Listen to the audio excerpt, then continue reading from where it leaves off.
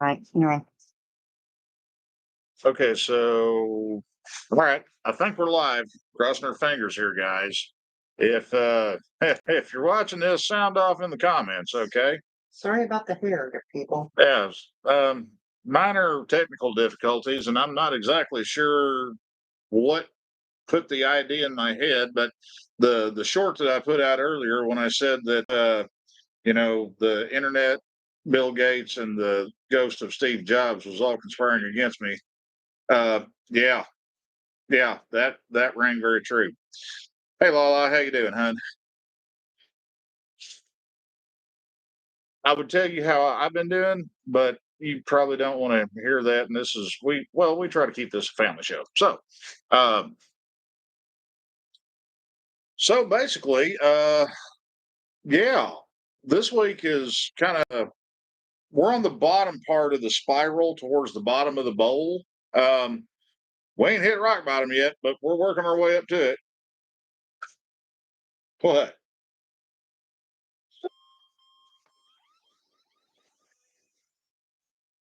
And that was my mama calling. Hey, Pete, how you doing up there, buddy? I hope things are looking better for you, man. Worst alarm ever. It's an attention getter. I'll give it that. I can hear it.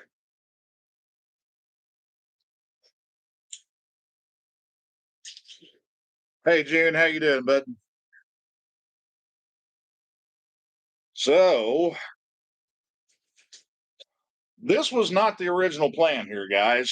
I've got a video that I've been recording for Ramblin' Parks with the Shovelhead, and this whole week, one thing after another has come up, and I've not been able to finish that out, and I feel bad about that because I know I put you guys off Monday night, and you know, it, yeah, I feel bad. What can I say? I can't even talk right now. Okay, I'm in that whole brain stew mode, trying to shift over from work brain to home brain. And Lala, I know you live here in Florida, so you know what we're going through right now. It's hot outside. Okay, so my brain melted and ran into my work boots at about 3:42 p.m. today. So I'm pretty much just running on autopilot right now.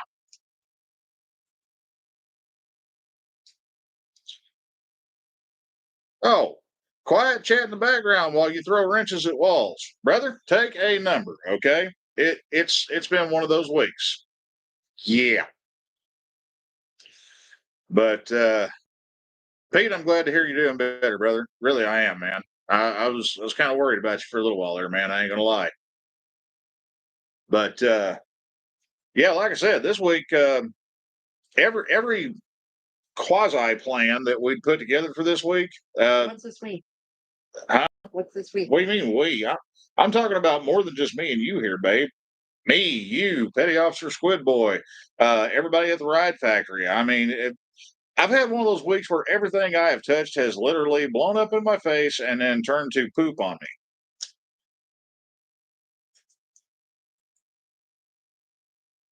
Oh, dude, I'm glad you guys had a cool streak because we ain't. We got a little cool spot for a couple hours last night, and that felt great.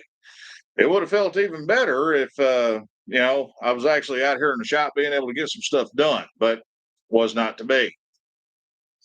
Oh, and by the way, Lala, I'll give you proof of life here in a little bit for Sonic, okay? Why do you have this guilty look on your face all of a sudden, my dear? Call her. Preach at her. She knows better.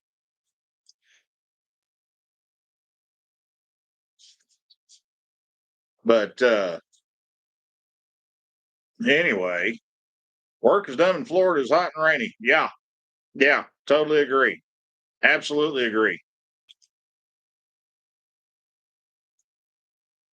Yeah, dude, there's something in the air. It's called humidity, okay? It's this weird transitional phase between air and water.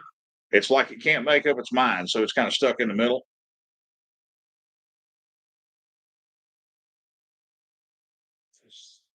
Hey Dan, how you doing tonight, bud? Hey Tara, Good to see you, hon. And I'm going to put this out there right now. Okay. I already messaged Josh and let him know I am one of those oblivious idiots and I forgot to look at my calendar. So I owe a big apology for scheduling the live stream whenever Josh has got going on. That was totally not my idea. That was totally not my intention here. Okay. And I kind of feel like a dick about that.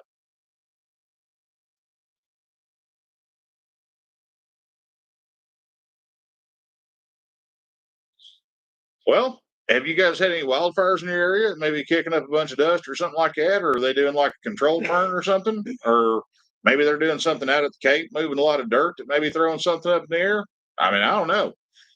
Used to, whenever we were still living in Oklahoma, whenever they were doing like a controlled burn up on the around the Brushy Lake area and stuff, you'd see this gray haze that just, hung around for a couple, 3 days at a stretch. And it wouldn't really smell like anything. It's just, it's like what you said, it'd be hazy and stuff like that.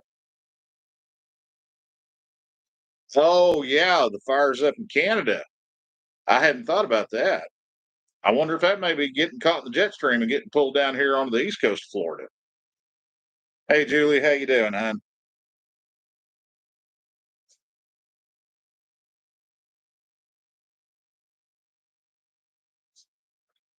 Dan, I imagine you guys are getting quite a bit more of it up there than what we are down here, man. But you know, the upper air currents and the jet stream, that does some funny stuff, man.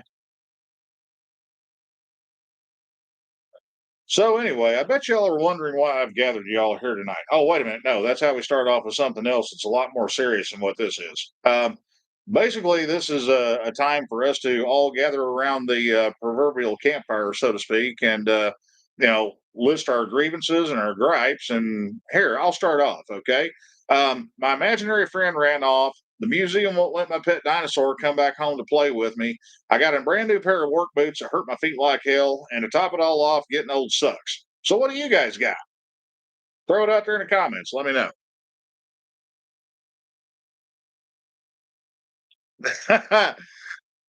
Jason, I appreciate the hell out of you, brother. Oh God, I'm ow. I'm trying not to laugh. I'm trying not to laugh right now because, honest to God, true story here. Okay, the wife unit and my son, they were shit talking me up one side and down the other, and they were rolling laughing because we're sitting in the house last night, and I'm sitting on the couch, and I sneeze. Just I sneezed. Okay, plain simple. Everybody sneezes. It's like everybody poops, but I sneezed and I pulled something in my side right here by my love handle, spare tire, right above my hip, whatever you want to call it. But I have had the most hellacious stitch in my damn side all freaking day. And they're still laughing at me about it because this shit is painful. Hey, that sneeze could have pulled a tractor. I'm not surprised it pulled a muscle. That sneeze was not that violent, okay? That was not one of the assassin sneezes that I had to stave off whenever I had my ribs busted up. Those were brutal.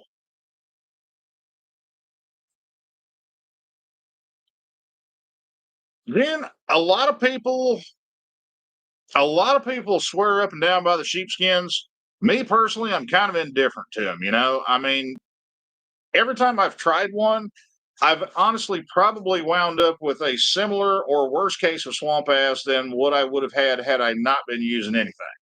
And also, you got to consider, I'm a guy that wears a pair of blue jeans pretty much anywhere I go, unless I'm here at the house. And like right now, I'm in full blown flip flop and, beach short mode and everything. And I did that about 12 seconds after I hit the door.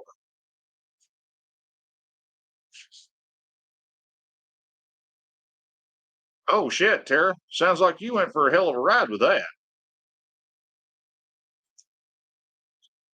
Oh, oh, Jason, I'm gonna remember.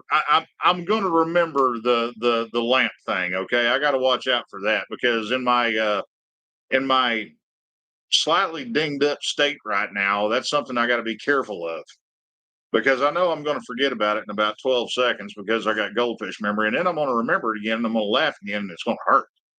And For those of y'all that may be out there, give a big welcome to the Sprog Alexis Perry that's in the comments. That's our eldest child, and she's a very considerate child. Okay, she stopped growing at the age of 12, so she saved us a ton of money by being able to shop in the little kids department at Walmart all the time. That Bond, no, dude, we're not gonna say the S word. All right.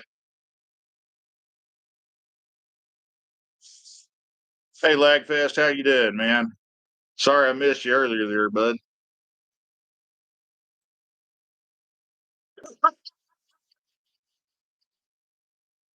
Jason, I feel for you there, dude. But the thing is, at least you did it doing something fun and honorable, okay? My chonky ass was sitting on the couch and I sneezed. And weird but true story, about a year and a half, flirting with 2 years after I moved down here to Florida, I was working at the dealership still. It was before I went to work for the ride factory. Oh, and Alexis, I can tell you what you can do with that finger, but your grandma won't like it because she's probably sitting there watching this right now as we speak, okay? But I'm sitting there and I'm picking my tools up and stuff. I got one of my lifts at work up about as tall as this one is right here, right now. And I reach across it like this to pick up a screwdriver. Next thing I know, it feels like somebody hit me in the middle of the back with a chopping axe, and I can't hardly do nothing. And then I spent a month going to the chiropractor getting straightened out from that. So yeah, I'm living up to that whole Black Cloud moniker, let me tell you. Pete, do not encourage her, okay? That's her feisty little devil pup.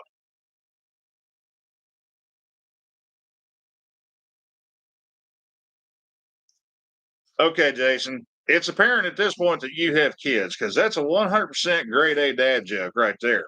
Bravo, sir. Bravo.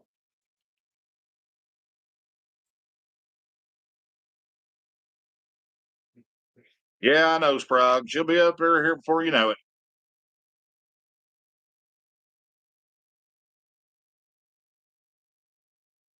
Dan Mercer, I hate to hear that, man.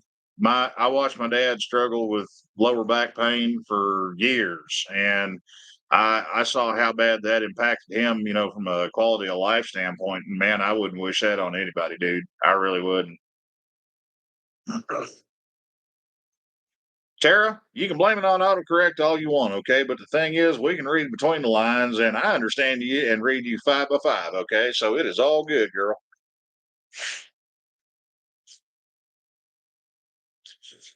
Oh man,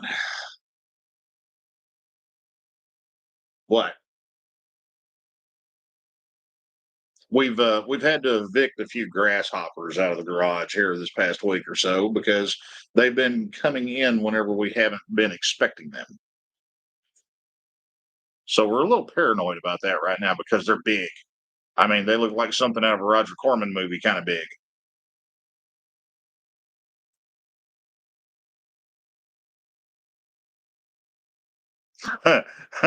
It sounds like a solid theory, Jason. I'll give you that one, brother. Hey, Joey, how are you, man? See, Dan, that's the weird part. Whenever I had my wreck 2 years ago, I got back on the bike 3 weeks after breaking a collarbone and 9 ribs, and I was terrified of how bad that was going to hurt me. And dude, I felt absolutely fine whenever I was on the bike. That was that was weird. I wasn't expecting that. I'm glad you did, psycho. What? What do you mean, psycho? We carpooled a whole week, like a whole week.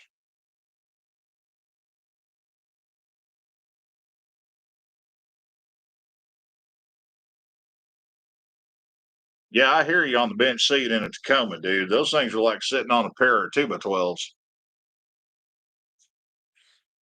No, Alexis, you know the ones I'm talking about, okay? The Rasta hoppers, the ones that are like green, yellow, and red. The big ones. Yeah, it's those guys. And Dan, you may be onto something right there.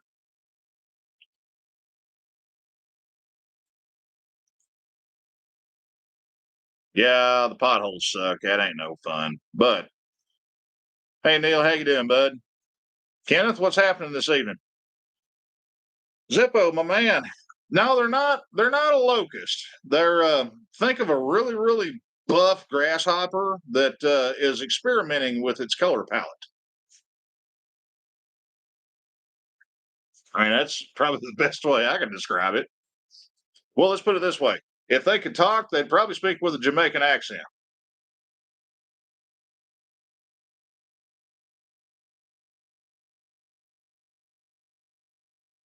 Yeah, yeah, I can see where the chickens would dig them. Chunky abstract art kind. Exactly that.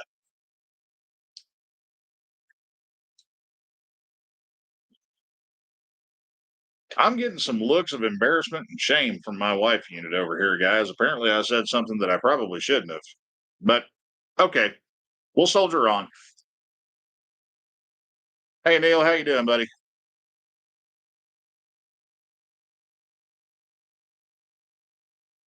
So, anyways, I don't know if well, what the hell? I'm just going to go ahead and put this out there. All right. Here in 5 days, my beloved wife unit is going to be traveling northward to spend some time with the eldest offspring and kind of hang out with them because it's our grandson's birthday. So yeah, unfortunately, I can't make this one, and I still feel shitty about that.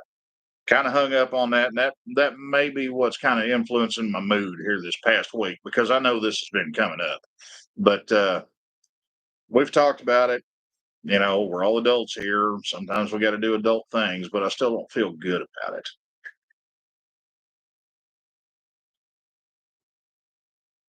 No, Lala, we are not. I repeat, we are not getting chickens.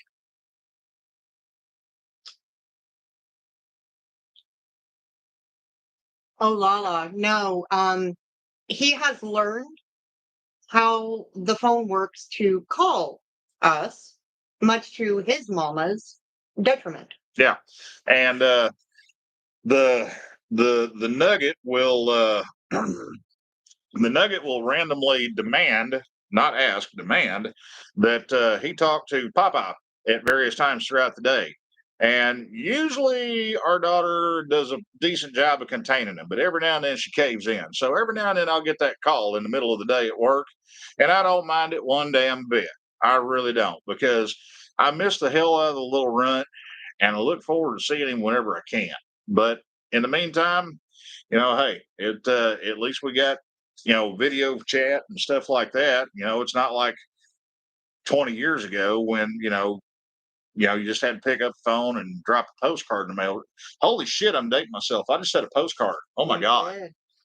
wow. That and your daughter just went public, the other public. Oh yeah, I see that now. The Troubled Traveler, welcome in. How are you? And I guess since the eldest Sprague there just let the cat out of the bag, And uh, she says it's okay, I guess. and well, she put it out there, so we're going to put it out there. We're going to be grandparents version 2.0 here come September. So good job, good job. Keep on growing there, little string bean.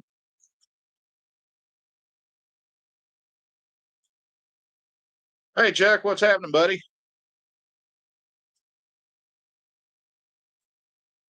Thank you, guys. I appreciate it. Now, I'm still I'm still trying to get my head wrapped around Grandpa version 1.0. 2.0, that's going to be a trip because we got a grandson, we got a granddaughter on the way. So, yeah, what in the hell are we going to do? Well, I know what you're going to do, but what in the hell am I going to do here? Enjoy it. Well, yeah, but I mean, I can always sugar them up and then send them back home. I mean, That's the point. that is grandparents' prerogative.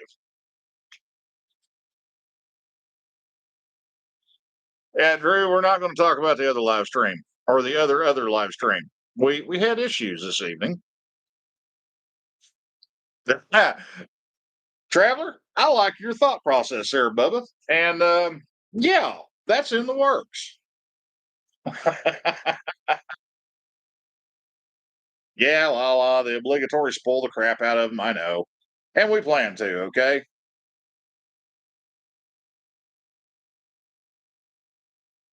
Well, absolutely. I'm going to encourage the chaos along with your old man, baby. I mean, it. Well, I mean, being normal's for nerds, okay, kid. I mean, what can I say?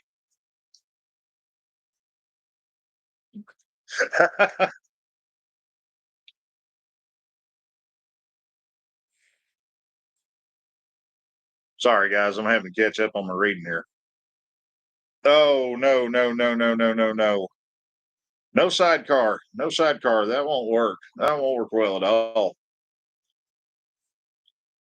And as far as the OnlyFans, those are salacious and hurtful rumors. And I thought we had put that to rest, but apparently we haven't. So here it is, the one in the final. It's not OnlyFans. It's Trio Fans. There's three of them. You can see one, two, and then there's a third one back here you can't. But that is the Redneck Express ceiling fan that you can't see, because what that is a box fan that's hung from the rafters with a couple of bungee cords. We're fancy and shit like that around here. Mm-hmm.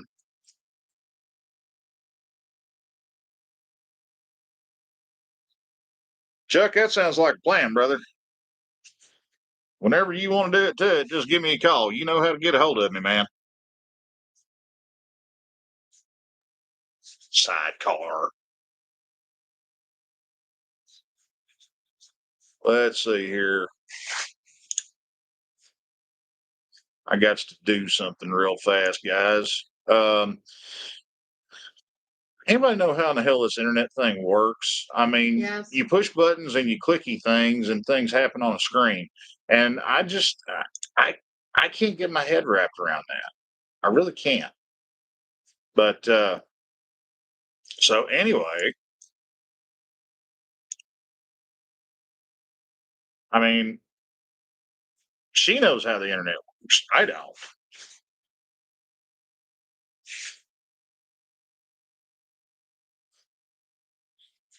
Child, hush, okay? Bike parts ain't cheap these days, all right? Mind your business.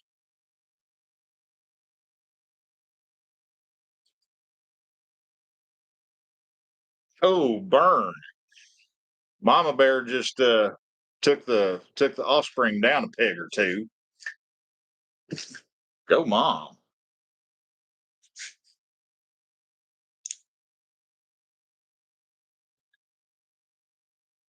So anyway, if anybody's got some weird and off the wall questions, hey, whoop them on me, all right? Because right now I'm open to just damn near anything.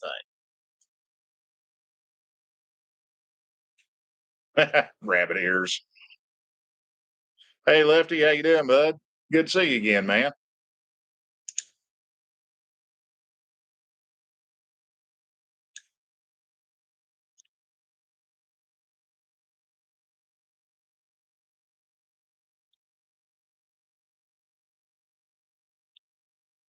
Let's see here.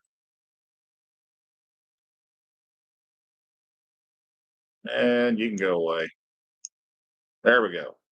Hopefully I didn't just pull the plug on this. Okay, cool.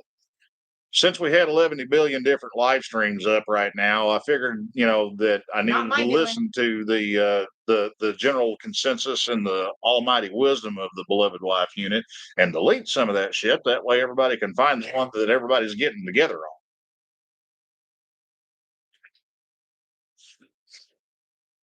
No, we are not getting any chickens Why not? because we're not.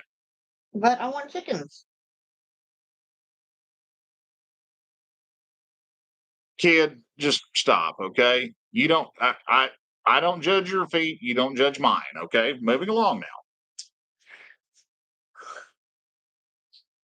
She does have a point. I mean, you could play the toll troll. Not really.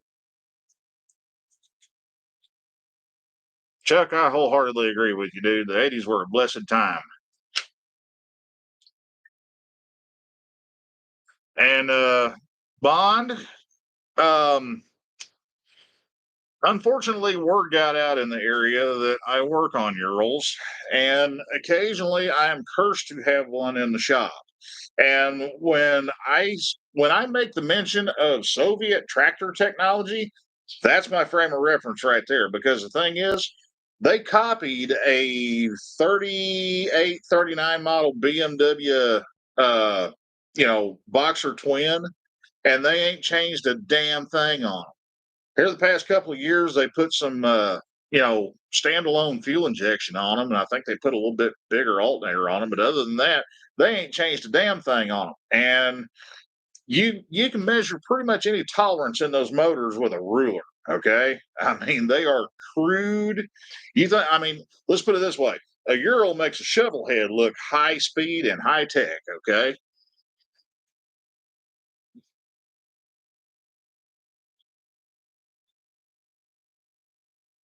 Hey, traveler, yeah, if you got an air compressor, if you got grips that are glued on, kind of, take a pick and lift up the edge a little bit just to where you can kind of get up underneath it. Give it a little shot of carburetor cleaner and start twisting on it, and that'll help work it up in there. And take an air blower from an air compressor if you got one, blow some air up in there, and it'll float the grip off of there. It'll break the bond of the glue pretty easy.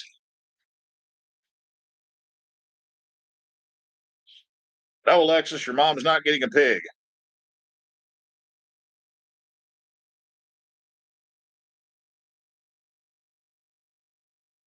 Pete, they are 100% correct. Okay. We had chickens when I was a kid growing up, and I hated dealing with the damn chickens.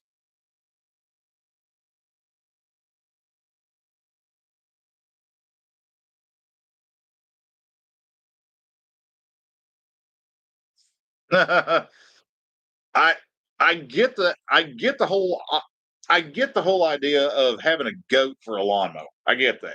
But that couldn't happen around here. Yep. Yeah.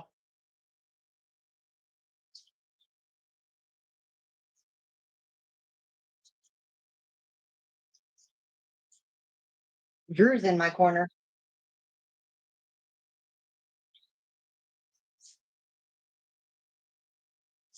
Chuck, one of these years, yeah, I'd like to find a shovel head that I can build for me, but I'm a ways off from that. Um, like a good ways off from that. I got too much shit going on right now as it is anyway.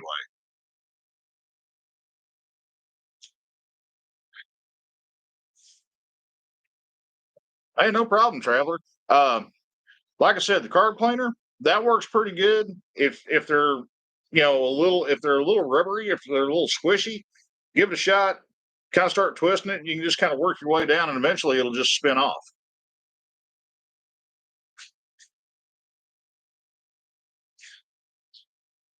See, the thing about goats, they creep me out because of their eyes, man. They got that freaking crossed pupil thing. That's just, ew. That's weird, man. That's like the boss man from the Bad Place staring straight into your soul. It is. I mean, that's like unnatural. Ugh.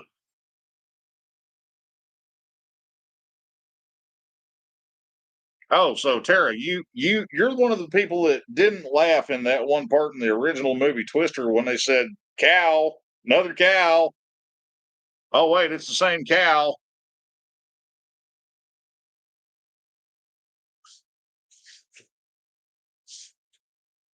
Yeah, what the daughter said there. Oh, anyway, At least headlights don't cross like goat eyes.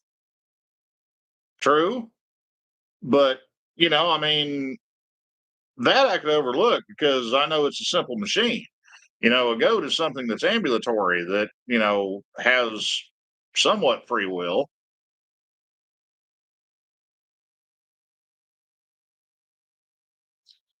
Tara, if you're hunting down a battery, uh, message me on the Discord and I'll get you a part number for it. But um, the Parts Unlimited branded batteries, they're good. Those are actually made by Yuasa for Parts Unlimited under contract, and they actually put a better warranty on the Parts Unlimited branded batteries than Yuasa does on their first line flagship batteries. They give you a year free replacement on them instead of 6 months. Another one that's a good one that Parts Unlimited / Drag Specialty sells is the BS brand.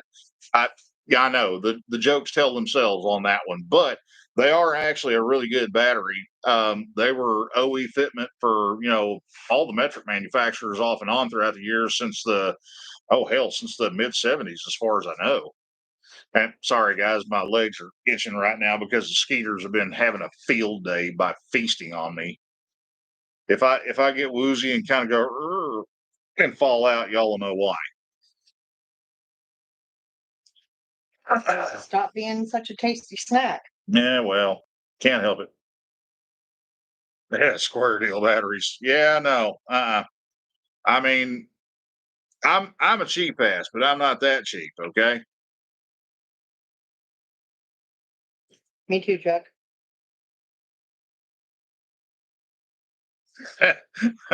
Yeah, I see what you did there, Jack. That'd be a bit of a trip for a call on that one.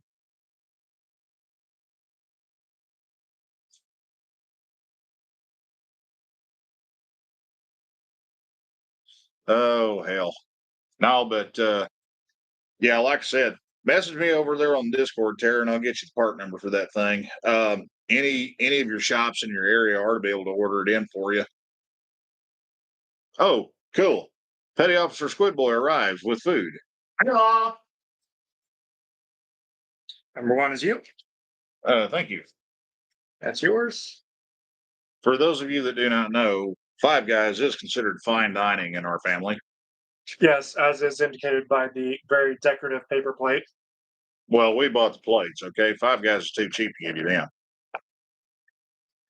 And Bagler's. Your sister says hello. It's Shathid, okay?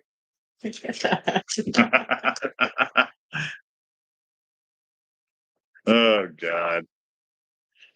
Chuck, the pirate batteries, I've seen a few of them, and they're not awful from what I've seen. But the kicker on that is, yeah, they're a budget battery. Let's be real here, okay? The biggest thing on stuff like that, if you can get it where you put the acid in it yourself when you buy it, go that route. And I'll explain why. Whenever you buy a battery that's pre-activated, that's already got acid or electrolyte put in there, technically any battery, be it an AGM, a gel, a conventional battery, um, they're supposed to be checked and charged periodically to maintain their state of charge and keep them from sulfating. The thing is that never happens, like ever. And what happens is if you buy one of these batteries that's already pre-activated, it may have been sitting on a shelf in a warehouse somewhere for 6 months before it got loaded into a container and floated across the ocean. And then it may have sat in the Amazon distribution center for another 6 months to a year before you actually ordered it, and it just happened to find its way to you. So chances are it's going to be at the end of its life cycle by the time it gets to you, depending on how long it's been sitting and not being maintained. But if you get one, and I know you said that you've got three of them, and hey, if they're rolling for you, keep on trucking, man. That's why, like the majority of the batteries that I buy in for use at the ride factory and stuff that I buy, for my personal use. I always like on an AGM battery. I always try to get them where I've got to put the acid in them because that way I know when the born on date was, and I know when the clock starts ticking.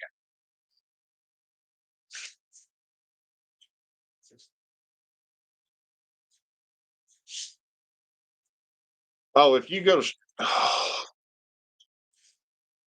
they're going to go. We don't have Schlotsky's here, and we miss Schlotsky's. They're going to go to Schlotsky's whenever she goes up to North Carolina here next week. Yep. And they're going to probably shit talk me about it and rub it in because they know I love me some Schlotsky's. It is a funny name, but it's a seriously kick ass sandwich. Hashtag not sponsored.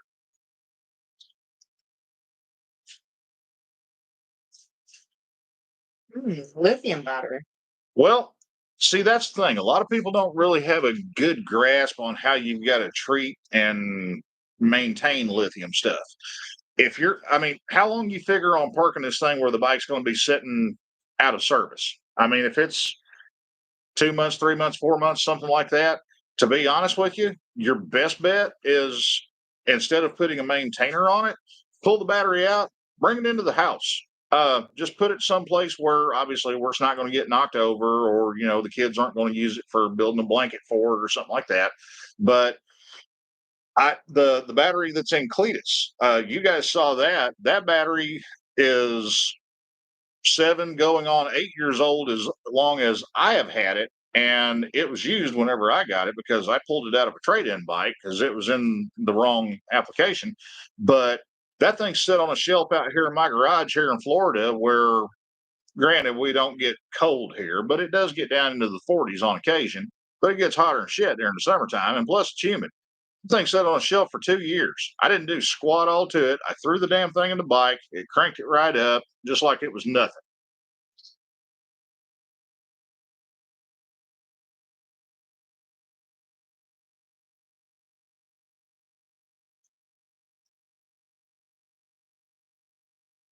Yeah, kid, I'm going to be jealous. Lala Schlotsky's is a bougie deli sandwich shop, but it is extremely good. I mean, they are awesome.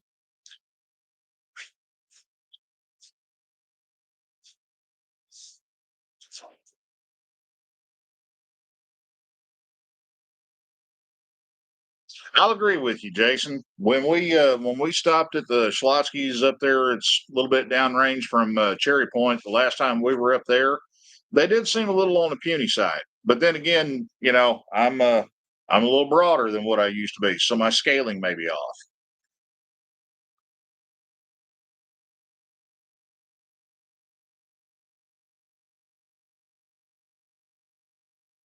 Chuck, keep pestering me on that, dude. Um, yeah, because if I can make that happen, dude, I'd love to do it, man. I really would. Okay, Lagfest. If you're thinking like a month, I'll tell you right now. What? Let me give me a heads up here. What kind of bike are you talking about here? That way I know what we're getting into.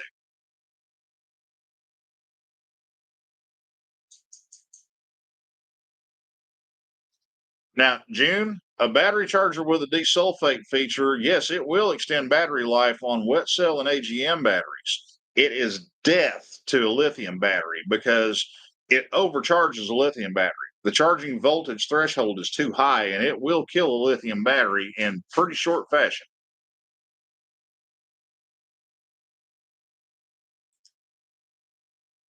Exactly what Chuck said right then and there. Um, Now, I'll be totally honest with you guys. In a pinch, when I've had a lithium battery that was dead and I didn't have a lithium specific charger handy at the time, I cheated. I put it on a regular charger on, like 2 amp, and I set myself a reminder on my phone.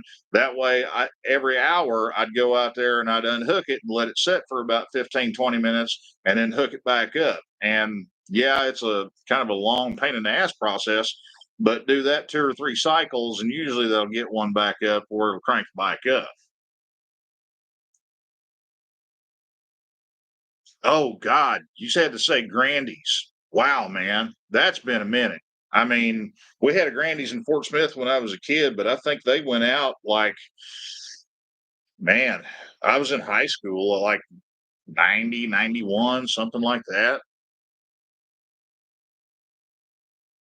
Okay, if you got it in a Katoom, yeah, I can see where you're talking about it being buried. Okay, now, eh, I wouldn't worry about pulling it out, but I wouldn't put a trickle charger on the thing neither. Unless, like I was saying, you hook a trickle charger up to it, set yourself an alarm on your phone, go back after 2 hours tops, and then unhook it. And, you can do that every, say do it once a week just to play it safe. That'll keep you out of the danger zone there, but that'll keep your battery up too.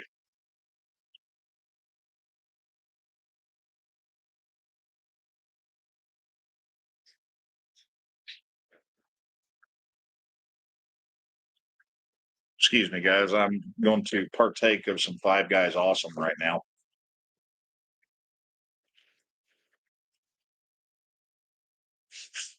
The best fries are the baglers that wind up absorbing some of the brown cardboard from the bag. Good stuff.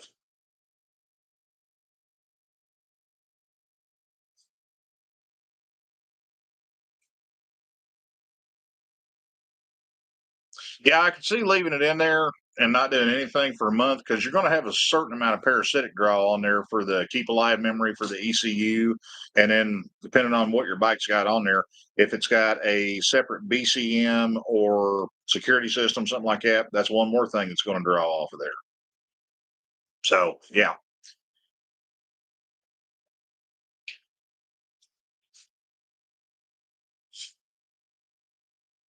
I mean, usually on lithium batteries, like I tell people, the best option for storage over the wintertime, pull them out and bring them into the house. Yeah, I know on some bikes it's more of a pain in the ass to get them out than others, but oh, you poor unfortunate soul, you don't have Five Guys. Dang it. Y'all got cookout. I don't want to hear it.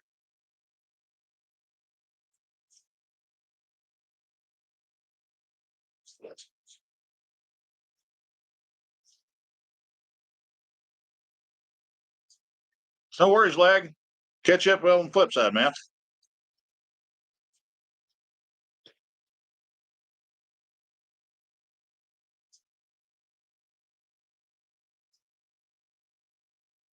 So anyway, anybody got anything going on for summertime plans here? Because I sure as hell don't. I mean, other than working here and working at the ride factory and sweating my ass off in between.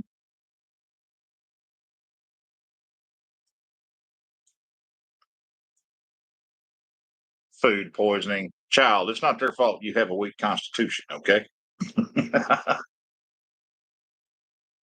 She knows I'm kidding with her. I just got the look. Mama bear is protective of her cubs.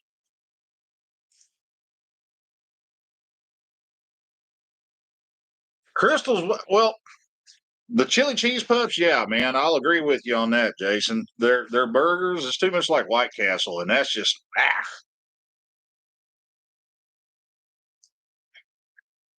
audio system on a DRZ.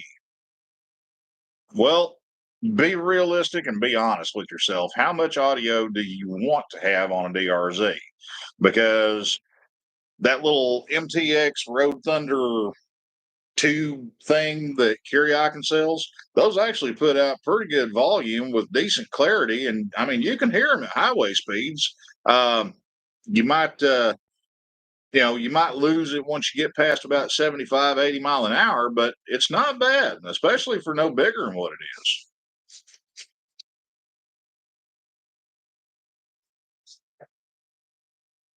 Stop it. Stop clicking. I'm just setting my messages. That's all. Okay. Sorry about that, guys. Whew, panic. Stop clicking. I didn't touch nothing. It just, YouTube went, it booted me for a split second.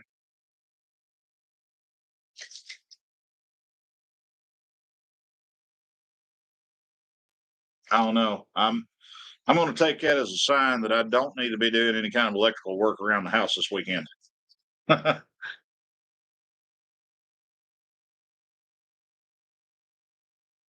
we were living in Tennessee, we had Crystals literally next door to White Castle. Well, I say next door; it was like 2 blocks away from White Castle. And yeah, I mean their breakfast stuff was okay, but like their burgers, no, hard pass on that. Hard pass. We need a Jack in the Box. That's what we need. Nope. Yes, yes, it's moral imperative. We need a Jack in the Box. We shall agree to disagree.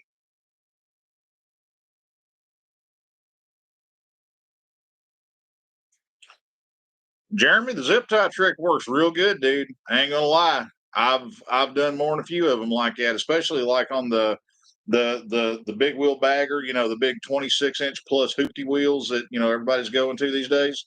Um, the kicker on doing the zip tie trick, buy about twice as many as what you think you need because you'll end up using them. But also do not be stingy with the lube, okay? Spray silicone, Dawn dish soap straight out of the bottle with no water mixed in with it. Actually, the OG creamy Gojo hand cleaner, that works awesome for that stuff, man, because it dries up and it gets absorbed into the rubber and it doesn't let the tire slip around on the rim after a couple of hours.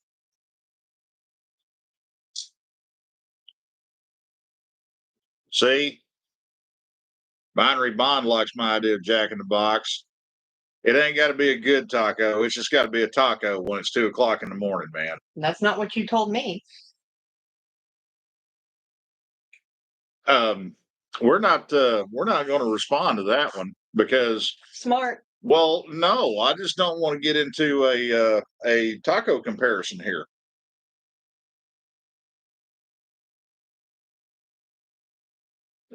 Yeah, Whataburger. I am 1 for 2 with Whataburger, Chuck. The first time I went there, it was like, it's not awful, it's not great, it's okay. Second time I went there was when we went to Alabama for a wedding last year, and they tried to kill me, and I legit did come down with food poisoning that time. And oh man, any of you guys that saw us at the spring camp out last year, not 25, but 24. Y'all remember me stumbling around looking like the Walking Dead?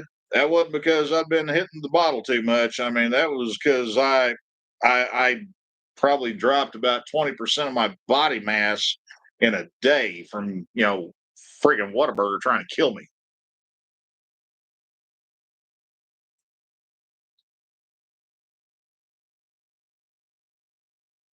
Lala, we need to fix that. We need to find a damn Jack in the Box, or we can have a Jack in the Box reunion.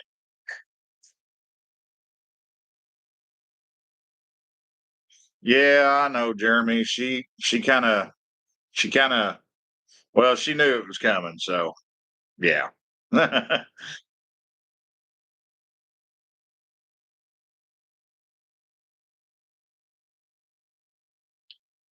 I Chuck, that's a bad comparison, brother, because it don't take much to be better than McMucks, man. I mean, McDonald's here the past couple of years, especially, has turned into the Soylent Green of the fast food industry.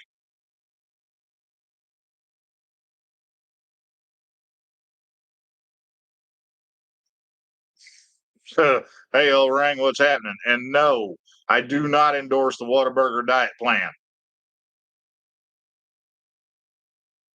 Culver's we can get on with. Actually, Culver's was discussed earlier tonight because we are all a fan of the fungus around here. It's just the beloved wife unit just wasn't feeling it, and honestly, I had forgotten about Five Guys, so here we are.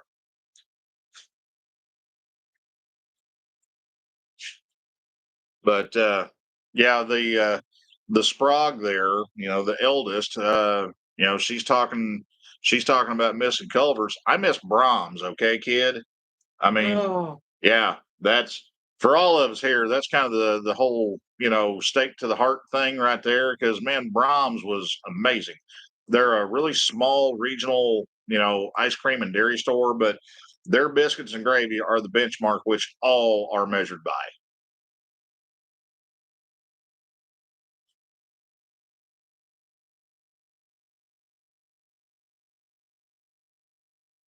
okay, Jason, that's bragging. Jason, can I put a tent in your backyard for a week or so?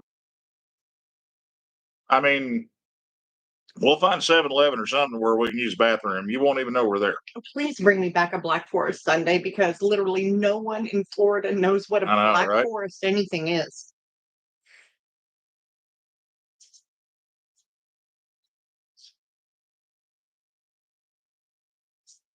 Yeah, you guys don't know how good you got it if you got a Brahms within driving distance. I mean, we miss them badly.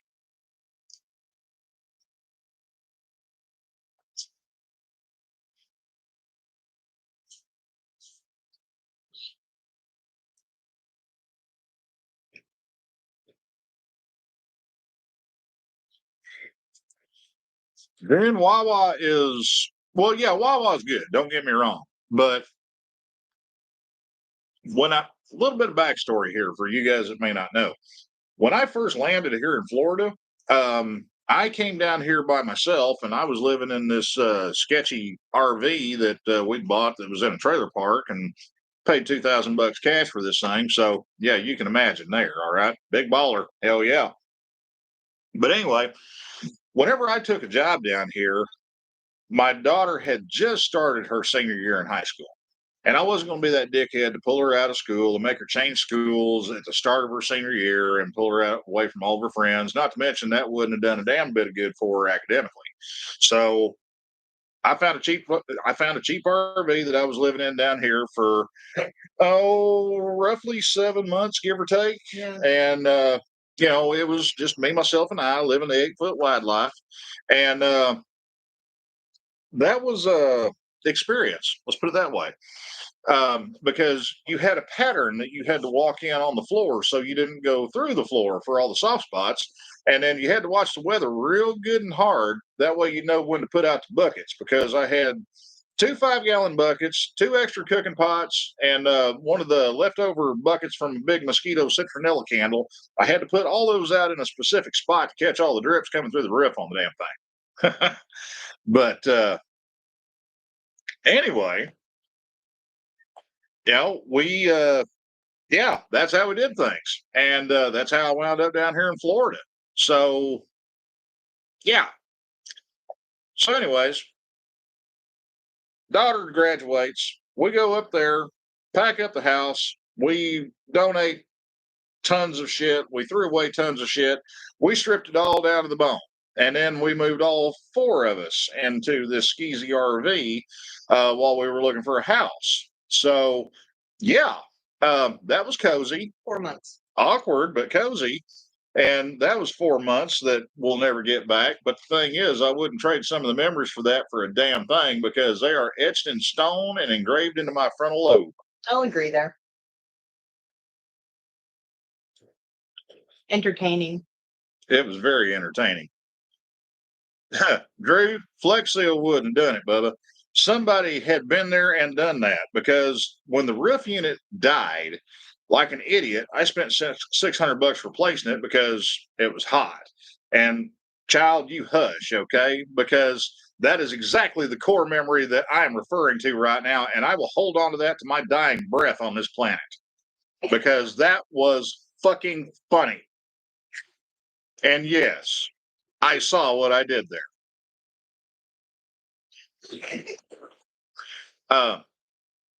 Now would be a time to mention that this RV was sitting on 6 tires that were half flat, and it didn't have any stabilizer jacks in it. So you got the motion of the ocean when you moved around, and we'll just leave it at that, okay?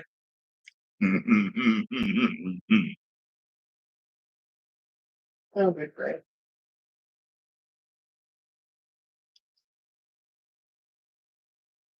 Chuck, I'd love to, man. I've been itching to go up there. I've been itching to go to Barber. There's a lot of cool shit that I would really love to do. I mean, I kind of punched my bingo card for this year, being able to go to Daytona, and I'm good with that.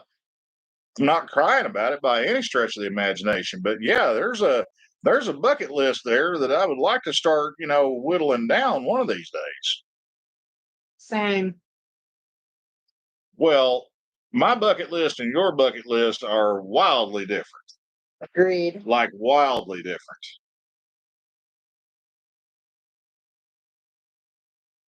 Oh, good grief.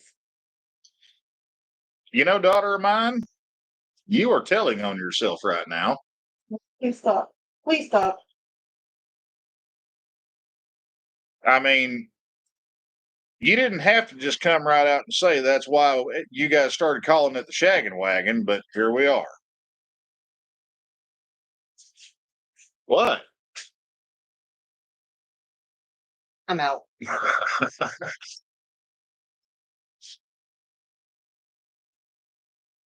All adults here, mostly. We try like hell to avoid it, but we are.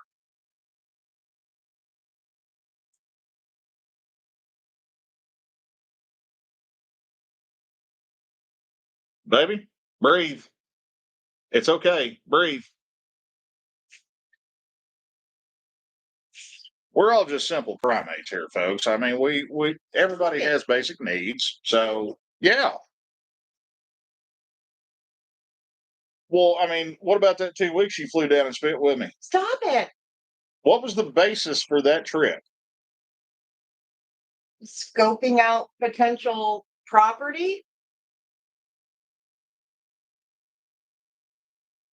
Okay. We'll go with that.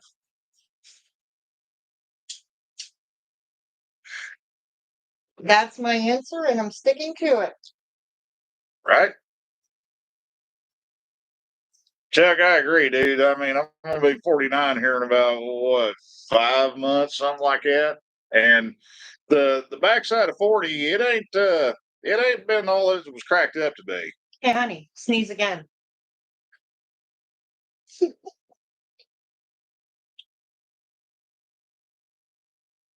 Homegrown, you ain't late, man. You're right on time.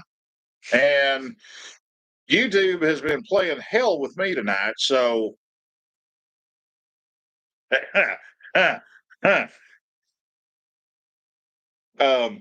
honey, you might have some explaining to do. No. Well, on a serious note, homegrown, you've shared your story with us, and props to you, man. I mean, for you to be able to overcome something like that in your life, come back from that, hey, respect, sir. Mad respect.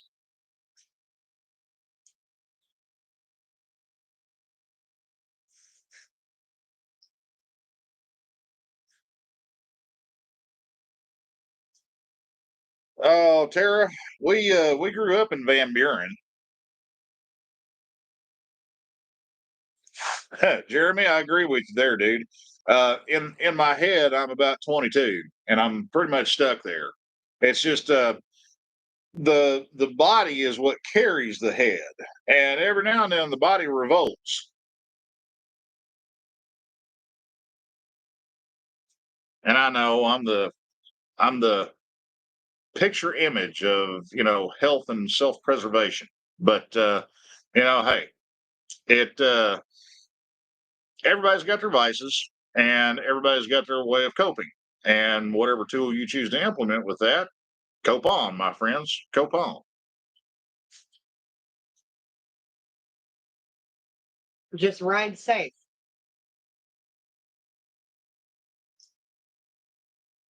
What is happening with Go Fast Bike?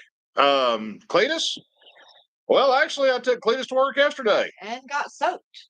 No, actually, I didn't get soaked. I got a little dampened, but that was about it. Oh, at least you got new boots. Yeah, well, the cool thing is once you're going past 90, the rain tends to blow around you and not land on you. So, yeah. But it sucked. I rode Cletus to work last week, and we were closed down, and we were walking out of the building and everything. And I'm like, all right, cool. I can get my ass to the house, get my shoes off, grab something cold to drink, and take a break for a minute. And sure as shit, I looked down at dead center in the middle of the rear tire. I mean, Tarma measured where to place this thing. I found a brand ass new roofing nail. So it's like, not yet. So I had to fix that before I could go home.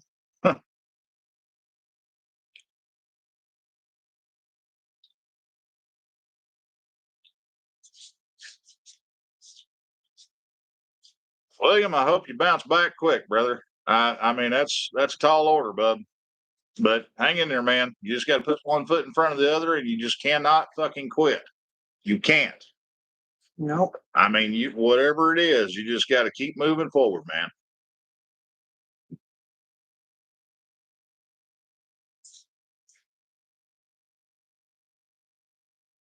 Are the grandkids learning combustion engines? Well, grandchild number one is heavily invested in Bluey right now, whatever the hell Bluey is. Oh, you just called out an entire fandom. Big deal. Transformers G1, take that shit. You better get your big girl panties on now. But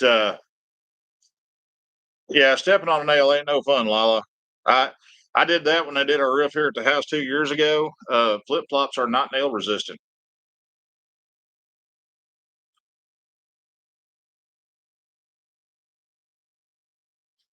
South side of Fort Smith. Which one? There's two of them because you got Cherokee Nation Bingo Outpost, and then you got what do they call it? No, Choctaw Casino. there was the one in Picola. That was the one I'm thinking of. That was the Choctaw Casino. It started out just being a bingo parlor. Picola was south of Fort Smith, yeah. Yeah. Hey, next time you run in the house, would you do me a favor and grab me that Pepsi that's in the fridge? Tax. Tax. Cup tax. What cup tax? Cup tax. It comes in its own bottle. Exactly, but you still have to pay the cup tax. It's in the house. No cup tax. This is a tax-free holiday weekend.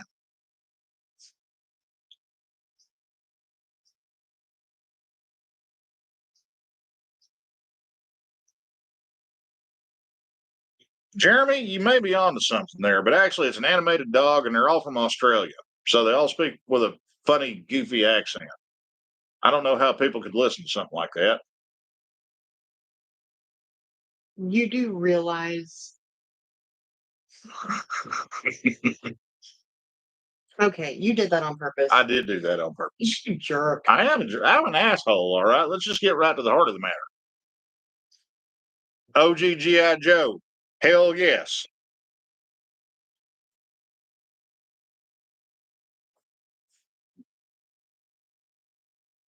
Mr. Rogers, Captain Kangaroo. Did you ever watch the Bozo Show from Chicago? I watched a lot of that with my grandparents when I was a kid. Drew, you may be onto something there. Man. You know, here lately, I've been seeing a bunch of shit pop up on my Facebook about OG G.I. Joe and, like Gen 1 Transformers. Tell me my phone doesn't spy on me.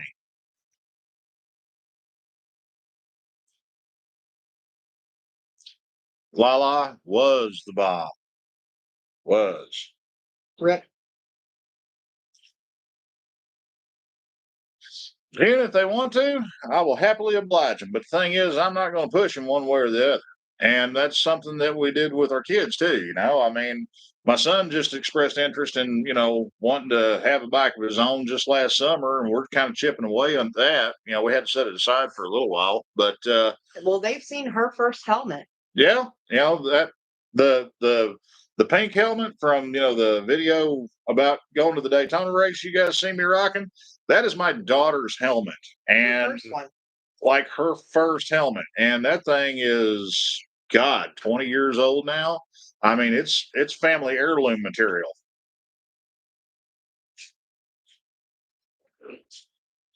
Oh, thank you, appreciate that. So you've been to the Bozo Show? That's awesome, dude. Now, I've always had this theory, and it started when I was a little kid, but off camera, my hunch was that Bozo and Cookie were like mortal sworn blood enemies. And the only reason that they got along on camera was because they were under contractual obligations.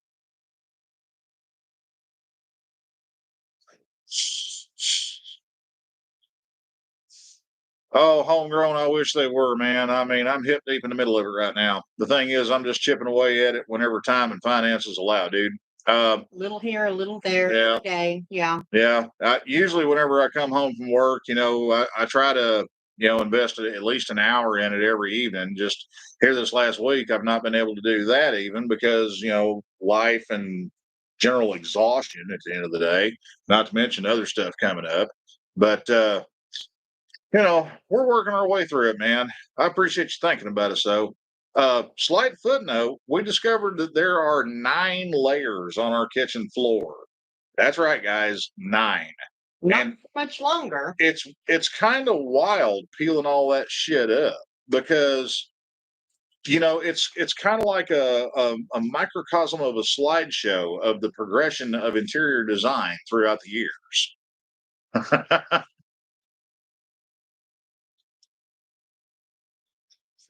I knew it.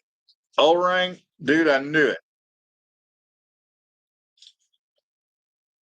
Yeah, you can say that, dude. I mean, say what? That we have a German floor. Let's see here. Starting from the top, shall we?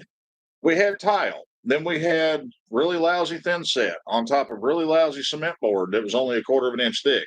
And that was down on 5/8 OSB that with no thin set underneath it to act as a tie coat. And then there was another layer of 5/8 OSB underneath that. And then there was this layer of weird pressboard strips, and I guess they put it in this one area to try to level the floor up. And then underneath that, we found some of the old school 12-inch square peel and stick China vinyl tiles And then we found some more rollout glue down vinyl flooring. And then underneath that, we found this stuff that looked like freaking elephant skin. I don't know why anybody would want floor that looked like that because it was absolutely hideous. And then underneath that, we found the original linoleum that was put down in the kitchen.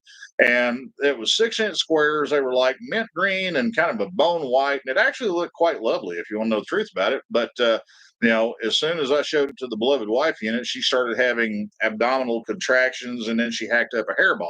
So that pretty much told me what her thoughts and feelings on the matter were.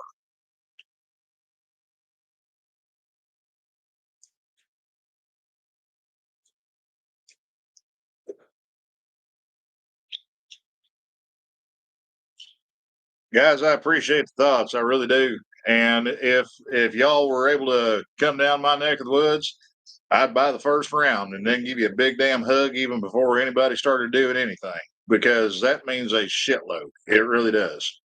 Um, the the black and white square tile mine was green and white, but yeah, I'm tracking. Our house was built around 1946, 1947, something like that. So that tracks, man. But also, we figured out that we suspect that our what is our now kitchen used to be at least partially the bathroom. It was also partially the front of the house and the front porch. Yeah, our house has been twisted 90 degrees throughout the years.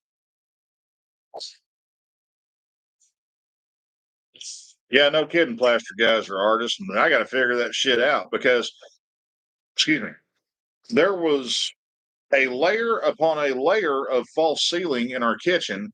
Our ceiling height has actually grown 16 inches. The floor level, by the time we get done and get everything solid and start building back, is going to drop by about 2.25, 2.5 inches. Yeah, almost a full 3 inches. Yeah. So our kitchen's going to be a hell of a lot roomier.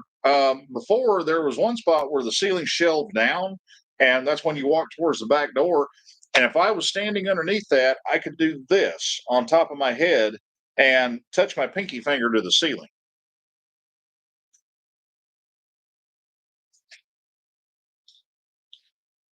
Yeah, we've been worried about the asbestos factor, man. And I bought this cute pink respirator for the beloved wife unit because she's already got respiratory issues as it is. So, um, Good night, Joey. nighters, Joey. I'll see you when I see you, Bubba.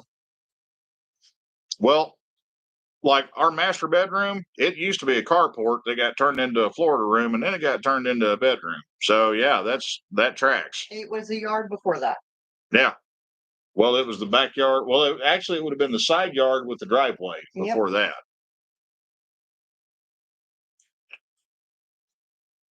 Alexis, it looks that way. And there's always been this weird speed bump where it transitions from our living room floor to the kitchen floor. And we always thought that odd when we, first bought the house. But, hey, but I'm not a hammer and nail guy. Well, Red Onk, we haven't confirmed asbestos. No, there's none. But just to play it safe, everybody's masking up. We're doing, what we're supposed to do and everything. Um, we haven't done the whole full court press with a Tyvek suit, but obviously we're washing our hands and not picking our nose without doing that sanitizing. So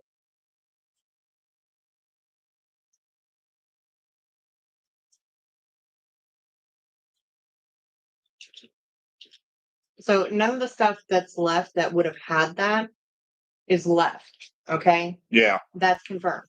well, like you guys are talking about asbestos exterior siding. Thankfully, I don't have to worry about that because my house is all block and stucco, and it has been since day one, as far as we know. But I agree with you, though. My grandparents' house in Mulberry, Arkansas, they had asbestos, exterior siding on that thing, and it was there till oh man, 2010, 2012, somewhere in there. Whenever my uncle remodeled it, but yeah.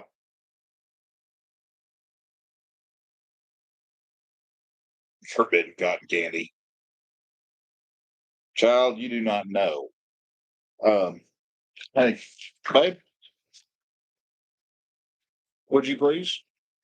Sorry, Fergus the shop cat come around and it's feeding time.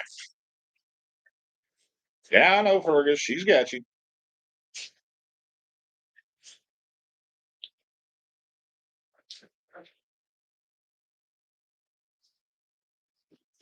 Yeah, I saw that, Tara. That looked rough.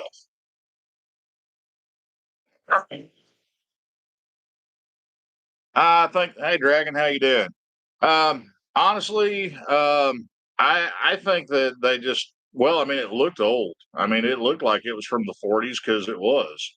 Well, I say 40s. My grandfather built that house in the early 50s, if I remember right. Hey, Viking, how you doing, brother?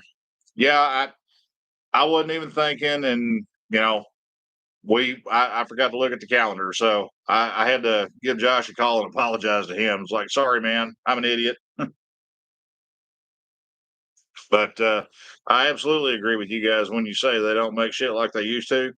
Trust me, I get that because I've got I've got OSB that I've pulled out of the floor in here that I mean it's at least 25 years old, something like that. But the thing is, it's hard. I'm talking like rock hard. And it if you bang your knuckle against it, it thunks instead of thuds, if you get my meaning.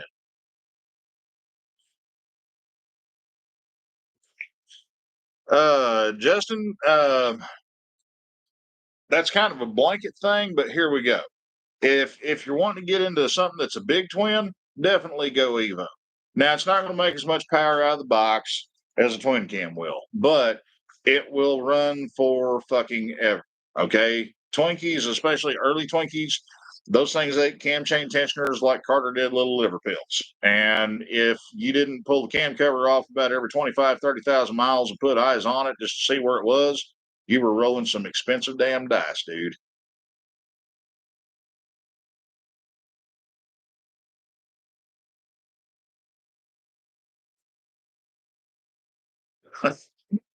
I need to figure out how to turn spell check off because half the time it doesn't understand what in the hell I'm saying.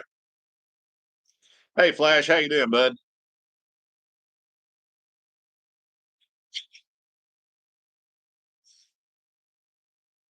Yeah, I agree with you, man. Hey, Especially if you dial it down a little bit, where you can kind of cheat the Vos, and Evo sounds just like a shovel because that's basically what it is a shovel with some slightly sexier heads on it. Serenity, I absolutely agree with you there because I've been in new construction and see how they put some of that stuff up, especially when we were living in Tennessee. Man, they were throwing housing developments up right and left for all the active duty personnel that were coming into the area and buying private housing off post, and that stuff is scary. I mean, you can walk up to a wall and push on it. I'm talking an exterior wall, and you can see the damn thing flex on some of those places. Oh, Chuck, I don't even try to use damn voice to text on my phone, okay? Because all I get is a big long string of question marks. it's never the duck. No, it's I will never reference a duck with any manner of communication that I use, okay?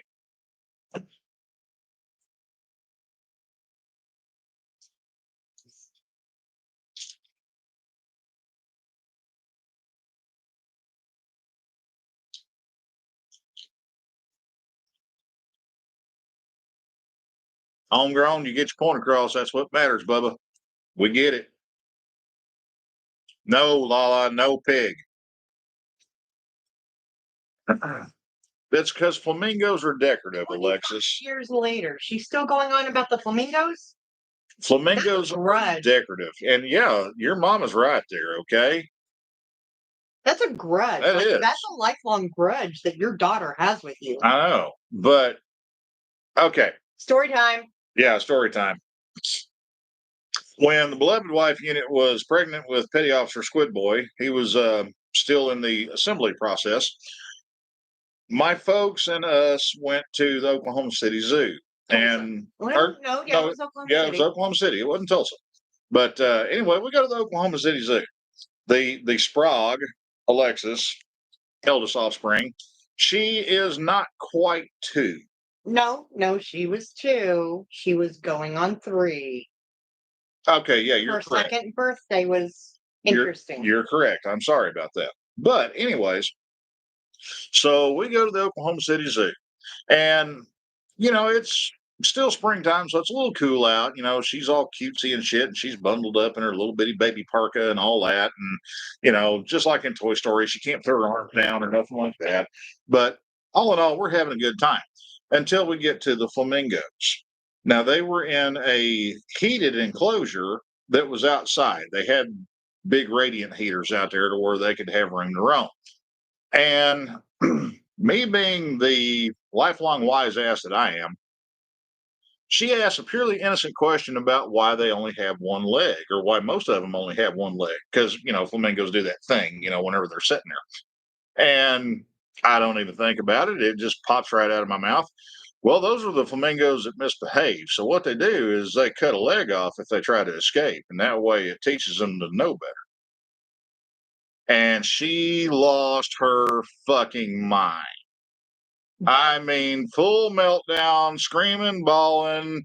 I mean, I was the most evil person in the world, and if she could have got her hands on some type of weapon, she was going to go find her a zookeeper.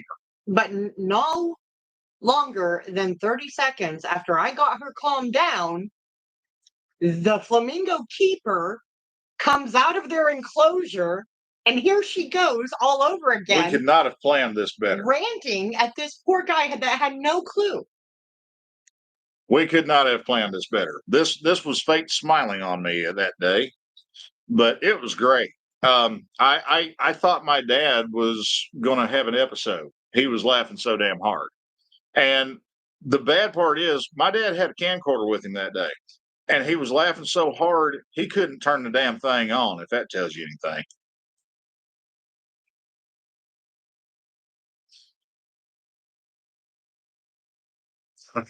All named Eileen. Yeah. That's a dad joke and a half. And O-Ring, you are absolutely correct. They can strip a T-Rex to the bone in minutes. I got a T-shirt that proves that.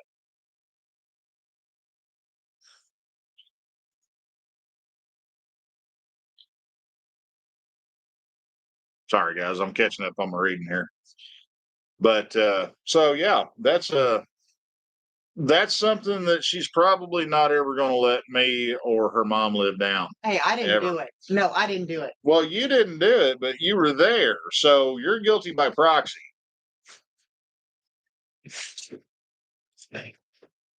But yeah. Yeah, she's guilty. Well, let's be honest. You were a conspirator. Okay, but their entire life, our family growing up, especially whenever they got into their teenage years and everything. Oh yeah. We have always, teenage years were fun. As a family, we've always laughed together. We've always joked together, and then as they got older, the pranks became. Yeah, they escalated a lot. They kind of did. So it was kind of payback for us a couple of times until it just went back and forth. Oh, she brought up the fish. She brought up the fish. Oh, not the fish. That fish and the comments on the fish lasted for almost 2 weeks. I'm not going to talk about the fish. Oh, it was great.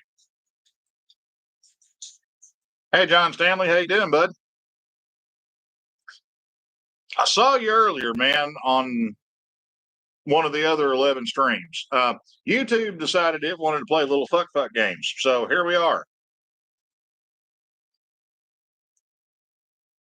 Hey, John. We're doing okay, man. We're just grinding. I love how he said y'all got it going. It was all her. Wow, our daughter is bearing her soul in the comment section for all the trauma that we have inflicted on her over the years. Oh my God. There's a lot to unpack here, guys. There really is. And the thing is, every single damn minute of it was absolutely fucking hilarious. But not all of it is appropriate No, for no, public. we're well past appropriate. No, not all of it is appropriate for public. Well, but let's put it this way: we may drop a little snippet of it here or there over on the Patreon channel, because that's where we can get away with doing a lot of shit that YouTube frowns on. And yes, it was funny trauma, especially us watching you go through the trauma, because that was hilarious. Yes, we are asshole parents, but we're not like those kind of asshole parents, okay?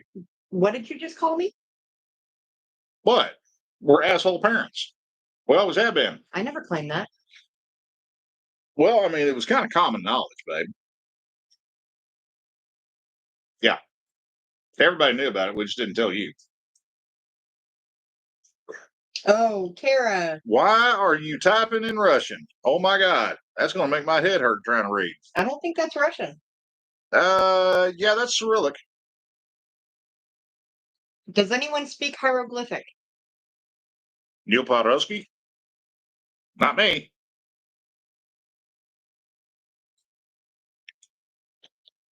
No, actually, full truth here, guys. We didn't know a damn thing about raising kids whenever we had kids, so we kind of had to figure it out on the fly. And there's a lot of things where we dropped the ball on and we made a lot of damn mistakes. But you know what? There's a hell of a lot of stuff from years gone by that I would not do different if you gave me $1 million, and I wouldn't trade one single minute of it for the world, because there was a lot of happiness, a lot of laughter, and that's something that we've always been blessed with in our house. And Laughter. yeah, because we're all about half a bubble off a plum, and we laugh at a lot of stuff that we shouldn't, and we make jokes about stuff that most normal people would kind of frown upon. But the thing is, we all get it. Our home has always been our safe space. Yeah. It's definitely been a no filter zone. It still is. I mean, hell, you guys see me here on the tubes. But and there's a lot of times I have to exercise a certain amount of restraint here. That way, I can't just let it all hang out, or else I'll get in trouble.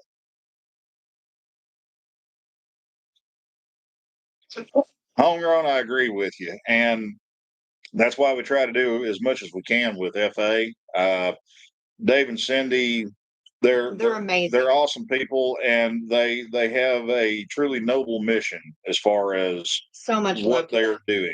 I mean, can they be that person for everybody? No. I mean, nobody can. That's an impossible task. But the thing is, they do what they can and what they're able to do, and props to them for that, because every single person that they interact with, that mindset and that thought process travels from there, and it just brings that much more awareness to how significant of a problem it really is, not here just in our area, but nationwide.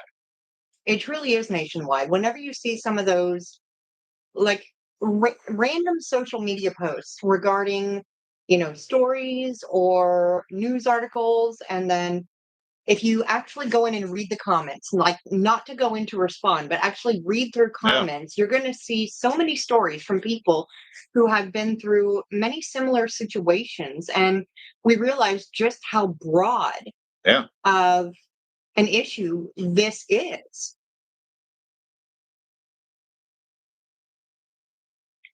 Oh, Chuck, I ain't in trouble, dude. Trust me, if I was in trouble, y'all would know about it. Well, I mean, you're still talking to them Yeah. for now. Let's see here.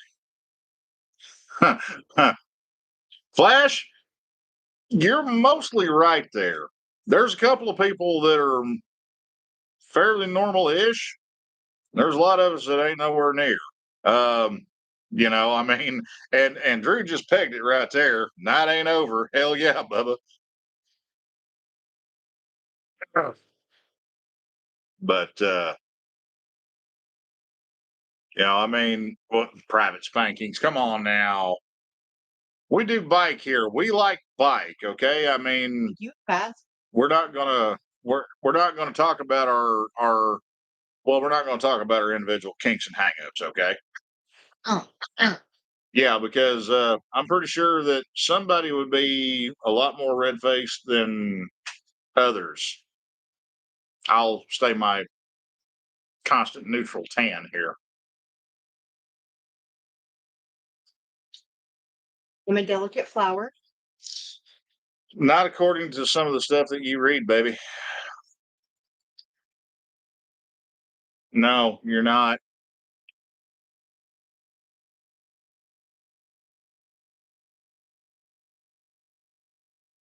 Hey, Motometric, how you doing, man?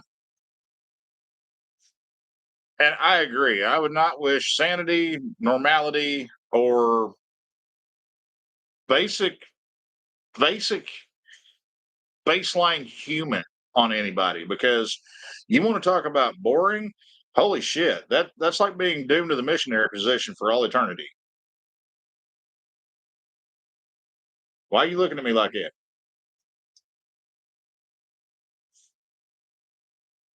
Alexis, we're going to have a talk next week. Yeah, yeah. Homegrown got you on that one, babe.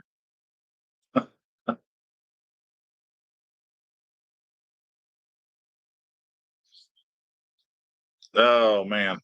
All I'm gonna say is it's a good thing that we didn't have internet when we were growing up because where would we be as a society had we had access to the World Wide Web back then? Technically, Talking in the 70s and 80s here. technically, the World Wide Web was birthed in the late 70s. So That's nice. it did exist, but okay, all right, fine.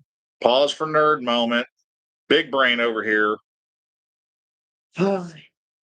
It's a historical fact.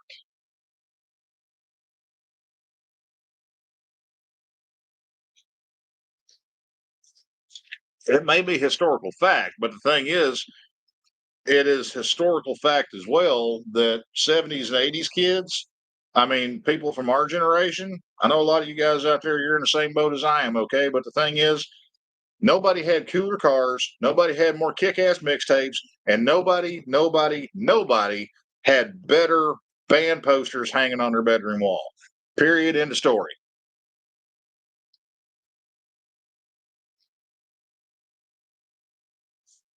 When was the first time our kids saw a payphone? We were driving down here. No, it was we lit okay, the one that I have at the back of my head is the one that we took pictures of whenever they were teenagers. It wasn't the first time they saw one, but it was the first time that they had interacted with one their entire lives, and they were early teenagers.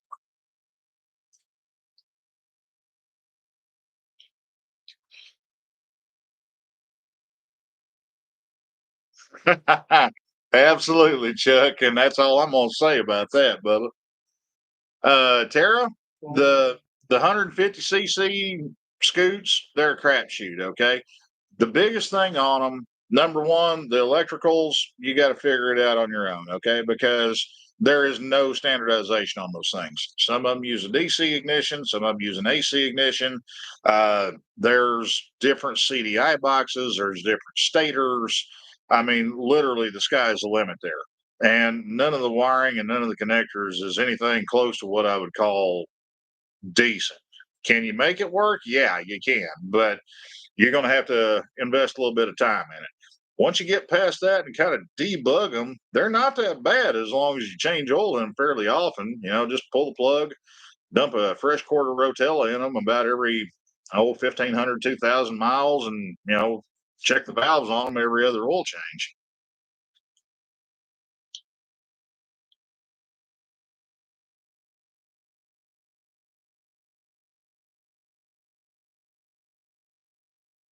Man, I'm gonna have to look that up because I'm trying real damn hard to remember the Heather Thomas poster that you're talking about.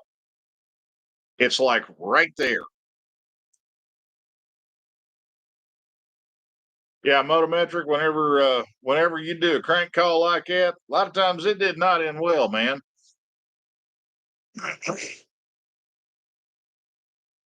Hey, Kirk, what's happening, brother? Lala, I could get on board with the Farrah faucet. Hell yeah. I mean, I remember watching Barbarella a lot on Joe Bob Briggs's drive-in theater. Alone behind a closed door. No, well, Yeah. technically I wasn't alone. Grandma and Grandpa were in the house because we didn't have cable when I was a kid. That whenever I'd go to Grandma and Grandpa's on the weekend, that's when I had cable. Yeah, hell yeah.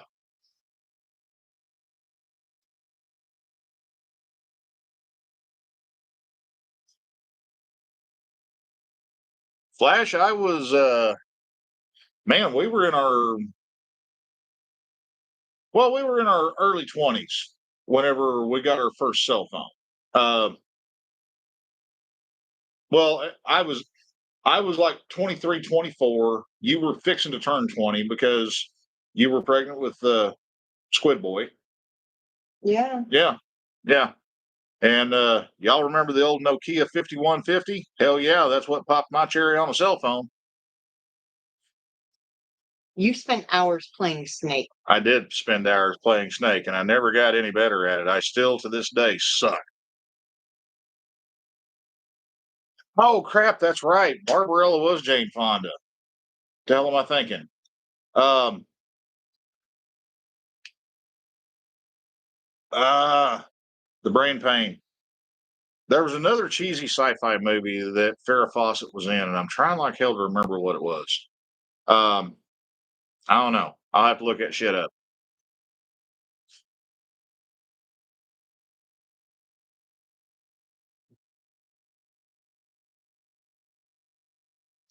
Fall Guy. That's it. Man, that's kind of turning back the clock there. Fall Guy, the A-Team, Simon and Simon.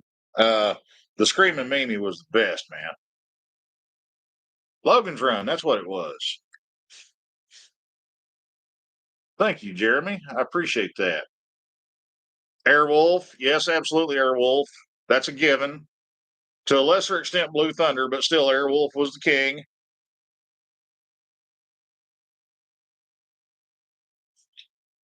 And even if you look at a picture, not a video, but just a picture, you will hear that sound if you are a true childhood byproduct of the 80s. Twilight Zone was pretty good. Hey, Zellock, what's happening, man? A-Team, yep. I barely remember Street Hawk. You whippersnapper. Well, I mean, it was not very popular, and at the time that it was on TV, we didn't have the best TV in the world. Yeah, MacGyver. Well, the premise of MacGyver was solid. Okay, I mean, mad props to Richard Dean Anderson for taking on the role because he embodied that character, man. And then he moved into Stargate SG-1, and that's where he really came into his own, in my opinion. Yeah, Chips. I have watched the shit out of Chips over the years.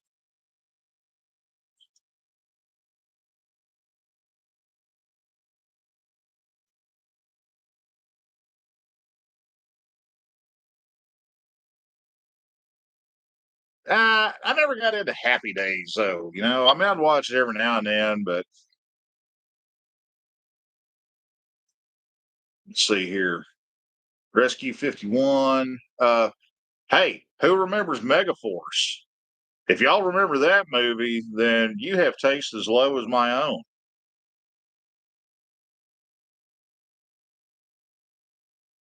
So you're Auto Man. I'm trying to remember that. That's not ringing it. Why am I looking at you? You don't know about this shit. Excuse you? You're younger than I am and you're nerdier than I am, but you're the wrong kind of nerdy. I remember most of what they're talking about. Yeah. Okay. Try again.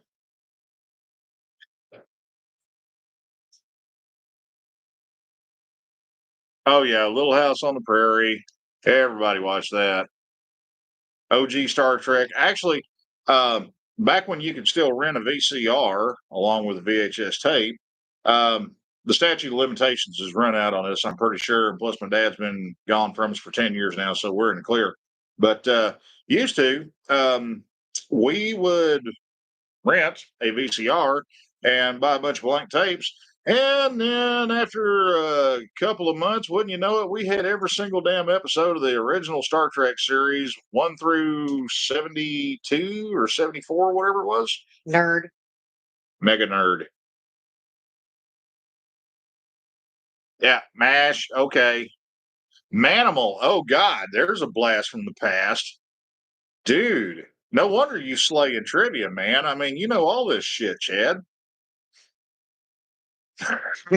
Yeah, you've lived happy days. Right on, brother. Hell yeah, man. And I'm damn glad you're here to let everybody know about it too, man. Yeah, the OG BSG, Battlestar Galactica, Misfits of Science. Yeah, that was a good one. Too bad it was a one season wonder. Quantum Leap. Yes. Quantum Leap, Hill Street Blues. Hell yeah. My mama loved Hill Street Blues. Mom, if you're watching this right now, we need to look on YouTube or somewhere and see if we can find that for you to where you can watch that, because I know you enjoyed the hell out of watching that show. That wasn't her favorite movie. No, it was a series. It wasn't a movie. I know it, but it wasn't her favorite thing to watch on TV.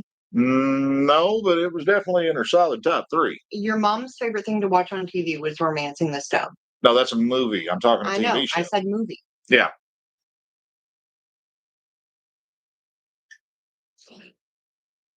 Beverly Hillbillies.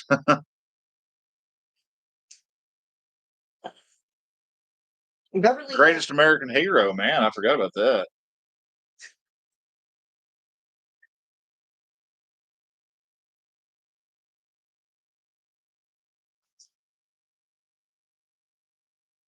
Matlock. Um,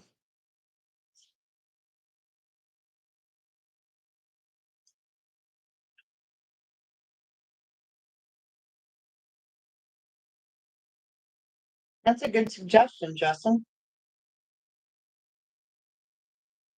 oh, Tubi? Yeah. Yeah. I haven't looked at Tubi all that much. No, but it might be an option for mom. Yeah, we'll look into that. Thanks, dude. I appreciate that. And yeah, Miami Vice, that's a given. Simon and Simon, yeah. Beretta, $1 Million Man, Magnum. Oh yeah, Heat of the Night. That was a good one. Shazam. No, I do not remember Shazam. Yes. Heard. Columbo. Man, what was some other good ones from back? Oh, yeah. Y'all remember the original V miniseries? That was epic. I'm not talking about the bullshit series where they tried to revamp it and continue on with a obviously lower budget, but the original 4-part miniseries, that was amazing. And then plus also, you got Mark Singer, and then I actually watched him, in V before I ever watched Beastmaster. And then I watched Beastmaster, and that kindled my lifelong love for ferrets because, yeah, they're cool little fuzzy inchworms in hyperdrive.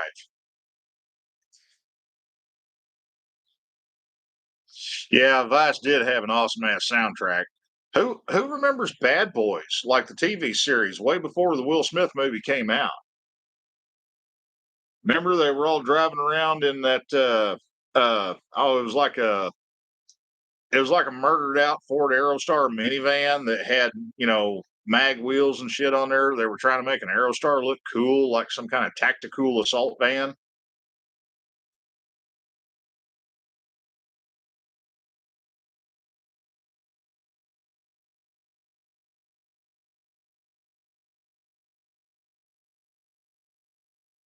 Oh yeah, I forgot. Yeah, Robert Englund was in V. Thanks for reminding me about that. I'd forgotten about that. Spencer for Hire. I vaguely remember watching that, but uh yeah, not a whole hell of a lot of it. We had a couple of ferrets when we were living in Tennessee, and they were cute and they were playful as hell. And the female was a raging kleptomaniac. She would steal everything that wasn't nailed down, especially left shoes. Yeah, she had this left foot fetish. Oddly enough, our daughter's cat has this left foot fetish. I think she learned it from the weasels. But flip flops, tennis shoes, socks, like toe socks or something, didn't matter. That little hairy little fiend that was the female that we named Ducky, she would always steal the left one.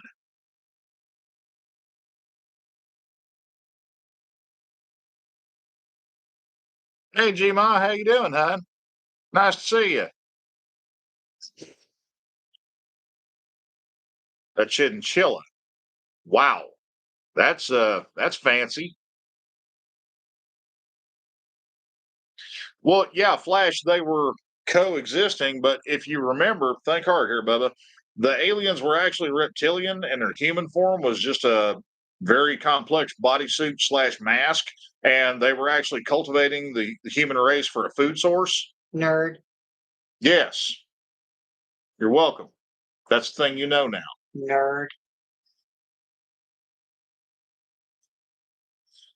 I liked our ferrets. The one thing that we found out about ferrets on the backside is they have a straight line digestive system. Basically, they're a hairy little meat tube with very little resistance in the middle. Oh, ooh. Hey, John. Yeah, OG Transformers. That was awesome. Transformers, the OG Ninja Turtles. Thundercats. Hello. Nobody has said Thundercats. I never got into Thundercats. We're gonna have to talk after this because I need you to appropriately appreciate Thundercats. Whatever. Y'all remember? Oh God, I had a thought and I lost it.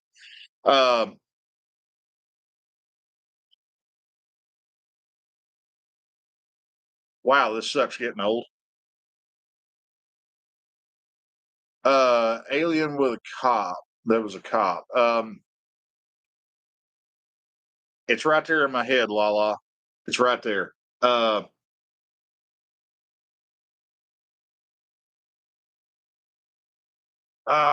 man, yeah, because salt water was like acid to them, and that's how the mobster aliens, bump people off. They just take them out to the beach and throw them in the water.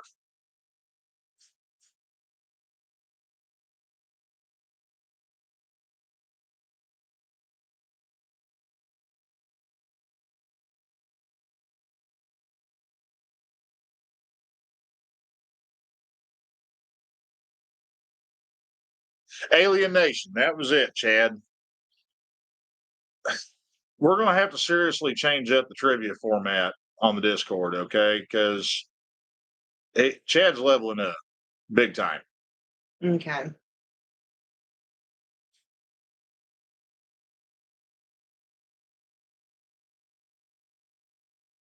All right, G-Ma. Love you too, hun. Go enjoy your workout.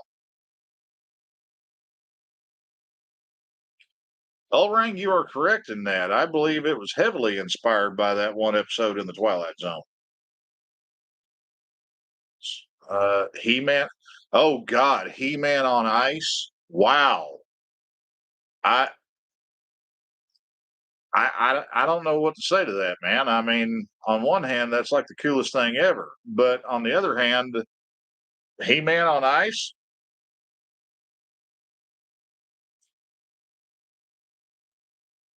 Dragon Ball. Yeah, yeah, it was Alien Nation, Lala.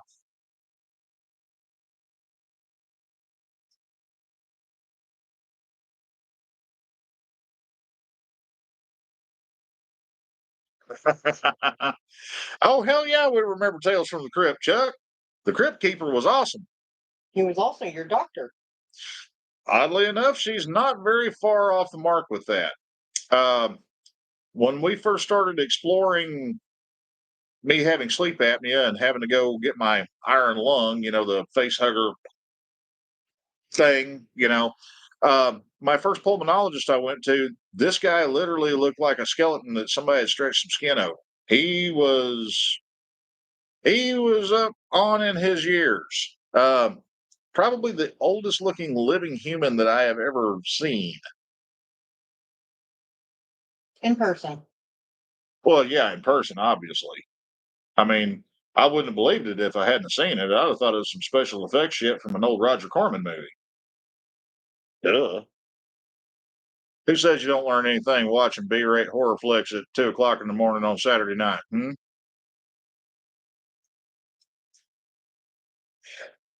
Yes, Lala, like from Aliens. And as a matter of fact, I can actually get a mask for my CPAP machine that looks like a damn face hugger. And one of these days I'm going to do it just to scare the holy shit out of her because of how much alien stuff is floating around our house.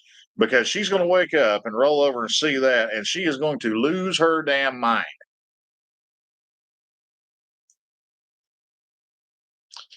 Chuck said it. Toxic Avenger. No. Brought to you by the fine folks at Troma. Justin said it. Oh, Justin said it. Okay. No. Monster What? Squad. Yeah, Monster Squad was awesome. I ain't gonna lie there, man. Wolfman's got nards. Wolfman's got nards.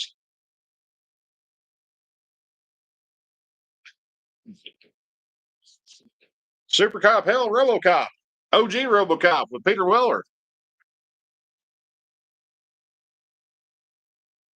Yeah, I heard they're doing a remake of the Toxic Avenger with Peter Dinklage, and I'm like, who in the hell thought this was going to be a good idea? Now, if you haven't seen it, look up a movie called Knights of Badassery. And it's pointless as shit, but it is funny. You will laugh. You will hurt. Okay. It's well worth the hour and 30 some odd minutes of brain numbing TV.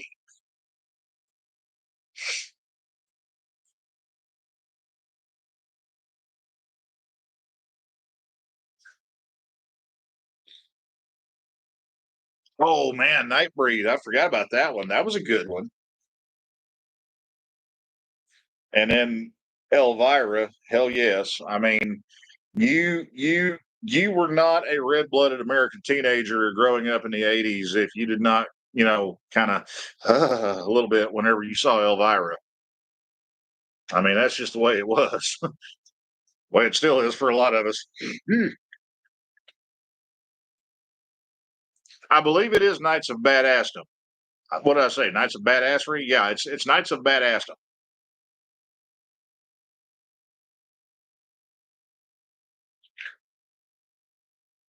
Cobra was good.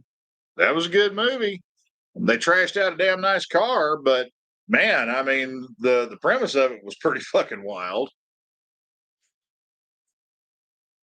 But Tango and Cash. Y'all remember that one? That there wasn't a whole lot of gray matter involved in that movie, but it was still a pretty damn cool bang bang shoot 'em up. Lala, Google that shit and watch it. You will thank me or kill me, one of the two.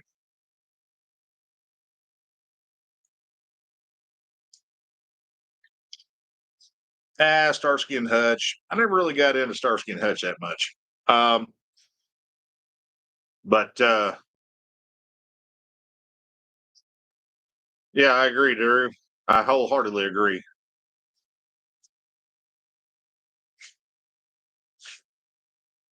Yeah, anything by Mel Brooks, okay. Well, yeah, the Dukes of Hazzard. I mean, that's kind of a given there. Fun little factoid about the Dukes of Hazzard movie when they tried to reboot the series. When the movie with Johnny Knoxville and Jessica Simpson first come out. One of my customers at my shop in Arkansas, he has a website called coppermoonshinestills.com. If you want, go check him out. But fun little factoid here, he actually built the movie prop for Uncle Jesse Still in that movie for the production company. I have seen the canceled check. He's got it framed and hanging on his wall. But the thing is, he built him a fully functional still. He just conveniently forgot to drill one hole, but he put a little note in the box and said, if you guys want to use this thing, put a hole here.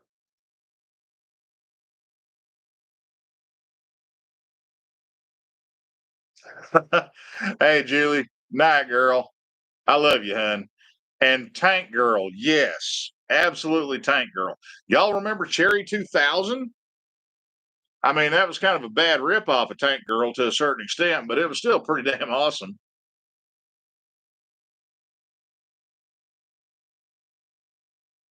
Okay, Chuck, you have my attention here. Yeah, Earth Girls was easy was pretty good too, Lala.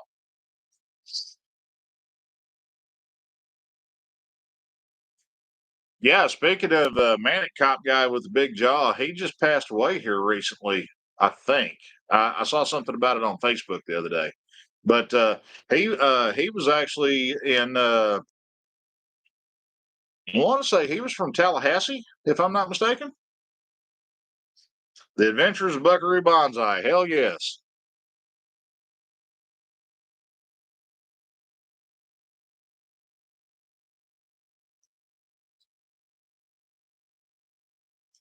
Okay, 1911 guys, let's not get into a pissing match here. Old fat and slow gets the job done. All right, that's just the way it is. But I will say that I am very, very fond of my 400 Corbon, and I would really like to build a 22 TCM conversion into one of mine. Because, hey, what's not to love? Howard the Duck. Oh, man, bird on a wire. I forgot about that, babe. Thanks for the heads up.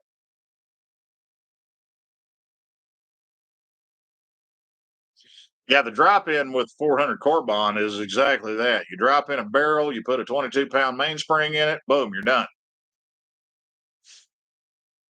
Oh, who remembers the Dark Crystal? Yeah. Remember the Skeksis and the Gelflings? I always wanted Fizzgig as a pet. Hell, fuck that. I still want Fizzgig as a pet, okay? Fluffy, cute, nothing but a mouthful of teeth. I mean, he's perfect.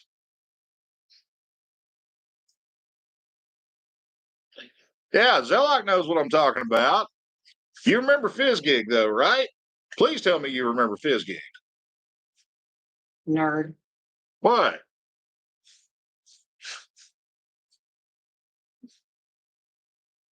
Never ending story. Oh, I don't know if she's still in the chat or not, but my daughter was scarred by the never ending story. The sadness.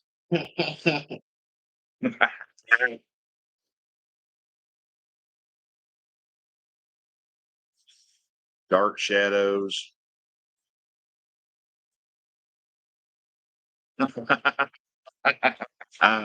Yes, it's a generational trauma. We had to. Everybody had to endure it. I came out of it laughing like a damn fool. So yeah.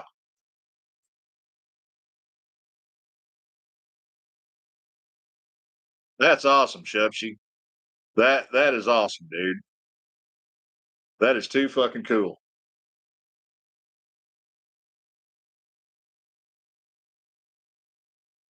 Oh man. Oh yeah, Secret of Nim, that was a good one. Who remembers Ice Pirates? Think about that. Think real hard. Ice Pirates, Time Bandits.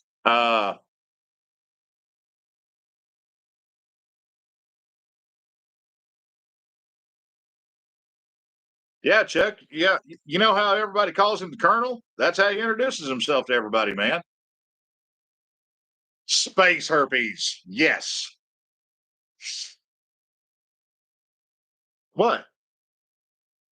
You said that out loud. Yeah. Space herpes. No, It's from the movie I get that. Dingus. Princess Bride. Yeah, he is a cool dude, Chuck. He he had a couple of the itty bitty little Chinese mini four wheelers that he bought for his grandkids, and he brought them in to me several times for getting stuff fixed and everything. And then one day, it was like the third or fourth time he had them in the shop. He's like, "Shoot me straight here. Should I spend any more money on these things, or do I just need to take them out in the back for you and put a bullet in each one of them so nobody else will be cursed with their existence?"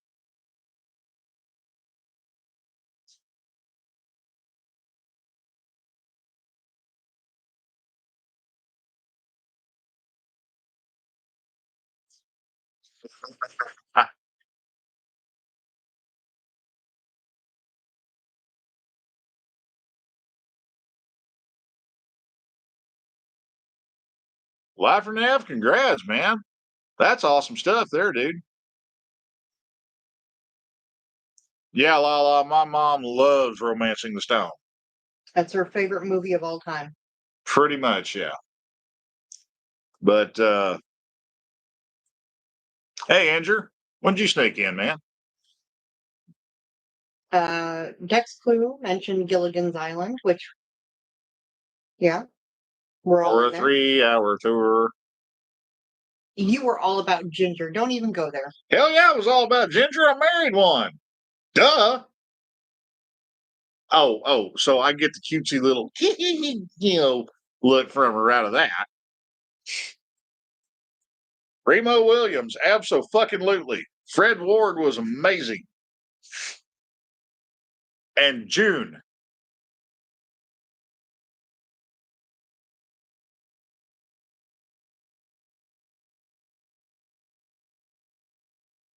Man, the sad part is Remo Williams was supposed to have been the start of a trilogy, and the box office numbers just wasn't there, and they didn't pursue it. But yeah, Remo Williams was awesome. You know that's Remo is like the living embodiment of the blue collar action hero. I mean, the dude got his ass kicked every time he turned around, but he didn't give up. He just kept coming back and plugging away and, taking another little bite out of it. Night, Justin. Have a good one, Bubba. I appreciate you coming around and hanging out with us, dude. He was funny as hell, though, wasn't he? Man, I'm trying to remember his name. I'm going to have to Google that shit. But Harlem Nights was pretty decent. How did you miss Xanadu? Xanadu. Lala mentioned Xanadu. That's why I missed it. It's not spelled right, but yeah, I remember Xanadu. Yeah, man, it's been forever since I've watched that. Wow. Holy shit, all of a sudden I'm 11 years old again. Lala. Voyagers. Nope, that just means that Lala put you in your place. True. Yeah. Good on you, Lala. But Voyagers, that was an awesome movie.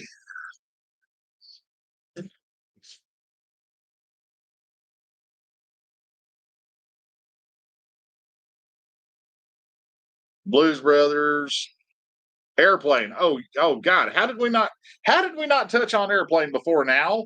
I mean, I need to report myself because I don't know. Somehow it's turned into retro movie night. hey, there was no plan here. We're just pulling this out of our ass and rolling with it as we go, okay? Basically, I came on here to apologize to everybody for not having a video ready like I told them I was gonna, and then I proceeded to bitch and moan about how shitty of a week it's been, and now everybody's helping me relive my childhood, and I feel a hell of a lot better about that. So thank y'all. Sincerely, thank y'all, because y'all are y'all are popping stuff out of the memory bank here that's got a layer of dust on it that damn thick. Well, I mean, you can get rid of the dust pretty quick. All you got to do is sneeze. Ha ha ha. Good luck with that.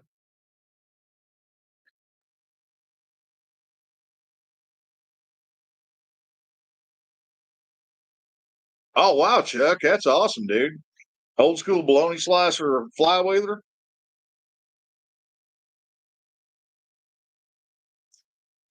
Yes, Zellock. Exactly that. Egg fucking exactly that. Oh God, Animaniacs. Oh, Wife unit's getting triggered. already done. Sprague, I've got like 2 episodes to go, so don't screw it up for me, okay, babe? Roadhouse, yeah, that was a good one.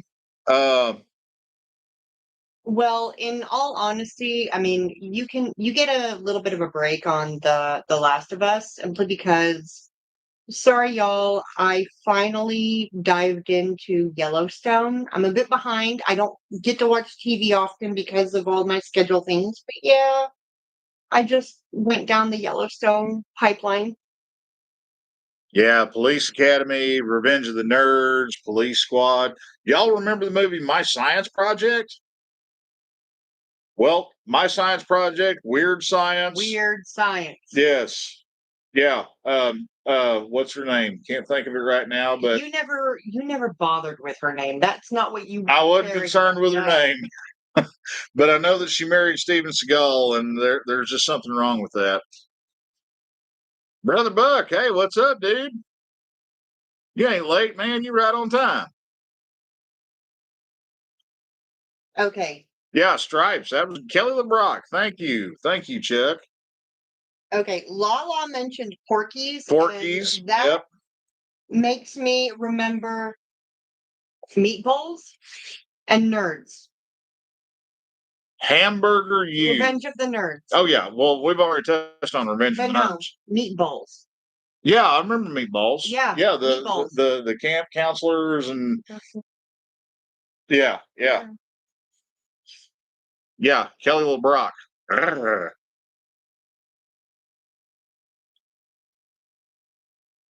Yeah, Zelloc. Well, they created a girlfriend. You know, basically they synthesized her out of thin air while they were wearing bras on their heads. No, it just means they couldn't get one out of the open. Right. But now my science project, that's the one where they found the motor from a crashed alien spacecraft out in the middle of the desert at Area 51, and the gearhead dude with the so sweet badass GTO, he tried to pawn it off as his senior science project so he could graduate. Dennis Hopper was the science teacher. You know, it was like a retired closeted hippie science teacher. I mean, that just made it perfect right there.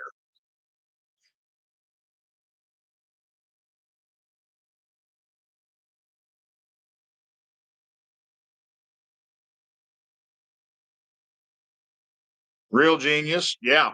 The giant popcorn bomb. That was awesome. That's probably one of the most creative ways I know of demolishing a house, actually. Wasn't Real Genius Val Kilmer's debut? Yeah, I think it was his debut.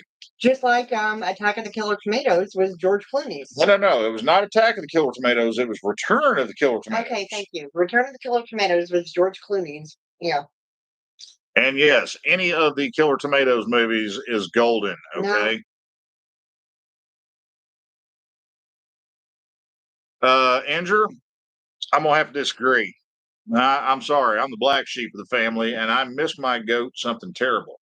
I don't really miss the car so much as I miss the motor because that son of a bitch was fun. And no, it wasn't stock. Spaceballs. Spaceballs. The movie. Spaceballs the lunchbox. Spaceballs the breakfast cereal. Oh shit! There goes the planet. No, we've never seen that movie. Do tell us. The '60s Blob was good. Chad, you may be right on that. Top Secret may have been his first movie. George Clooney's film debut was in Return of the Killer Tomatoes. It was the second one. Food of the Gods, yeah, that was a good one. And who doesn't love Spaceballs the Flamethrower? Hell yeah. Oh, John Richards coming in with Galaxy Quest. Computer, is there a spare beryllium sphere on board? Yeah, Galaxy Quest. My mama has watched the shit out of Galaxy Quest, and I'm willing to bet that she's watching this right now. And as soon as I've said that, when we get done here tonight, she's probably going to look that shit up where she can watch it again because she loves that movie that damn much. Killer Clowns, hell yeah, la la. Strange Brew, oh my god, yeah. The McKenzie brothers, eh?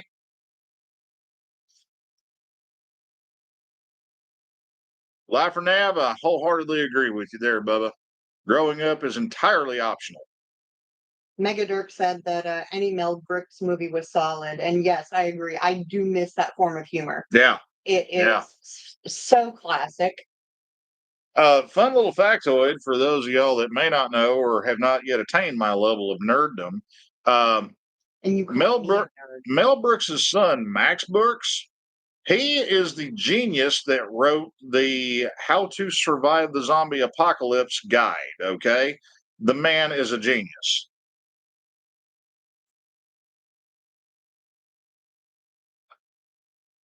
Oh, God, Better Off Dead.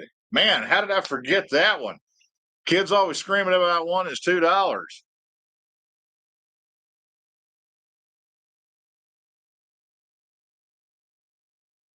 History of the World. Well, happy 49, Viking. Everybody, come on. Big round of applause for 49 orbits around this little, runaway hydrogen reaction that's in the middle of our universe here that provides us with light and warmth. Happy birthday to you. Y'all want to sing happy birthday to him? I'll sing happy birthday to him. Oh, please don't. Come on, let's go. No. Okay, I'm not going to punish your ears like that. But seriously, though, man, happy birthday. Happy 49, dude. Me and you are about that far apart.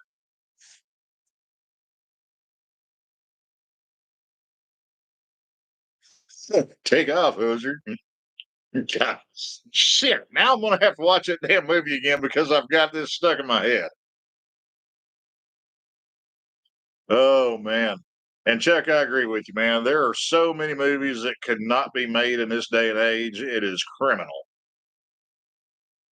Blazing Saddles. Need I say more?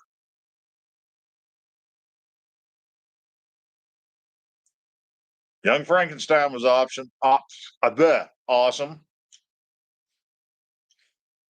Wait, there was a waterbed that was an Alien that ate people. I'm going to have to do some research on this because that sounds like my kind of low grade shit right there. Okay, your kind of crap really focused around, what was it? Barbed wire. Species. Well, no, it didn't focus around barbed wire, but I mean, it could have. No. Pam Anderson when she played barbed wire. Oh. Pre-surgery. Yes. Yeah. Species. Oh, yeah, the Species movies. The first one in particular, holy shit. Second one, still not a baddie. Third one, it kind of went downhill from there. But we have missed the most profoundly epic B-rate sci-fi movie franchise in the history of mankind because nobody has mentioned Tremors. Nobody. I mean, Kevin Bacon. Val, Earl, Reba, Burt Gummer. I mean, yeah.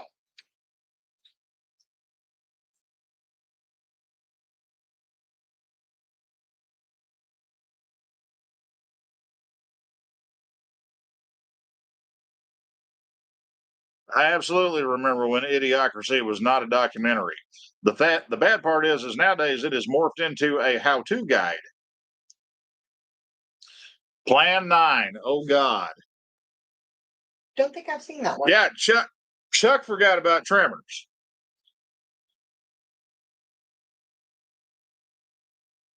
Yeah, Fred Ward.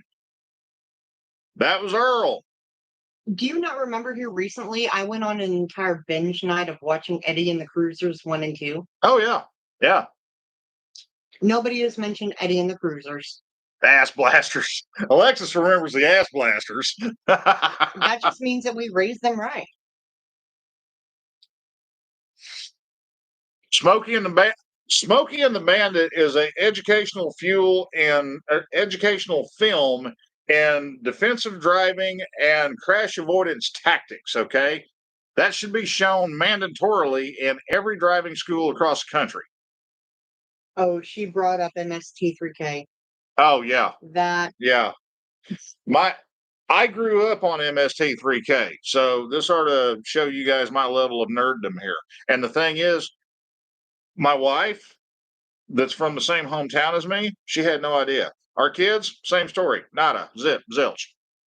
So when Netflix first started streaming, because I mean everybody got the discs and envelopes and everything, but when they first started streaming, we jumped on board with it. And we're literally watching MST3K the movie on a little 14, 15-inch CRT monitor, on our junky old desktop computer. And I pretty much had to force them to sit down. I'm like, y'all are going to enjoy this. It's the best movie ever. And my wife's like, oh, God, this is going to be so fucking stupid. Go ahead, play it. And 10 minutes later, they're all pissing themselves laughing. So for the rest of their entire years up until now. Well, even up until now. Yeah. Hey, Alexis, put it in the text. You know what my kids would say?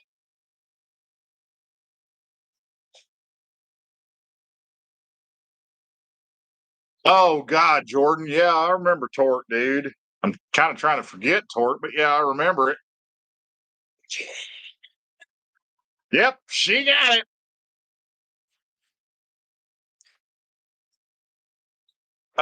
Buck, are you talking to me, dude?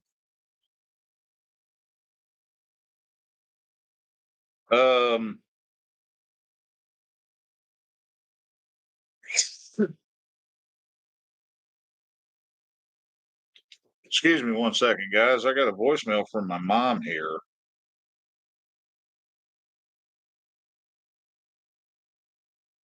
Oh, never mind. I got a voicemail recording of my mom stabbing her finger through the phone trying to hang up. So we're good.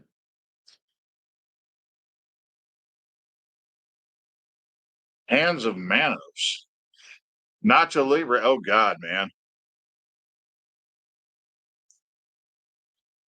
Oh, man, the Pink Panther movies. I forgot about that.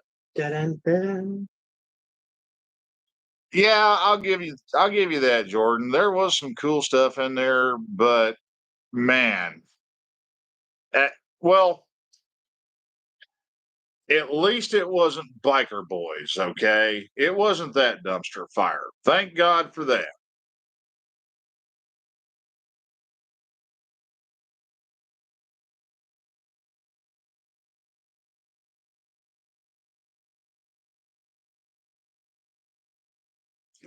Corey Feldman, Corey Hine. Corey and Haim. Corey. Yeah, the two Corys.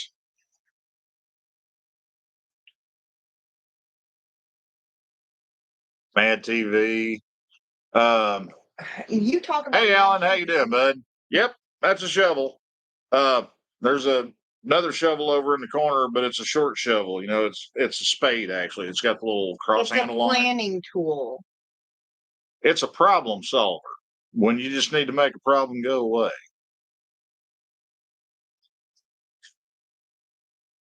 Oh God, man, Stealth. Yeah, I remember that. Who remembers Virus with Jamie Lee Curtis and Adam Baldwin? That was a really good fucking movie, man. It had Donald Sutherland in there. There was a couple of other names in there. Uh, wasn't 50 Cent in that?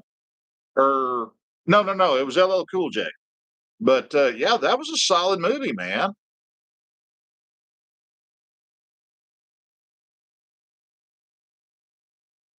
Yeah, Back to the Future was in the 80s. So was Roadhouse, Streets of Fire. I don't remember Streets of Fire. Willem Dafoe. I don't remember Streets of Fire. Willem Dafoe. Yeah, awesome dude from Boondock Saints. I know. Platoon. Still don't remember Streets of Fire. He was the villain in Streets of Fire. Don't remember Streets of Fire. Oh, you poor, sweet, unfortunate soul. Well, Alexis just brought up the never ending story, so apparently she missed the discussion about Artax earlier and the sadness. Yes. The sadness. Oh, the Wraith. Man, I forgot about the Wraith. Yeah.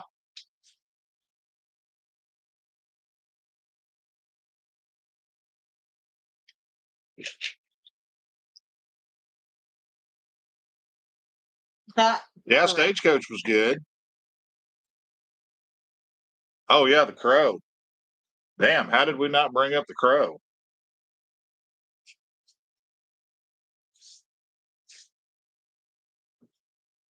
Swamp Thing. Yep, that was good.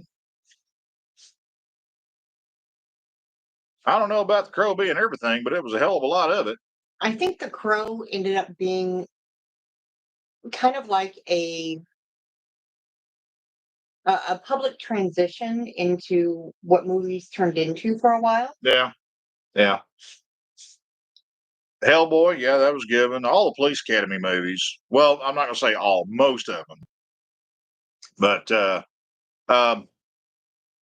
Zippo, what are you saying? It's got the best soundtrack? Because, dude, honestly, I'm gonna stick with Maximum Overdrive on that one, dude. I mean, that's tough to beat. Creepy gremlin truck. No. Maximum Overdrive was fucking awesome. Hackers. Alan coming in with Hackers. Yes. Oh, Scanners. Y'all No. remember Scanners? Sneakers. Sneakers. Yeah. That was a good one. Anyone remember Sneakers?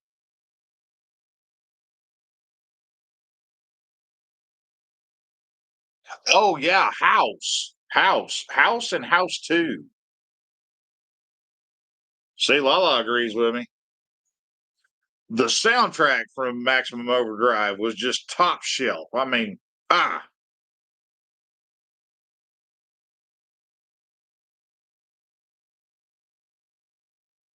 Mad Max, yep.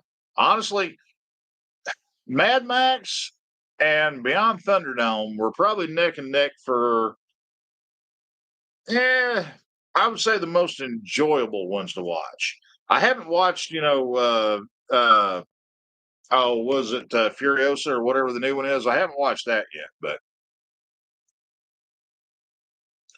yep, The Fly. Yeah, the second story, that was awesome one. That's one of those things where the sequel was actually equal, if not better, than the OG, in my opinion. Vampires in the Valley. The Lost Boys? Are you thinking of Lost Boys? Blade was good. Hell yeah, Blade was good. I mean, the first 5 minutes of that movie is probably the most kick-ass rockin' opening action sequence of any movie I can think of. I just told him my favorite line of the entire thing. Hey, yeah. Lost Highway, David Lynch before he killed his family. Our daughter just called us out and is showing how we educated her. Well done. Well done. Yeah, good job, Sprog. Johnny Five is alive. Yeah. Well, Gina Davis, uh League of Their Own. Yeah. I know who Gina Davis is, yeah. What you have here is your standard portal to another dimension. You know what? I could never watch that movie without instantly thinking of Cliff from Cheers.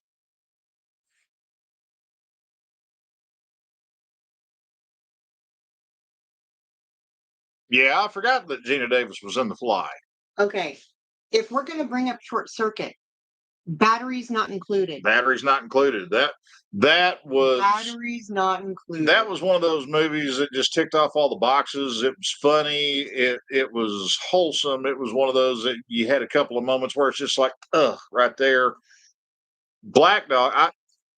Jordan, I will absolutely agree with you on Black Dog. And the thing is, that movie is what introduced me to the music of Chris Knight. If you guys don't know about him or you haven't heard some of his stuff, go look him up on the tubes and just plug in a playlist and start listening to it, man, because that dude has got some rockin' backwater, backwoods country vibe to him, and it just never gets old, man.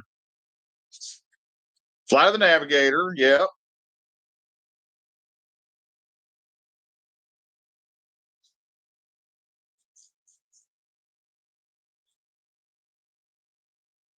Alexis, I wouldn't have put him on blast like that for professing his love of Pomeranians.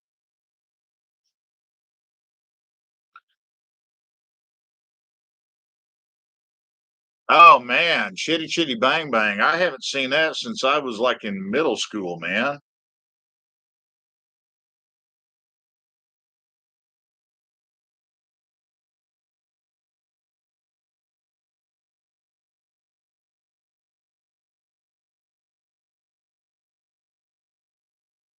Oh crap, Rat Race. I forgot about that. That was like the no budget version of Cannonball Run.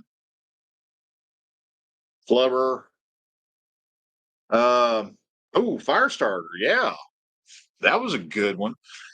The the Thing, both iterations of it, okay? The Thing from Another Planet, 1957, I think it was. It was in black and white and later colorized. And then the John Carpenter inspired remake of the same story with his version of The Thing, which is a cinematic and visual effects masterpiece, in my opinion.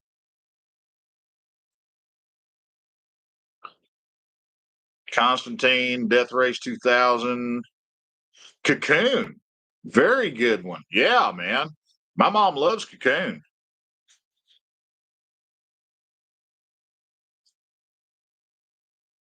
Oh man, Beyond the Law. It's been a minute on that. Yeah.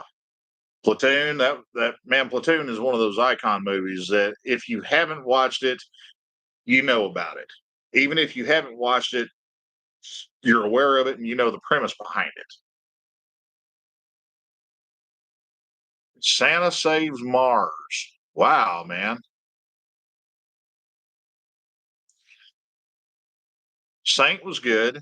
Uh oh man, what's that one that I watched the other day that I really, really got into?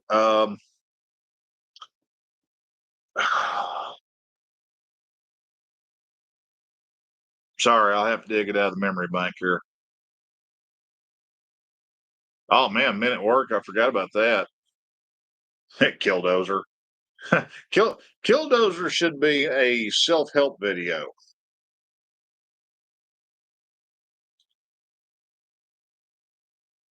Breakfast Club.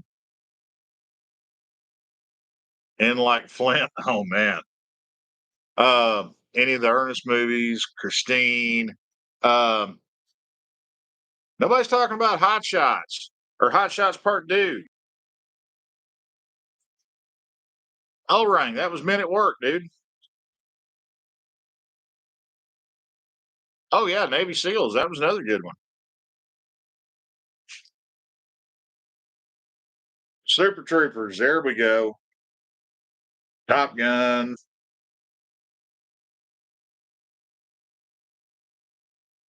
Somebody just shut the door for reasons unbeknownst to me. Ronin was good. Michael Douglas movie, Black Rain. Y'all remember that one?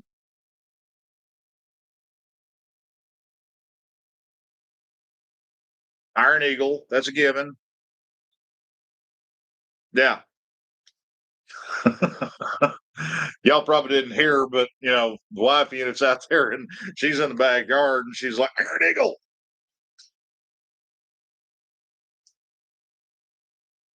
Robin Hood, Men in Tights, Falling Down.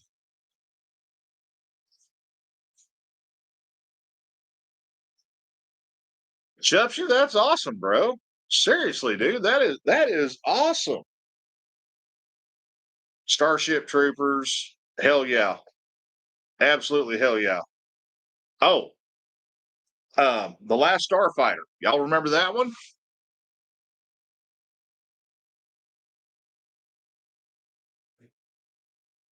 Jordan, I love you, brother. I'll catch you next trip, man. This Girl Friday. This Girl Friday. This Girl Friday. Wow. I'm struggling with that one. Starfighter. Yeah.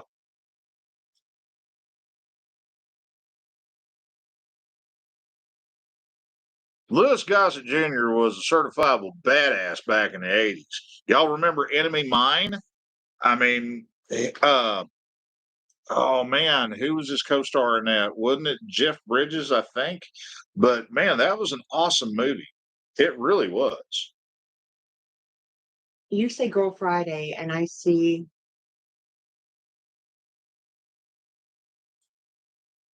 one, Dennis Quaid. Thank you, Lala. one of the guys from Ghostbusters. You ain't thinking of Janine Wellness, are you? No, Well, you got I'll find it. Egon, Ray.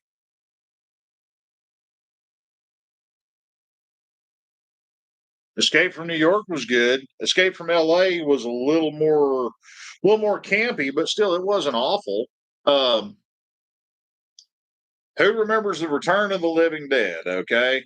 Like mid 80s and everything. Now, let's be real here. Most of that movie was pretty awesome, except right up there at the very end, where the infected boyfriend, you know, breaks through uh the trap door in the church where the girl's hiding and everything, and he's like, I want to eat your brains, and she's like, okay, I guess. And really, come on, man. Yeah, the split dog was freaking hilarious, man. Oh, Cloak and Dagger. Thank you, Chad. I had forgotten about that. Okay, first one, it was Dan Aykroyd.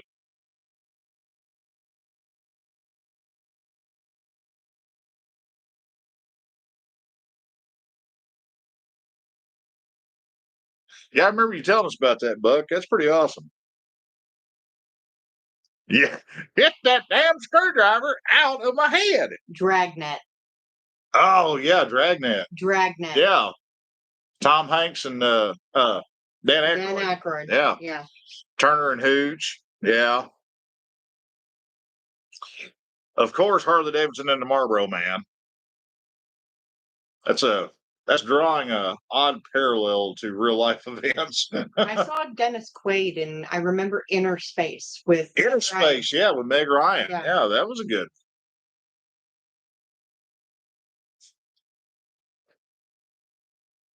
Um,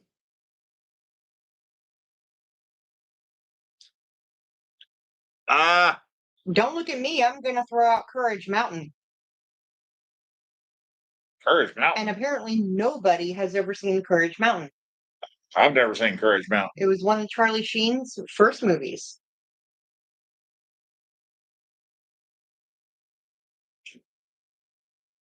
Battletoads. Who remembers Critters? The Cripes and the Bounty Hunters? Man, that was. I mean, it was low buck as hell, but still, that was just an awesome damn movie. But I mean, Critters, Tremors, the Ghoulies. Y'all remember the Ghoulies? Yeah, Cliffhanger.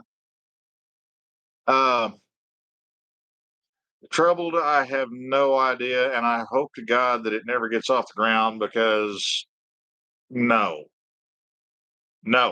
Chad, cannibalistic humanoid underground dwellers, otherwise known as Chud. Honest to God, that is the only horror movie I have ever watched in my life that made me had a nightmare. Nerd. No.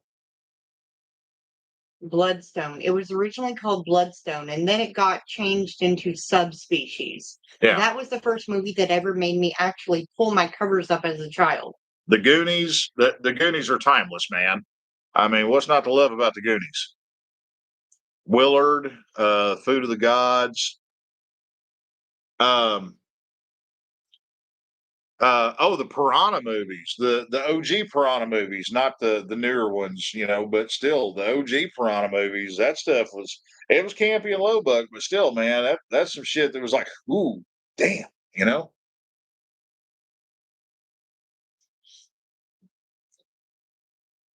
Oh man, the gods must be crazy. I forgot about that. Krull, Anaconda, yeah, that was a good one. Uh, I can't believe nobody has said the Lost Boys. Vampires with damn it, what's his name? James Woods. Vampires. Beverly Hills Cop. Somebody hit on that a while back. Yeah, but come on, can we please revisit it? Oh yeah, it's a good He movie. put a banana in the tailpipe. Yeah. This is how Bootsy got killed. All they found was $20 in a pair of Adidas.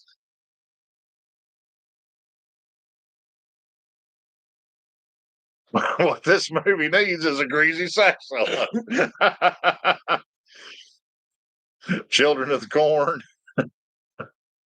I had a memory come up recently where Petty Officer Squid Boy, in his teenage wisdom, had asked you if something about Children of the Corn, if they would be referred to as a kid on a cob, and you said only if they were cooked, and I'm like, oh my god. Yeah, only if they were, cooked to FDA regulations for, meat on a stick. Talladega Nights, Tron, Lost Boys, yeah. Trouble Traveler finally hit it. Lost Boys. Mm-hmm.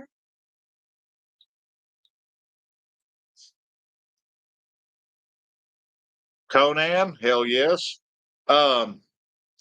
Oh man, y'all remember the Barbarian Brothers? It was a pair of twins. They were all buffed out and shit.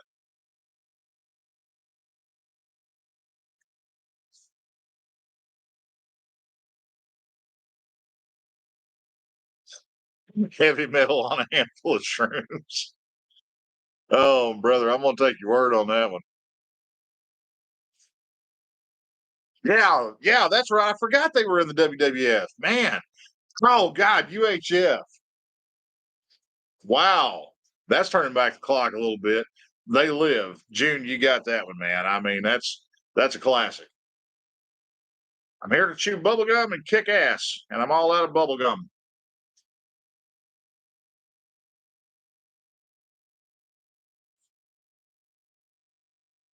Once bit, man, it's been forever ago since I've seen that, but I remember watching that.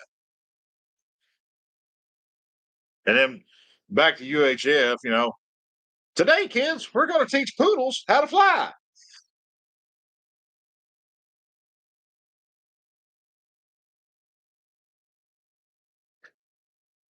Yeah, Ring. Roddy Piper was perfect for that role. I mean, absolutely perfect. Oh, DC Cab. Hell yeah.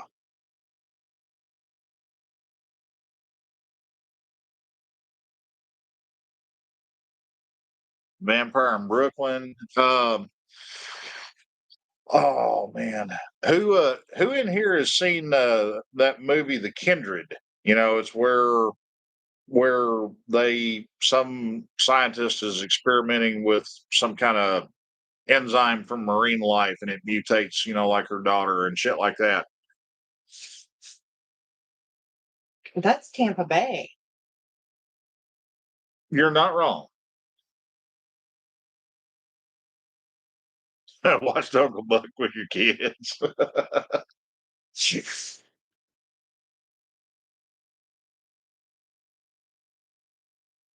Was it Uncle Ooh, Buck or was it Uncle Buck Brown? Because I got to know. right? There's a very definitive line there. There's disaster on either side, but still there's a line. Shutter Island. Who remembers surviving the game?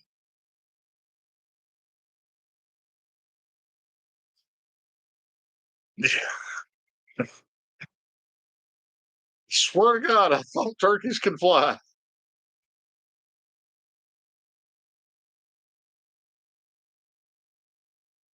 Oh yeah, Creature from Black Lagoon was a classic.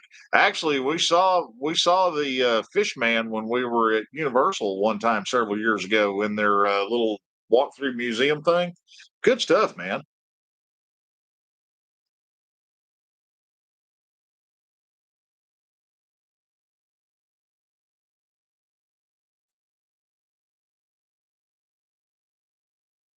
NBX.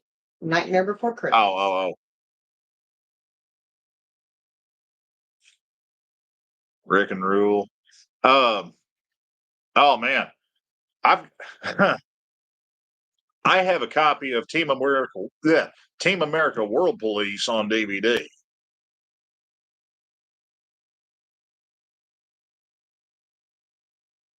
Yep, Buck Time Bandits.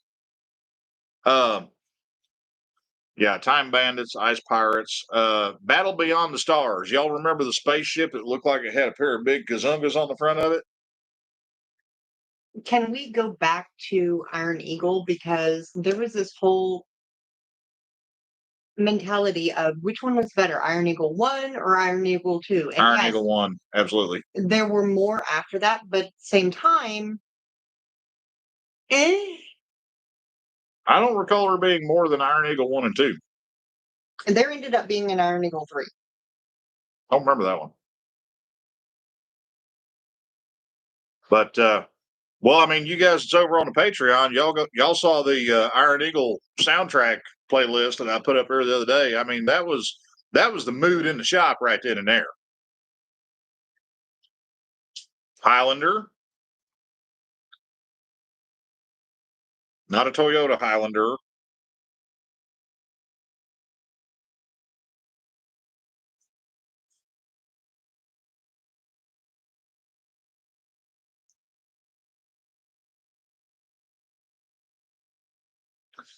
Snake Boot. We're kind of all over the page with this one here, bud. But I appreciate you stopping by to say hey. And we're kind of caught up in the stroll down memory lane of movies and TV shows lane. Kind of, sort of, somewhat, but falling. Trying to remember that one. I'm gonna have to look that up for a second. Oh God, Coneheads. Who remembers the Munchies? Because they were like the low budget, raid your fridge, steal your beer version of Gremlins. Red Dawn, the OG Red Dawn, absolutely good movie, and I'm not ashamed to admit it. I cried like a little baby at the end of that movie, and it's still kind of rough from time to time. Mars Attacks, hell yes. Yeah, Critters. I said Critters.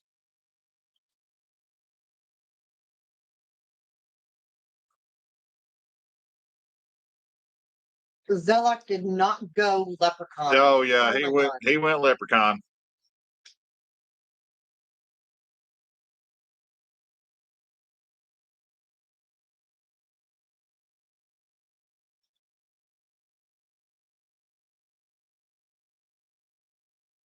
But coming in with Total Recall, I thought I read something recently that said that Arnold Schwarzenegger had just approved his replacement for future Total Recall. They did a remake of Total Recall. No, I mean like in the future. I don't know how they would do a sequel to the OG Total Recall. I have no idea. Thank you, Tara. Hunt for Red October. Probably one of the best, if not the best, movie based on a Tom Clancy novel that exists. Sean Connery. Rip. War of the Worlds, Bone Collector. Oh, Scanner Darkly. Man, I forgot about that one. Blade Runner, of course. By the way, Blade Runner and aliens do exist in the same universe. It is proven fact.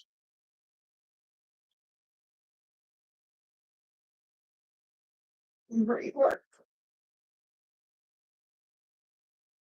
The OG Gojira movies, June. Like the 1998 Godzilla. It was funny, don't get me wrong, but Matthew Broderick as the hero in a Godzilla movie, that's a stretch. And Donnie Darko. Paycheck was good. Very good one, Chad. And Sear. 01 Lures. Anything with Charles Bronson. Period. End of story. I think June and I shared a brain for a moment. Oh, talking about Sarah Connor? Mm-hmm.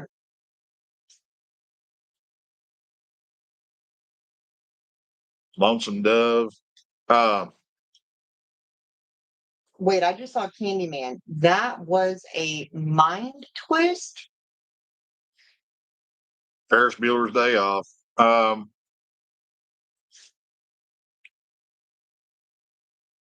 Yeah, O-Ring, The Thing.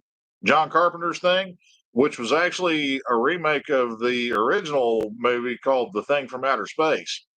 But yeah, awesome movie. And the coolest part about the movie was the practical effects that they used in that movie, especially the part where the dude has a heart attack and the doctor guy grabs the paddles and goes to shock him, and it punches all the way through his chest cavity, and all of a sudden his ribs turn into teeth and just and guillotine his arms off. I mean, nobody saw that shit coming the first time they watched that movie. And then after that, dude's head pops off and sprouts legs and it goes skittering across the floor. That was some hardcore nightmare fuel back then, man.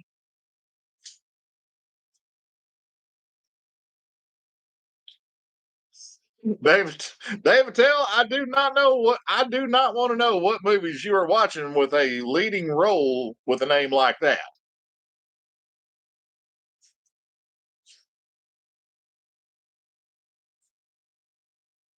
And Traveler, RoboCop, yes, I feel that. Some days I feel that to my soul, Bubba.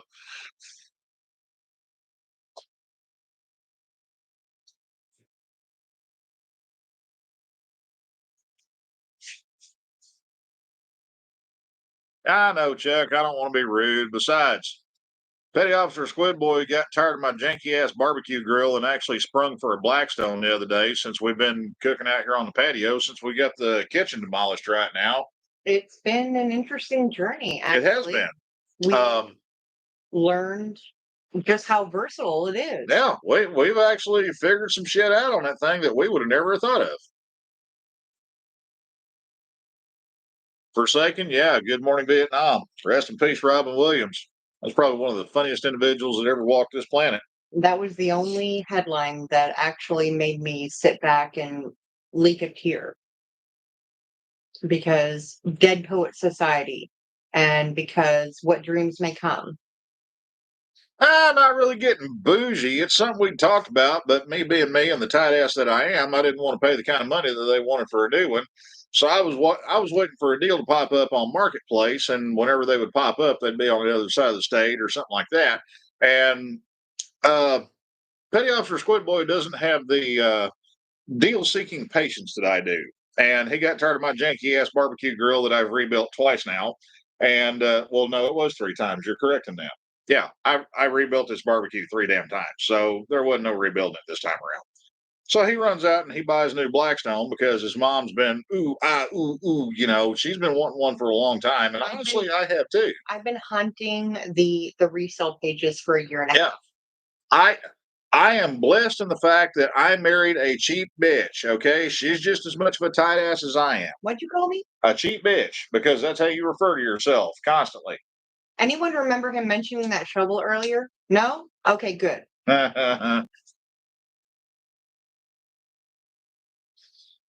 Drew, yeah, it's basically a big ass frying pan, is all it is. But the thing is, I know how to cook on we can do that shit. I mean, hell, that's how we get through the hurricanes down here, man. I mean, whenever the power's out, fire off the grill. Ooh, Harry and the Hendersons was a good one.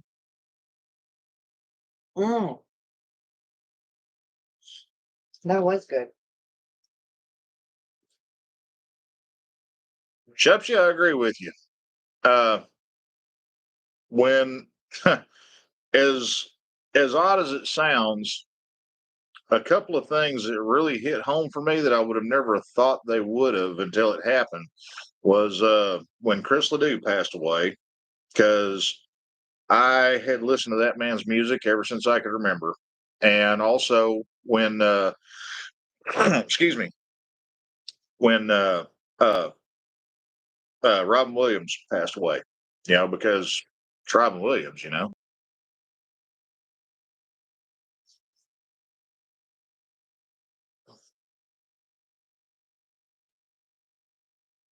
Yeah, Chad, and I'm trying to remember his name right now. It was man, Patrick something. I can't remember right now though. Patrick? Not that Patrick. He's a special kind of starfish. Hey, Dave, thanks. I don't know if you've been keeping up with us over on the Ramlin Park stuff, but this is something I'm building for one of my customers at the Ride Factory. And the last couple of nights, full disclosure here, I probably should have made a little bit more progress than what I had, but fate had other plans for me, and none of them were good. Progress. Yeah, I mean, I've pulled some parts off of it here and there. I would like to have this. What I'm intending to do is I would like to have this thing is pile of parts and a bare frame and swing arm sitting in the floor here by the end of the weekend. That way I can hand it off to my customer, because he's going to do the paint work on this thing personally himself, because he's a pretty qualified paint and body guy. His hobby is he restores old C3 Corvettes here and there on the side, but You know, he's pretty good at squirting pretty stuff. Motometric, if you're out, night brother, I appreciate you hanging out, stopping in and saying, hey, man. Kevin Peter Hall, thank you. I don't know where I was coming up with Patrick from. Peter.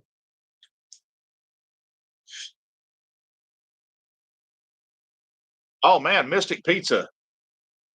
We've been there. We have been there. I was fortunate enough that whenever we went to visit Petty Officer Squidboy when he was still stationed at Groton, I got to take my dearly beloved to Mystic Pizza because she has dreamed about this ever since she was a wee little lass. Our son had never seen the movie, Yeah. and he sent me pictures one day. Actually, he sent all of us because we have a family chat, but he sent pictures one day of the location from Mystic Pizza. All right, Forsaken, if you got to check out, brother, Knight, I love you. I appreciate you coming around, man. I do. I do.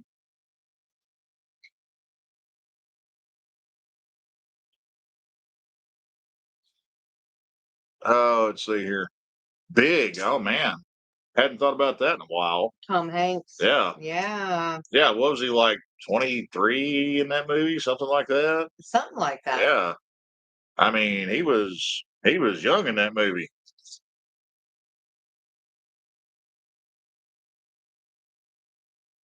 Loverboy. Oh, who remembers this campy old horror flick called Black Roses? The soundtrack from it was freaking awesome, but I couldn't tell you jack shit about the movie because it was that bad, and I've purged it all from my memory. But I still got the damn soundtrack.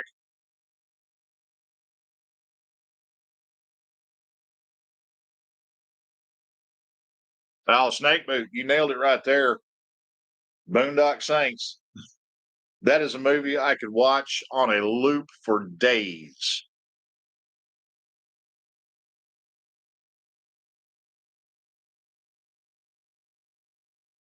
But I just got to look, and it's kind of concerning to me. Bosom Buddies. I don't remember that. Huh. Here is your fucking roll.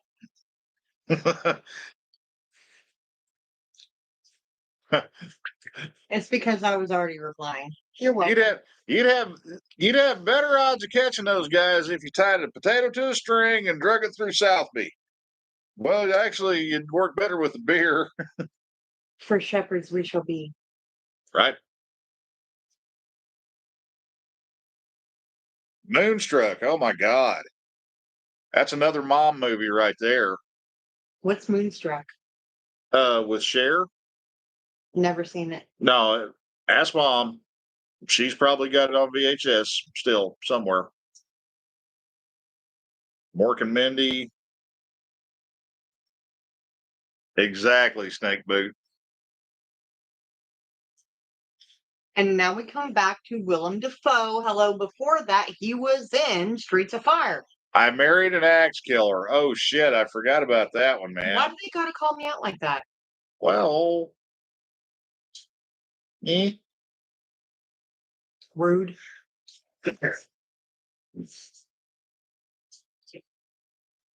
Who remembers the stuff? I introduced my kids to the stuff not long ago, and I think they're still in therapy over that. That wasn't even a B rate. That was like a Z rate. And it was awesome. No, man, I never watched Troll 2. Chuck, I have heard of it, but I've never watched it. I've never seen it. Blue Velvet. Oh, Chad, the movie Blue Monkey. Look that one up.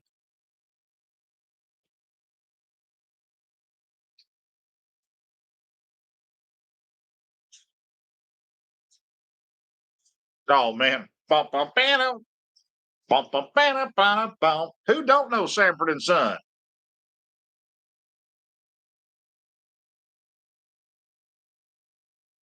The Graduate.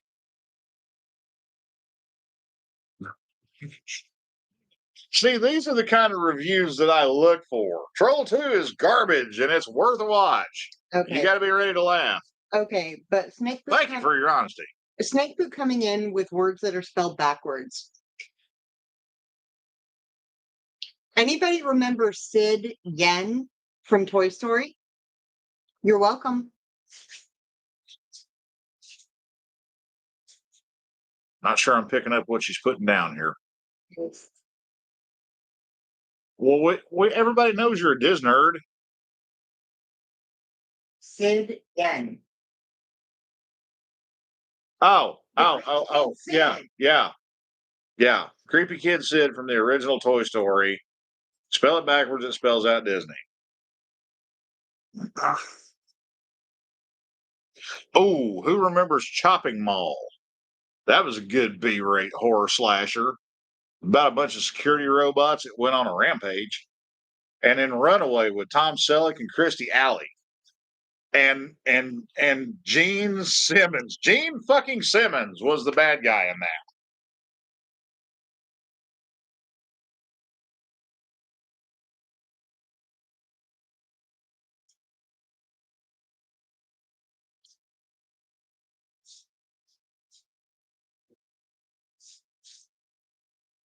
Oh, Silver Streak. Yeah, I forgot about that, man. Oh man, On Deadly Ground, or On Dangerous Ground, whatever it was, Steven Seagal movie. That was a good one. The first one was awesome. The second one, not so much. But the first one, Miss October popping out of the cake. Wow.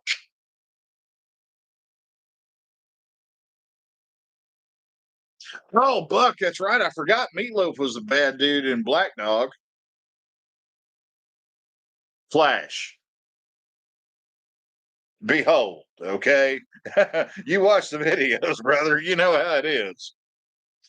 That's right. Under Siege. Why did I not remember that? Damn it. I got too much shit running through my head now, y'all. You're not broken yet. You're good. I don't smell toast.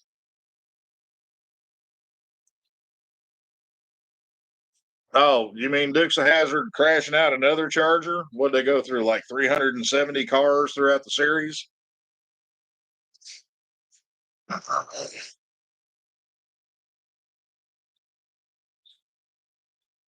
Voyage to the Bottom of the Sea. Oddly enough, Inner Space was based on that movie, or actually on the book. Abyss? Oh yeah, the Abyss. Nobody has mentioned. Yeah, nobody's called out the Abyss.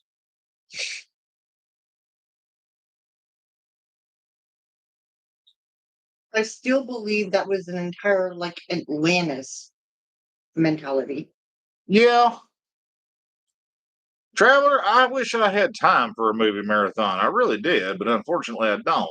I got to play Bob the Builder on my days off, which I'm going to get to this week. Thank God, because it's not very often that I get backed up enough to where I say, screw it, we got to pull a work day. But going into work Monday, man, that has got me screwed up so damn bad right now because my brain calendar is off, my body clock is off. I mean, I here halfway through this week, I haven't known whether or not I'm coming or going. I got you. She got me.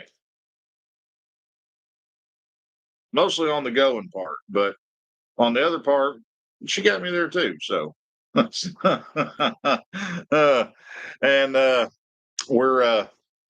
we're going to be auctioning off a skillet that has a dent in it that's a carbon copy of the back of my skull here very shortly on the JTMJ channel. No. All proceeds will go to charity.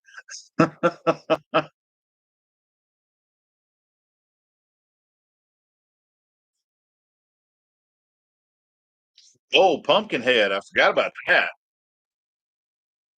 Pete, when did you sneak in, brother? How you doing, man? Hello to you and your lady.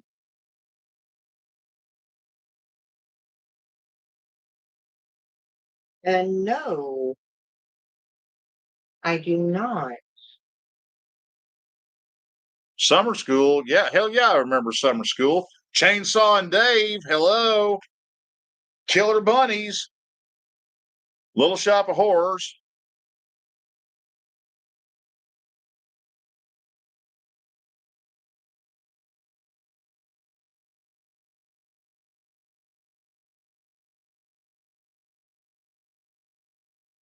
It, eh, you know, I mean, I watched it. It was okay. Wouldn't break my heart if I never saw it again. So, eh. Yes, Chuck, the OG Texas Chainsaw Massacre. Hell yes. I will admit though, the newest remake that they did of it, that was pretty on point. They did a good job with that. There's so many movies and TV series that would never or could never be remade today that are to this day epic. Oh yeah. I mean, like Blazing Saddles. No way in hell you could remake that movie today. Another one that nobody's brought up yet, Three Amigos. Chevy Chase, Martin Short, Steve, uh, the Jerk, Steve. There's a lot of jerks named Steve. No, Steve Martin. Yeah. Oh,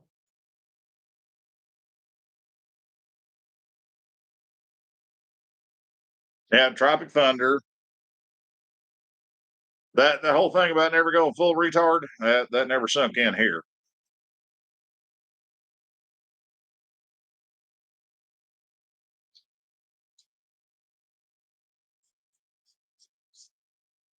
oh, Old Ring coming in with Christopher Walken, Oh yeah. icon. Hell yeah. Bring more cowbell.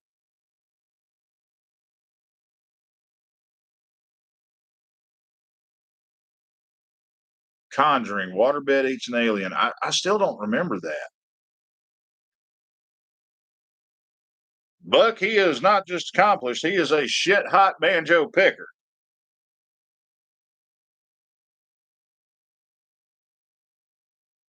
Blue Thunder, yep, that's a given. Christopher Walken hates anyone mentioning cowbell. I can imagine, all right. That's probably that he is probably so over that at this point in his life. That's kind of like somebody coming up to me and say, "Hey, I want you to build me a big wheel bagger." No.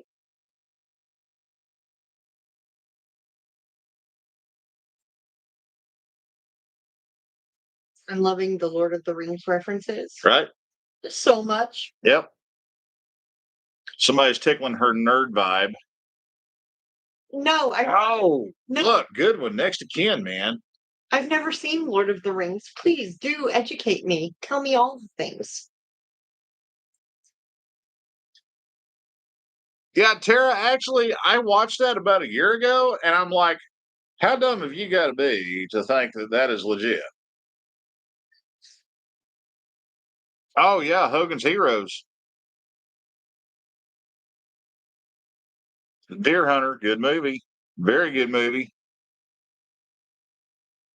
And Animal House, another good movie.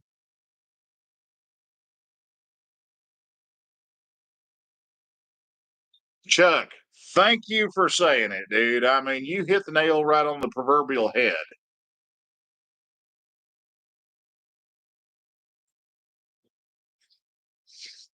Full Metal Jacket. Support your local sheriff. Oh, who remembers the Walking Tall movies, like the OG ones? Hell yeah. That's back in the day when people didn't take no shit and didn't stand for no shit.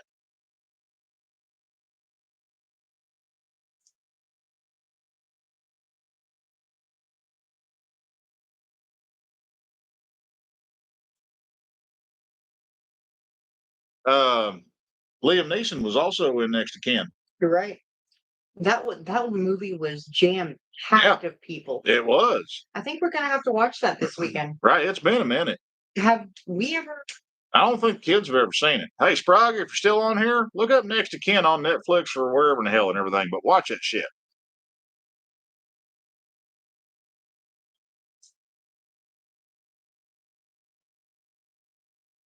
The Rifleman, Maverick. Everybody's seen Porky's purely for the educational value. And y'all say Porky's once again. I'm gonna volley with meatballs.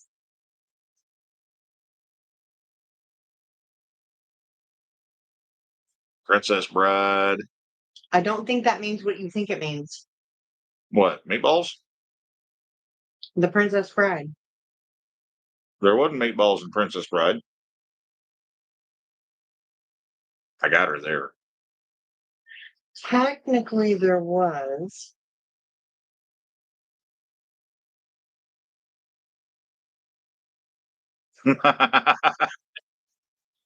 Flash, come on, man.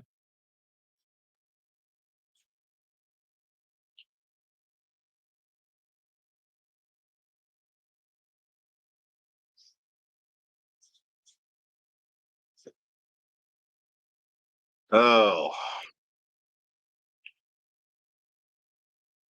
Gang, I ain't gonna lie to you. I'm in a hell of a lot better mood now than I was whenever I got home. Thank you for that. Appreciate it. Ooh. Well, Tara, go get some sleep, girl. I love you. I appreciate you hanging out with us here. You are awesome. The world according to Garp.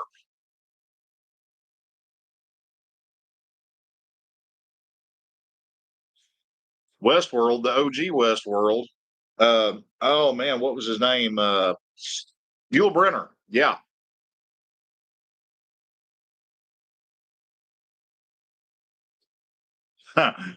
Mostly deadlines at work. They mostly come at night. Secondhand mostly. Lions. Oh yeah, Secondhand Lions. How did we forget that one, y'all?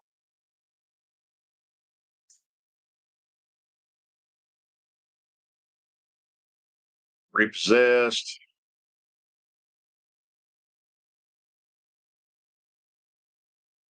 Holes. Not like that. Perv. God. Hey, Brian, it's all good, brother. Hope she had a happy birthday party. Hey, happy birthday to your granddaughter.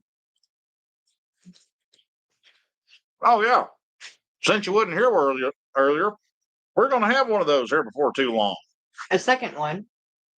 No, granddaughter.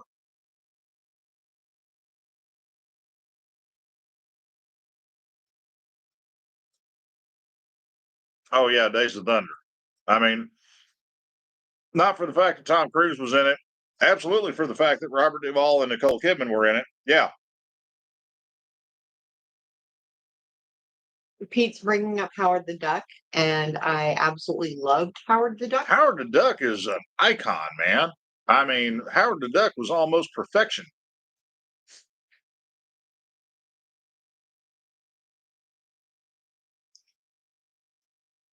Every Which Way But Loose was good. I mean, honestly, in my opinion, the two best Clint Eastwood movies that, in my opinion, that have ever been put on screen, The Outlaw Josie Wales and Unforgiven. I mean, either way you go, man, they are all but perfect. What was the one that he did with Hilary Swank? Because $1 Million Baby. Million. That was a good one as well. That was a good one. I feel as though that movie continued his greatness. Buck, no, it may have been suggested, but you know, they weren't ducking. She just gave him a kiss goodnight. Okay. It's never duck. It's never duck. No matter what autocorrect says, it's never duck.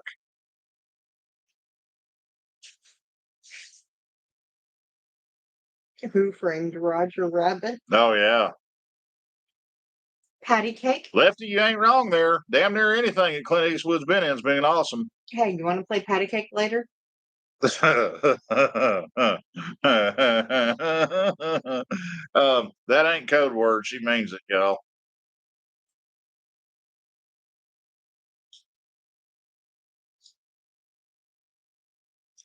Amen, Brother Buck. A freaking man.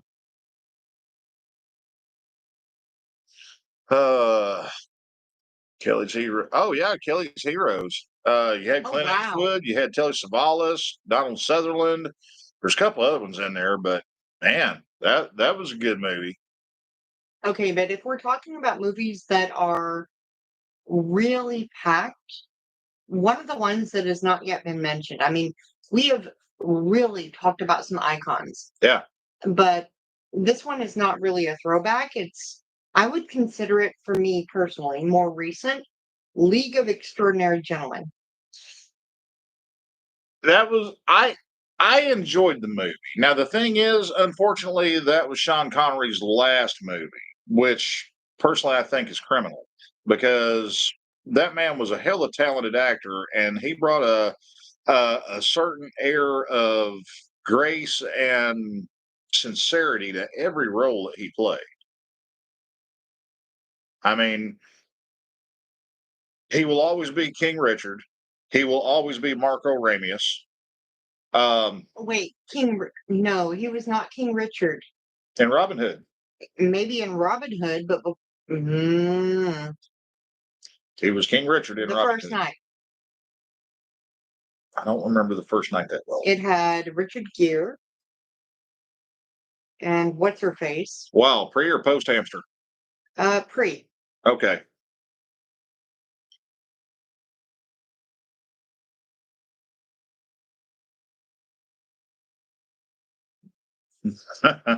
Shucks, yeah, I'd be in the same boat, brother.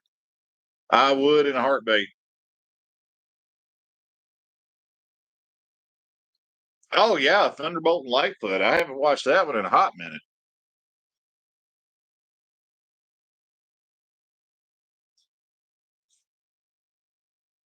He did not just go Dragonheart. He did. Okay, that hurts. That hurts me in ways I cannot explain. Obviously the Highlander. Jumanji. Hey, is that like we live in Florida? We don't need Jumanji. Thank you. Yeah, really, we don't, man. Because I mean, you know, you got spring breaker season. You've got I-4. You've got the red tide blooms. You know, here off the Gulf. You know, alligators. They're dinosaurs that fucking move. Don't forget Yeah. free falling chicken. Oh yeah, you got the chicken of the trees whenever it gets below 50 degrees. So you know you got to watch out for falling iguanas.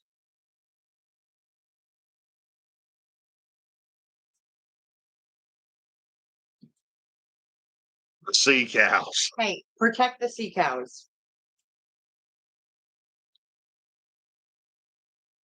I don't know why people started calling them a sea cow. To me, they look like a big ass booger blob. And they're adorable. Well, they're cute. I'll give them that. I wouldn't say adorable, but Okay, the reality is that the manatees being protected is absolutely necessary oh because yeah, not only are they a curious species, they're a very social species. They will come up to anyone just to be friendly. They're not aggressive in any way. yeah. But the thing is that out on the water, they get demolished I know. so many times. I know. And that is why they are Yeah, that's why you see so protected. many of them scarred, or so many of them that are in permanent residence in some type of a sanctuary somewhere. You know, because they can't be released in the wild. Um, they look like snot with noses and paws. You are 100% right with that. And yes, otters are adorable, especially Larry, the sexy otter, because Larry ain't scared to put his freak out there for the whole world to see. Oh, Chad, Rain of Fire.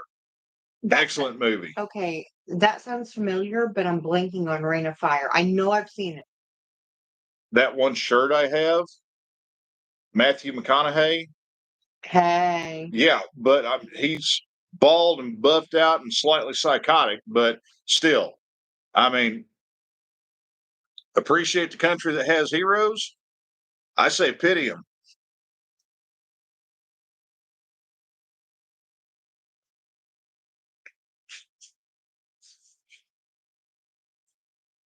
Hey, Kirk, night, brother. I appreciate you coming around to say, hey, man, have a good evening, dude.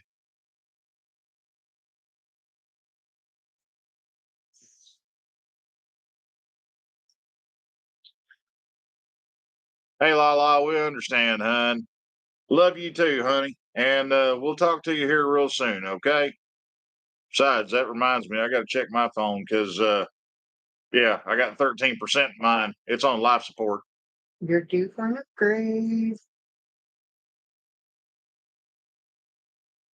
Oh yeah, Edge of Tomorrow. That's a good one. Oh, I will say that is one Tom Cruise movie that I thoroughly enjoyed. Edge of Tomorrow, and also there's another one that he did where he was a clone. He was some kind of maintenance man, but it had him and Morgan Freeman in it. I can't remember the name of the movie, but that was actually really good too. I don't know. You said Morgan Freeman, and Tom Cruise just went out the window. Yeah. Night, traveler. I appreciate you coming around to hang out with us, Bubba. Brian, you have missed a lot because the thing is, we've been all over the page with this sumbitch tonight, dude. I mean, Brian, they literally. sent him down memory lane. Is what they have done. Is what everybody has done. Is sending him down memory lane. Oblivion, yes, that's it, Chad. But Bridge over the River Kwai, that was a good one. Sir Alec Guinness. Final Countdown, that was a kick-ass movie. I am not going to lie. And if you know the movie or if you know the premise of the movie, stop and think about that, okay? If that was actually a thing, can you imagine the impact it would have had on the history of not only our country, but the history globally moving forward from that point on?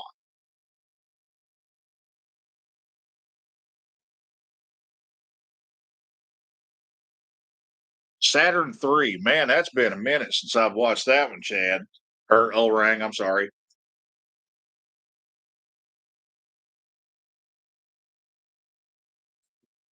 Witches of Eastwick. Nerd. Hey, Homegrown mentioned Jack Nicholson, and I just want to point out his genius. The only thing missing from the Witches of Eastwick was a fucking Hallmark logo in the bottom corner of the screen, okay? Jack Nicholson was totally. He was playing on the complete psycho persona at the time, which is him. That's Jack. Love him. 2001, 28 days later, hell yeah, I am looking forward to 28 years because I want to see where they go with this. Cloverfield, that was a good one. Cloverfield Paradox, that one kind of hurt my head. I ain't going to lie. I had to watch it a couple times where I could get dialed in on it. Also, fun little factoid that I found out the other day for the first time. The Cloverfield movies exist in the same universe as the newer Godzilla movies. So yeah, there's that. So basically, at the end of the day, the big bad from Cloverfield is just another run of the mill kaiju. How did you discover this? Nerd? What? Nerd.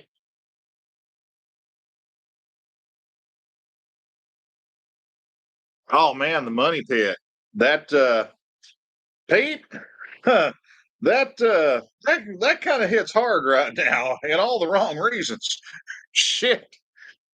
Why you gotta hurt me like that, brother? I don't see a band-aid. You're good, Pete. Continue on.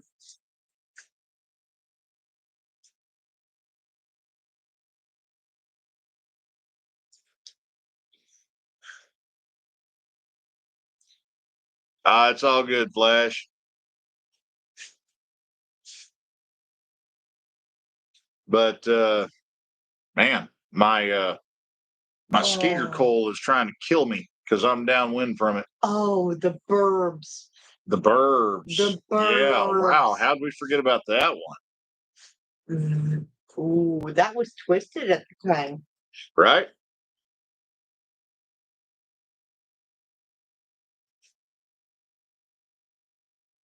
Now, Weird Science, I'm totally on board with because, Of course you are. hey, that was 15-year-old me spank bank material right there. Okay, I ain't gonna lie. Popcorn, I don't remember that. Yeah, don't tell mom the babysitter's dead. Oh, don't throw mama from the train. You remember Ma Fratelli? I can't remember her real name. God bless her, but man, that woman was awesome. The Applegates. Applegates. The Applegates.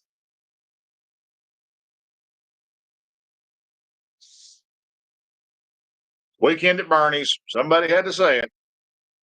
Yeah, and Honey, I Shrunk the Kids. That started out being like a halfway respectable sci-fi movie, and then they Disneyfied it and they made it. Don't look at me like that. It's not like I'm taking a shot at you. Your boss, on the other hand, but they did. I mean,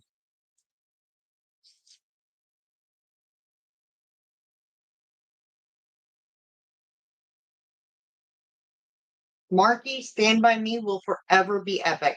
Yep. Can't argue with that. I can't.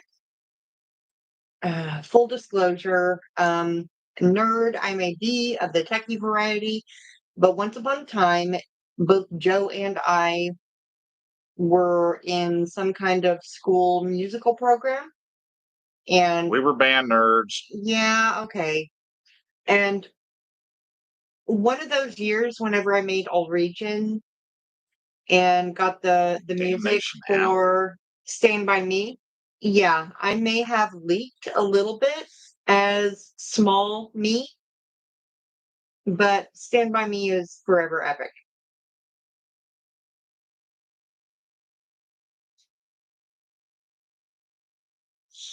Oh, man, I think the name of the movie was Dreamcatcher, but all of the characters in the movie Dreamcatcher were loosely modeled on a adult version of the characters from Stand By Me. That was weird getting my head wrapped around on that one, man. Big Fat Greek Wedding.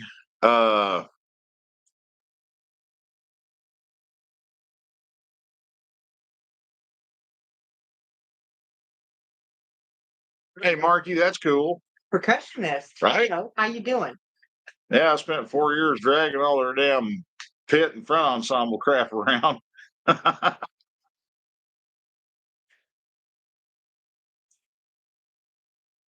Zan, I agree with you. The first Ghost Rider was pretty good. The second, that was a try hard movie. It tried real hard, but it didn't make the cut.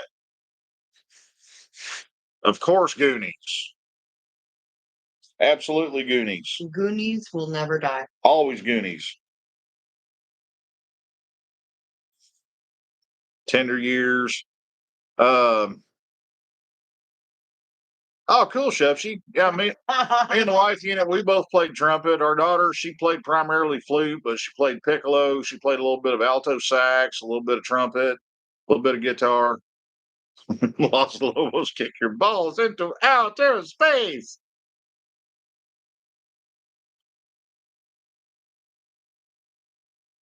Ooh, Red Sonja. Forgot about that one. That Red Sonja was like the the She-Ra power chick version of Conan the Barbarian.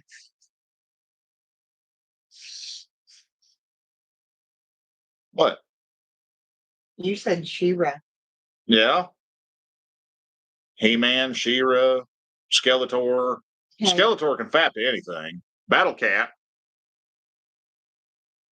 And here we are on Masters of the Universe. Man, we made a jump here.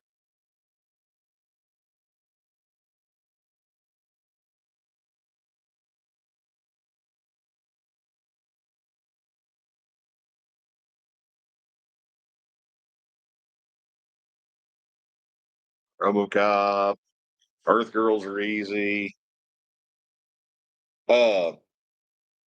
It Invaders from Mars was still an awesome one, man. Yep, Thundercats. She's the Thundercats fangirl. That wasn't really my thing. Thank you.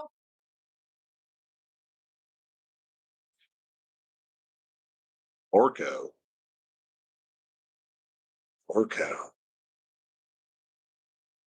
Homegrown? I mean, Darth Vader's definitely in the top 5. I'm not going to say he's the top, but he's in the top 5. Um, for me, honestly, it would have to be a toss up between the xenomorph, species XX-121 from the Alien franchise, because I mean their sole purpose in life is to kill and reproduce. That's it. They're a perfect killing machine, but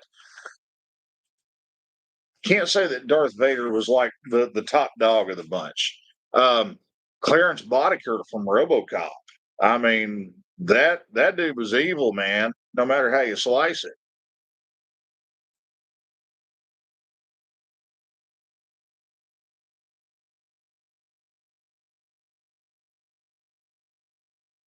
Chuck, that's awesome, dude. Our eldest, she was trying to get into the Marine Corps band program when she first enlisted, and that just didn't quite work out. So she became a rotorhead instead.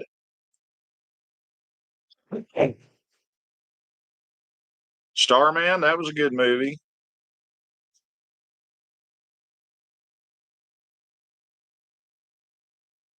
Oh, Orca, the killer whale movie. Yeah, that one scene where he jumps up and collapses the front deck of the house, and the chick's got a broke leg, and you know the whale bites it smooth off, cast and all. That was like, oh shit.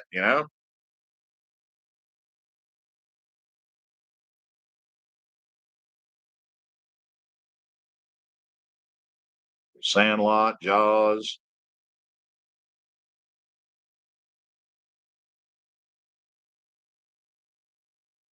Hey, let's be honest.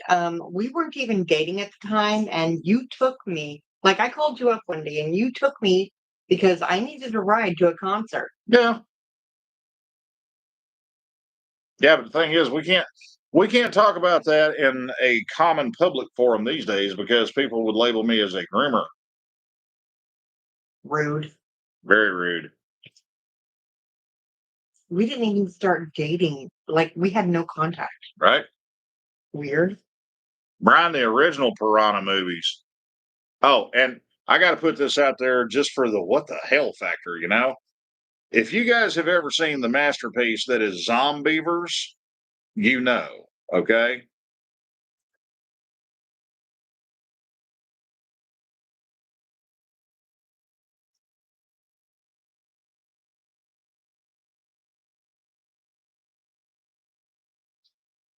Oh, oh, you went to see Clockwork Orange. That'll screw you up. I don't imagine there would have been. Sorry about that, Bubba. Huh.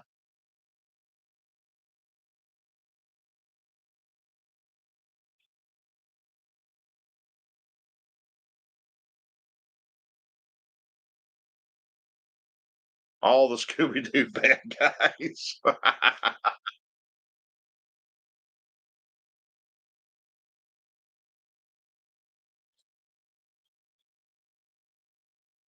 You know the dude is certifiably crazy, right?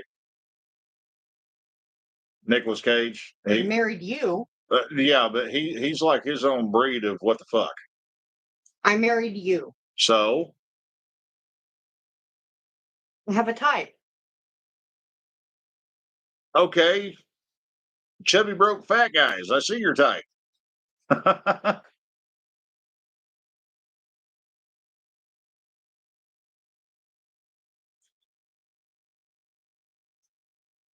Easy now, Zandbiker. A snake boot. It was a high school band concert that I was in. Joe was out of school. I was still in school. We knew each other. I made a call. I'm like, hey, I need a ride. Can you get me here? So there it is. Yeah. Space Ghost. Who remembers Jabberjaw? I married you. No, the shark, Jabberjaw. Oh, Yeah. no. No, I don't know that. What about grape? You probably don't remember grape ape either, do you? I do remember Grape Ape. She remembers grape ape, but she doesn't remember Jabberjaw. I married you. The fuck is wrong with that? Oh, speed buggy. Now wait a minute. Oh one. Are you talking like the penguins from Madagascar?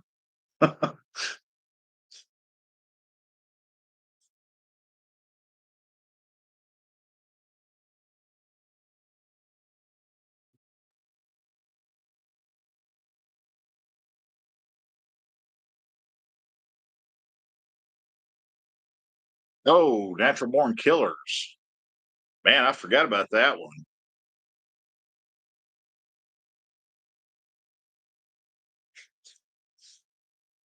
Herculoids. Man, I'm I'm running out of stuff to knock the dust off of here, guys. Damn. Sneeze. Ha ha. No. No, it's okay. Go ahead. No, Sneeze. fuck off. No.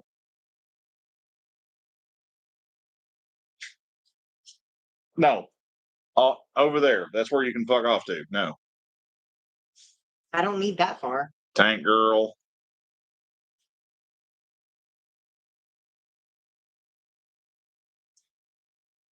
Zan, the mystery machine runs around here in the Tampa St. Pete area. And it's pretty fucking awesome too. But when we were in Tennessee, you totally geeked out about that one van that we came across whenever we took our kids downtown for Halloween. Oh yeah, the ZRT, zombie response team. Yes. Yeah, that was cool.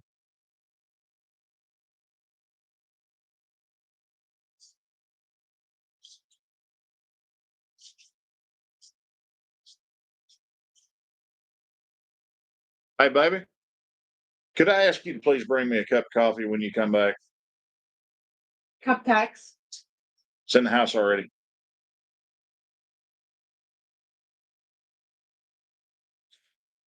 I'm loved. Really, I am.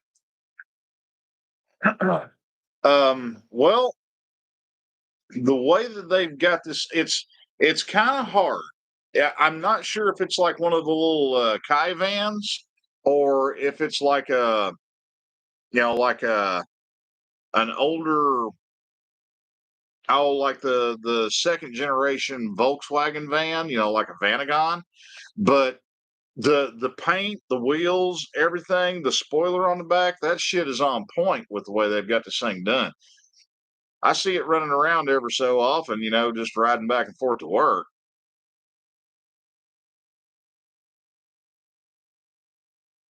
Homegrown, I'm still looking around, man. I mean, ever since the debacle with the kitchen started, that plan's kind of been put on the back burner for the time being.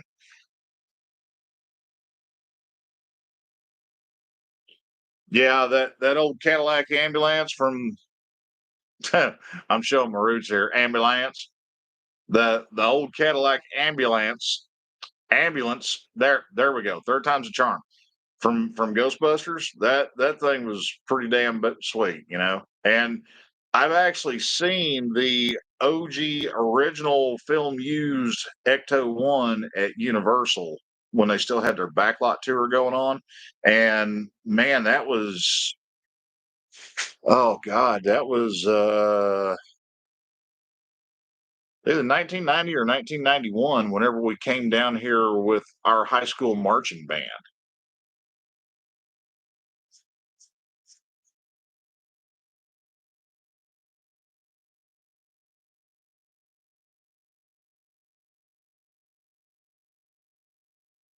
Yeah, Kit.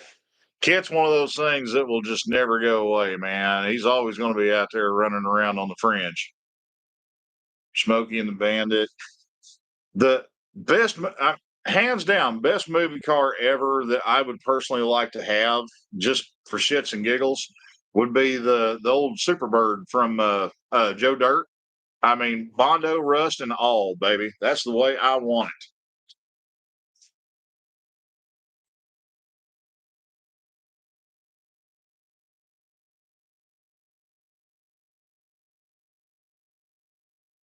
Oh wow, Pete, that's wild, dude. Oh, fuck. How in the hell did we forget Quigley? Holy shit, man. We've been doing this shit for 3.5 hours now, and just now somebody mentions Quigley.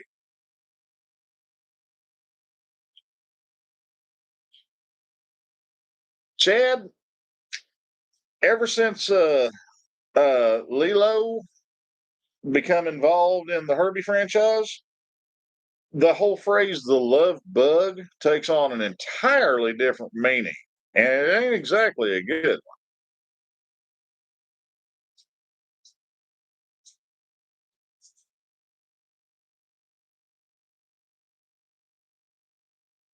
Oh, Lifer Nav, dude, I haven't thought about that in years, man.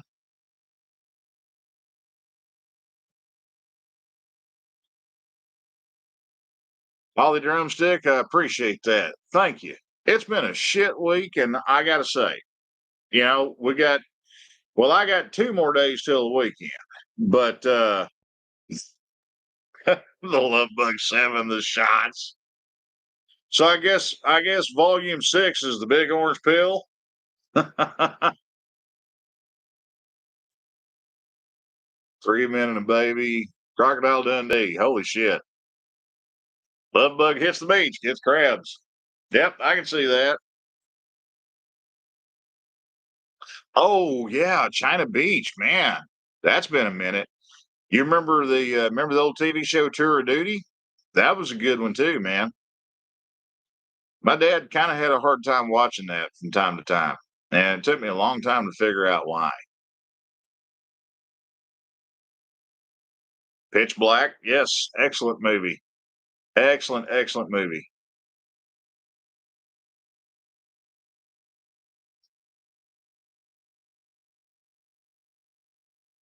Bob Bob Black. Oh yeah, man. That's been a minute. I remember watching that at my grandparents' house. Grandpa used to like watching that.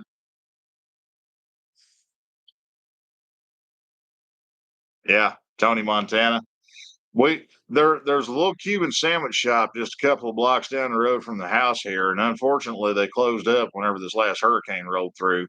But their house special, they called it the Tony Montana, and hands down, man, that's the best damn Cuban I've ever had in my life. It was awesome. I miss those things from up at Smiley's. Apocalypse Now, yep. Apocalypse Now. Apocalypse Now, you had to watch that a couple of times to really get your head wrapped around it and really get it. You know what I mean? They were expendable, Braveheart, both solid films. Um,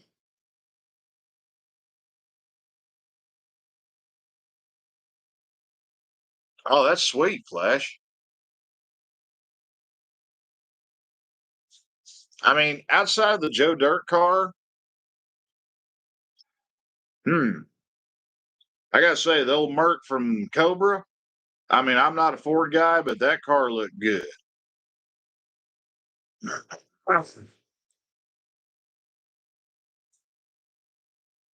The 18 van, we got that running around here local, Bubba. One of the sales guys up at Burt's Barracuda used to work up there. I mean, he had the whole Mr. T fan club kit going on. He had the van, he had the look, he had the chains, he had it all, dude.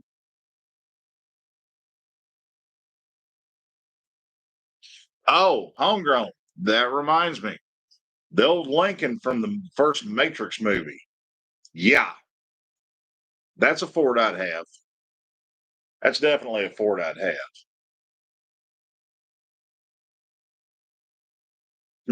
What else was cool? I mean, obviously, the car from Christine, that was cool. Um, the GTO in my science project, but then again, I'm biased on that. Hmm.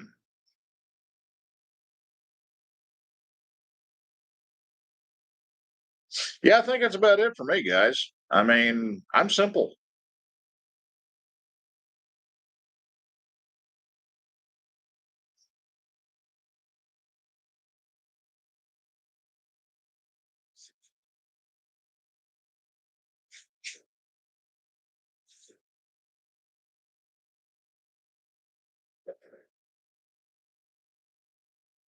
Yeah, Jesse Duke's truck.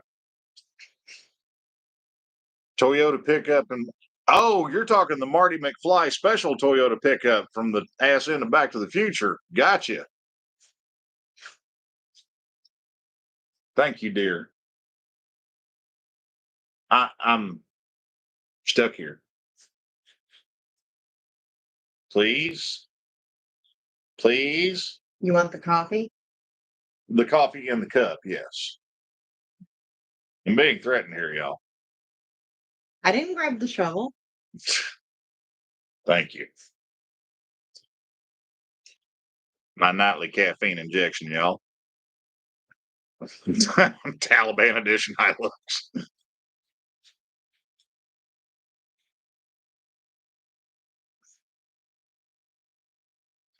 I miss my old desert runner. I trusted Joel to keep him behaving while I was gone.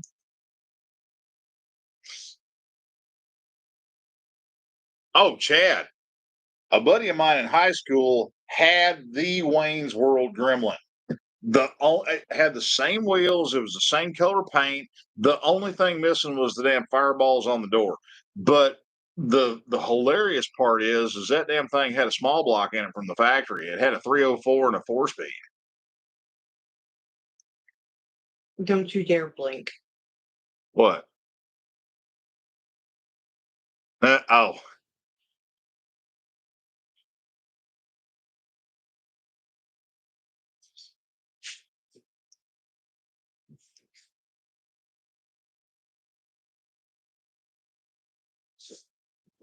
Wait, L-Ring, you're right. I'm sorry about that, man.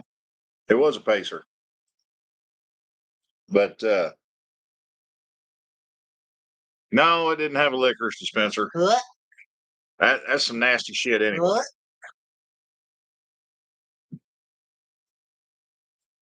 All right, Life for Nav, take it easy, brother. I appreciate you hanging out with us.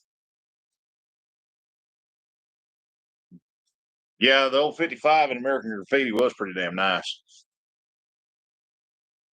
That was in caps. I do not believe any single one of y'all were on your best behavior. We were honest engine, Scouts honor. Yeah. Y'all got to work on that. It's not believable.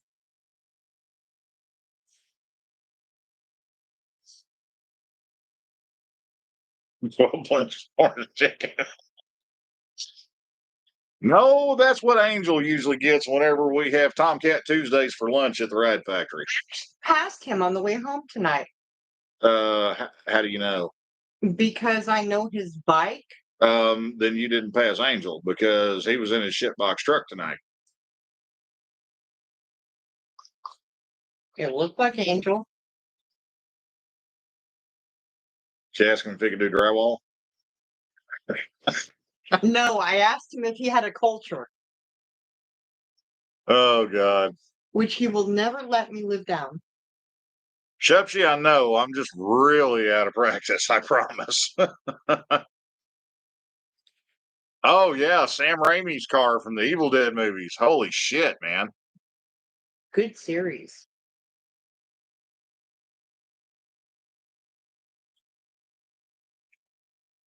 Oh man. What's another movie car that you'd want to have? A movie car? Movie car. I don't know. I mean, whenever you were talking about Back to the Future, I have seen you with a DeLorean in the shop before when we were in Oklahoma. Yeah. Like you worked on a DeLorean, and it was total, literal, throw me back to the future kind of mentality. Absolutely, all right. I couldn't remember if it was a 49 or a 50. All right. Wasn't it a 50? Didn't it have like the vanity plate that said 50 Merc or something like that? But yeah, what she's talking about, when I used to run a Napa Auto Care in Sallisaw, Oklahoma, we had a customer that had a DeLorean and they brought it into us. And, this thing had been sitting in a barn for 10 plus years and they wanted us to get it up and running. And the mechanical fuel injection on the Renault V6 that was installed in these things, I can see why DeLorean Motor Company went under, okay? Because that was a miserable, rotten bastard to work on.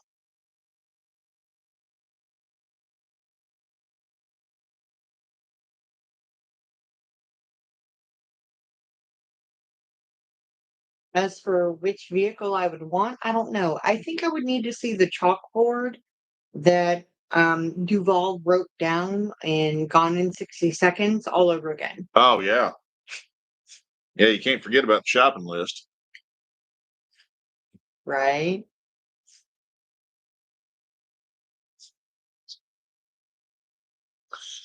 Truthfully, between the two of them, I really wouldn't want neither of them, Shepsy, Pete.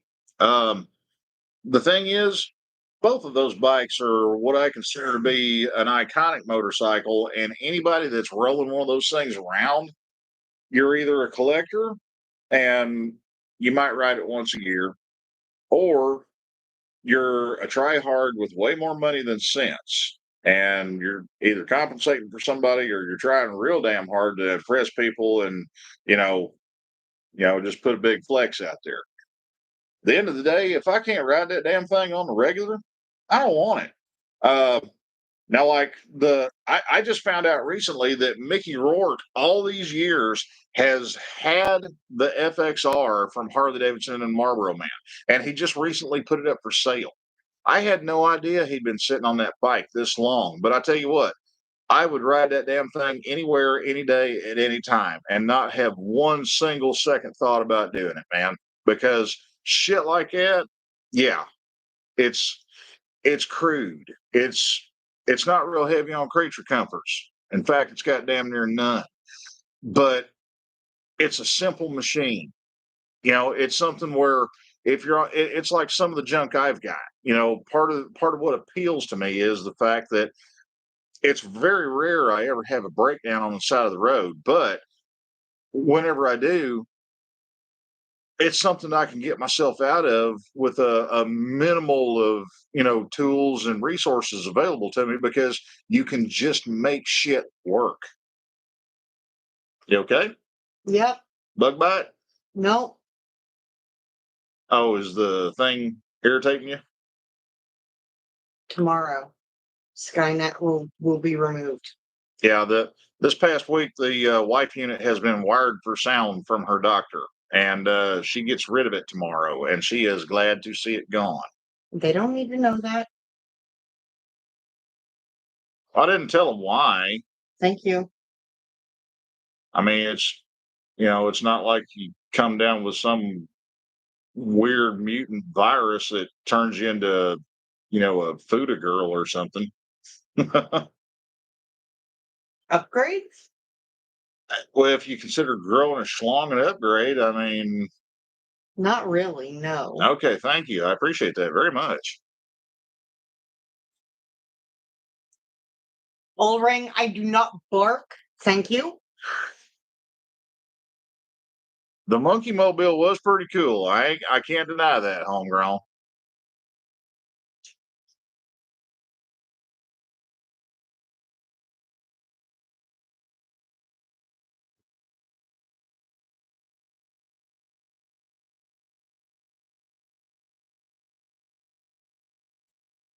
You say monkey mobile, and I can't help but think of the monkeys. Like, hey, we're the monkeys. That's what we're talking about.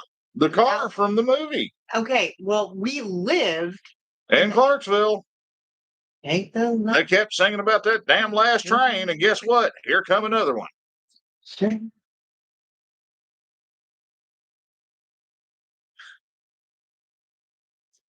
Oh shit, we've been doing this damn near 4 hours tonight, guys.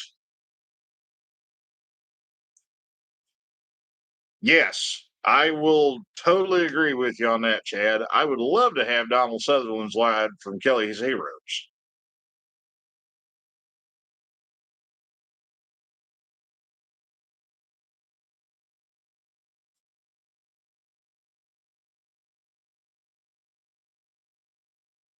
Yeah, the Munster Mobile was pretty cool. Um,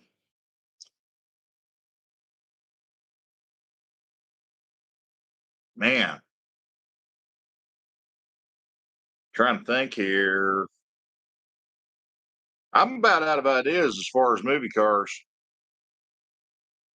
Rob Zombie is forever, yes.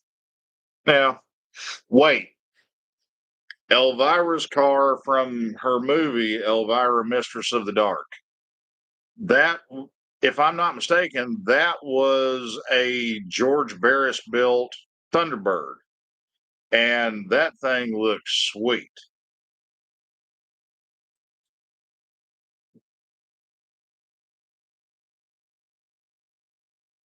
Homegrown, that'd be a hell of a concept now, wouldn't it? Okay, but if you're talking Batmobile, then I need to know who is your Batman because I will judge you.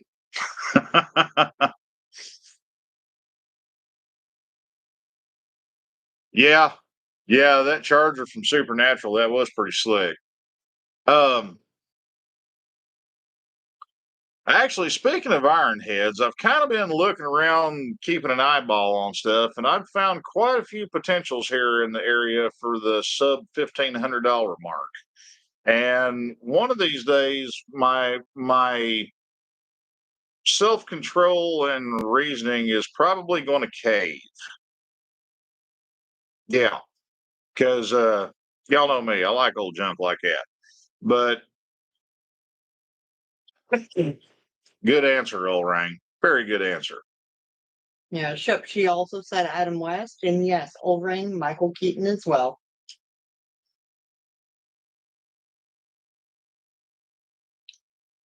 Yeah, the Power Wagon from the Fall Guy.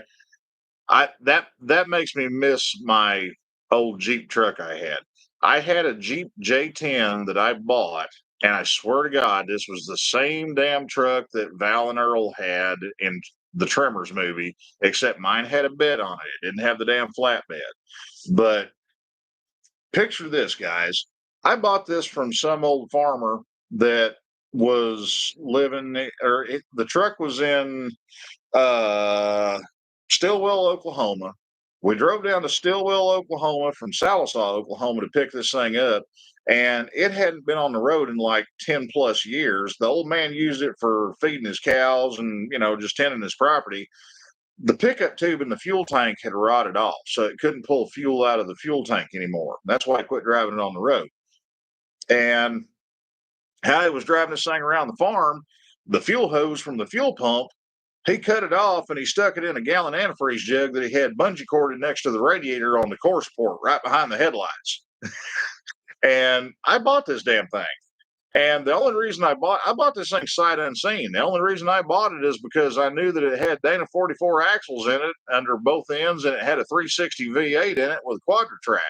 I didn't really give a shit about the Quadra-Track, but the 360 and the axles sounded pretty damn good to swap into an old Jeep CJ that me and Dad had at the time. But so we go to Stillwell, we pick this thing up, drag it back to Salisaw, Oklahoma. The next day, I drive it over to Mom and Dad's place on the other side of the state line in Van Buren, which is 40 miles downrange. And I get this thing running like in a day. But before I did that, I had to battle the angry marsupial that was still living under the hood that had grown and built a quite comfortable nest there. Because about the only thing of the motor you could see when I first got this thing back to Mom and Dad's place and got it off the trailer was the top of the damn air filter. So I'm pulling handfuls of hay out of everywhere on this thing. And I reach back by the blower box and I grab this handful of hay, and all of a sudden I hear this god awful hissing. I see these two beady little eyes and a mouthful of teeth, and I'm like, holy shit, he's still here. So I did what anybody that just got the shit scared out of them would do. I promptly banged the shit out of my head on the bottom of the hood, and then I ran over to the barn and I grabbed a piece of tomato steak that was laying up there, and I started poking around. And when he stuck his head up, I gave him a little love tap, and that was how I relocated said possum. What? Whenever you said Oklahoma, that was not the truck that came to mind to me. What are you thinking about my Desert Runner? Yes. I miss my Desert Runner. And the one that got you that middle of the night text after I got off work. Oh, yeah. Yeah, I miss my Desert Runner. Hey, Lagfest, yeah, we're still dealing with the kitchen shit. We just got to chip away at it a little bit at a time whenever we got time to do it. But we'll come out the other side okay. It's just going to take a little while, that's all. No, can we please talk about that Desert Runner that was unbeknownst to you at the time? Yeah.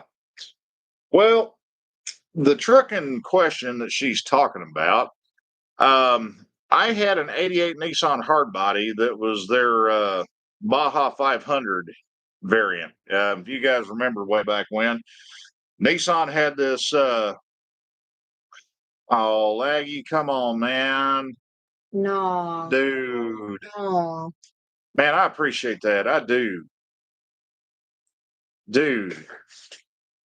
We all go through stuff. I Everybody. love y'all for that because you guys have been behind us on this shit ever since we, shared it with y'all. And I feel blessed that people like you would, reach out to give us a hand on this because, we didn't make any bones about it. This wasn't something that we planned for, but the thing is, it actually makes me feel damn good about what we do here and also about, the people that choose to spend their time and share their lives with us and everything because you ain't got to do that. You don't. And I appreciate the hell out of you for doing it. I mean, if you ever get down this way, trust me, first round's on me. Easy, Pete. And snake bite, that was only that one time, okay? I mean, come on, dude. Why you got to go back there? Damn.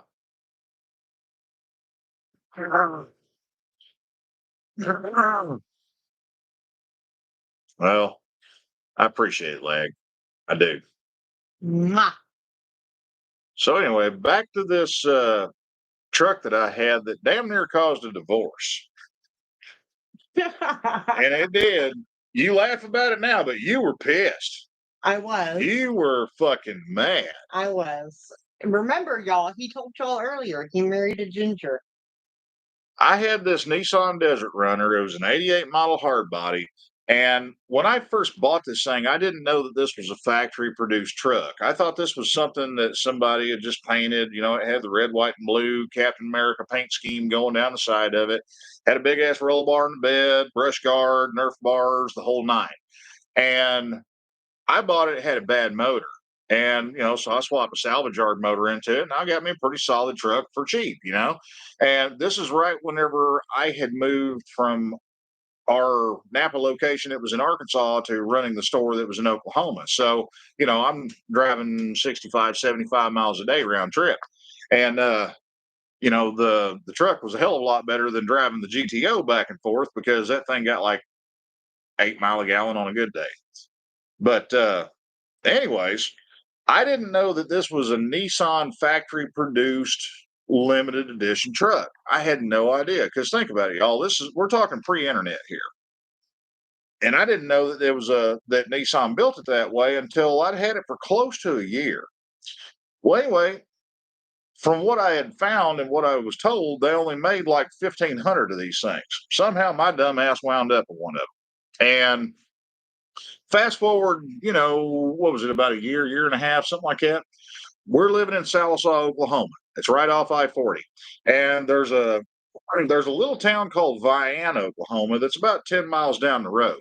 And it's, typical small town, probably maybe 4,000 or 5,000 people in it at the most. I mean, compared to the bustling metropolis of Sallisaw with 12,000 people in it. But apparently, there was an English teacher at the Vian High School that had the exact same fucking truck. I'd heard about it. I'd heard about it from my customers at the Napa that I was running, but I never saw this thing. Never did. Never once laid eyes on it. But she did. And when she did, she was madder than hell because she sees this cute little blonde jumping out of what she thinks is my truck at Walmart.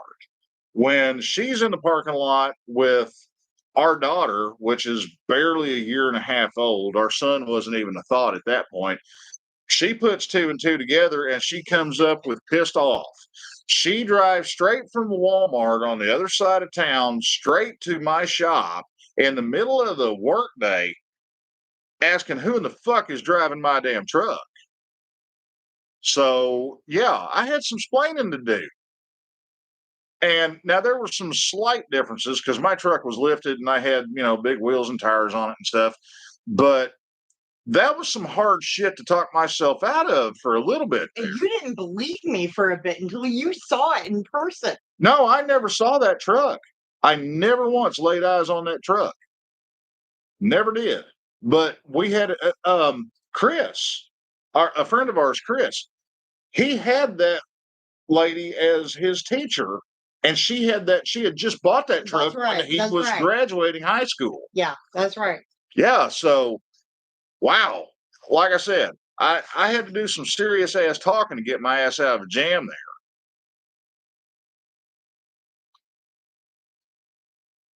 What do I like to use for soaking a stuck motor? Well, depending on how stuck and if it's had water sitting in it, step one, you got to get all the moisture out of it. So pull spark plug out of it, blow it out with compressed air as best you can.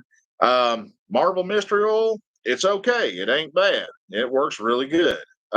Personally, what I like to use is, and I kind of use this as a do-it-all penetrating oil, cutting oil, threading oil, whatever the hell you want to do with it oil. Just don't put it on your salad oil.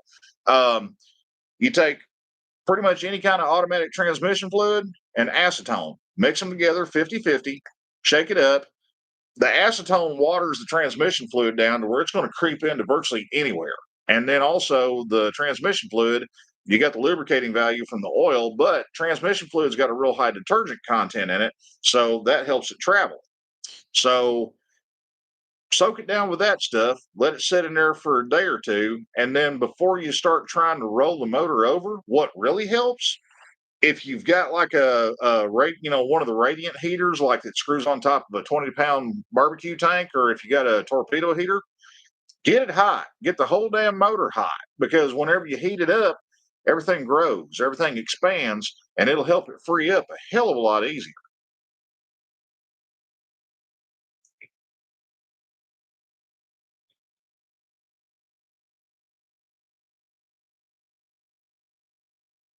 Well, Elrang beat me to it. So that was a pointless 37 seconds in our existence here on the interwebs.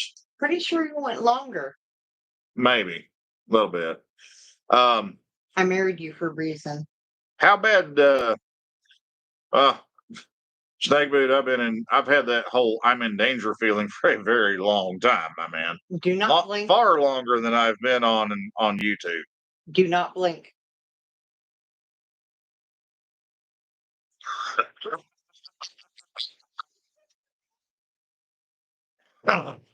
Oh.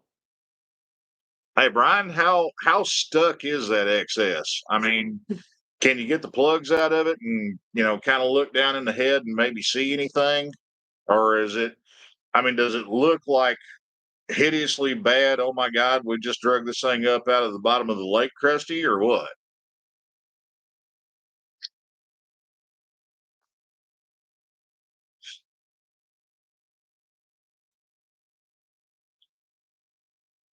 And being how it's an air-cooled inline four, if you can pop the carburetors off of that thing and just soak the hell out of it through the intake side of the head,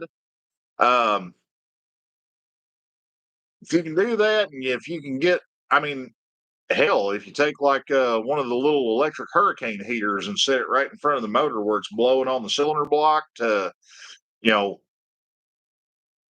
just get some heat into it like that, that's going to be your best bet.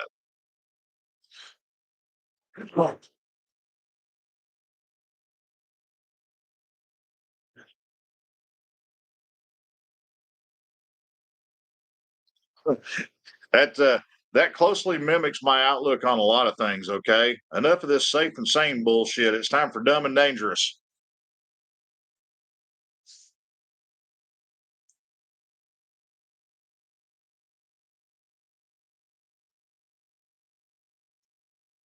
Oh man. Well, hey, if you come up with a complete XS 1100 for $150, man, I mean, at the end of the day, if you find the motor's just totally roached in it, you can still park the thing out and make your money back and then some. I actually saw a bike on Marketplace yesterday that had me thinking really hard. It was Cletus's doppelganger. Guy had a 93 ZX11. It was the first year for the D variant, like what I've got. And he had bought this thing from Impound. Apparently, it backfired through the carbs and it started a small fire and it melted the airbox just a little bit, but You nothing don't real have bad. small fires. No. This bike that I was looking at. Okay. Long story short here, complete ZX11 with 14,000 miles on it and some pretty tasty upgrades. It had some decent rubber on it, good wheels that were polished out. It had wave rotors from braking on the front, and somebody had swapped the brake calipers out with something that looked like maybe a Honda 954 or something like that, but had some nice stuff on it. Dude was asking $200 on it, or if if I wanted a title for it, it was going to be $300. I'm still pondering that because it's got some stuff on there that I wouldn't mind cherry picking off of it and sticking on Cletus.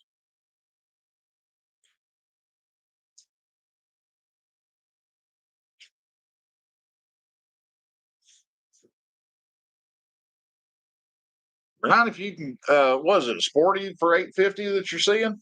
Because I mean, if it's an Evo Sporty for that kind of money, even if it's an 883, man, I mean, you can buy into it pretty cheap like that. Parts for them are everywhere and they're stupid cheap, man. So Baker's dozen, big deal, okay? We need to deal in even numbers here, all right? Think big picture. Man, if you get a 1200 Sporty for $850, I'd be like, hey, here, shut up and take my money. Not right now. Not me, but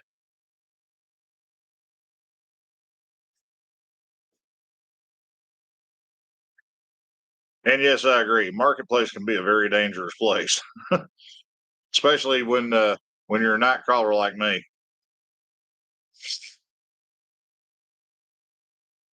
Snakeboot, I have heard of Panzer Motorcycle Company.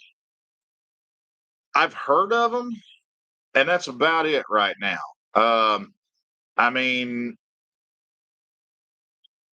I'm trying to remember. Are they a smaller series of bike, like little 200s, 250s, stuff like that? Because if it is, and that's what I'm thinking of, it's they're a China bike. Um, I mean, I'm having mental block right now. I'd have to Google that shit. But yeah, Chuck, your wife's got to know one 883. I mean, dude, it's an Evo. I mean, let's be honest here. Once you hit about the 30, and this goes for Evo Sportsters and Evo Big Twin alike. Once you hit about the 30 to 40,000 mile mark on an Evo, guess what? The base gaskets are going to be leaking. That's proven fact. Those are such an easy motor to work on, and parts for them are so ridiculously cheap. You spend an extra $10 on what you would normally spend on the regular paper gaskets, and you buy the rubber covered metal base gaskets that James and Cometic makes for them. Throw those in there, clean everything up real good. It'll never leak again as long as you're not just beating the thing to death. And, just go on with life. Because from that point moving forward, you ain't got to worry about it happening again.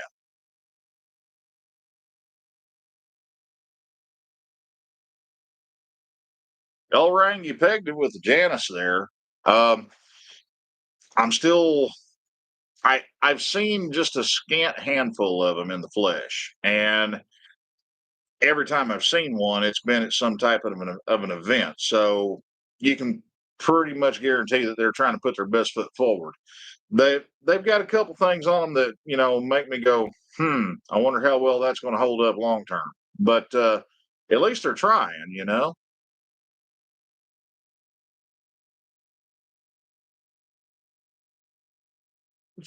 Panzer Nomad. I'd have to look at that, man.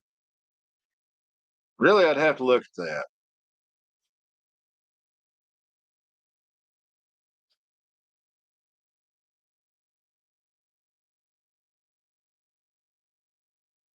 that. Unicycle. Just don't flip off a Clarksville City cop running a red light through an intersection.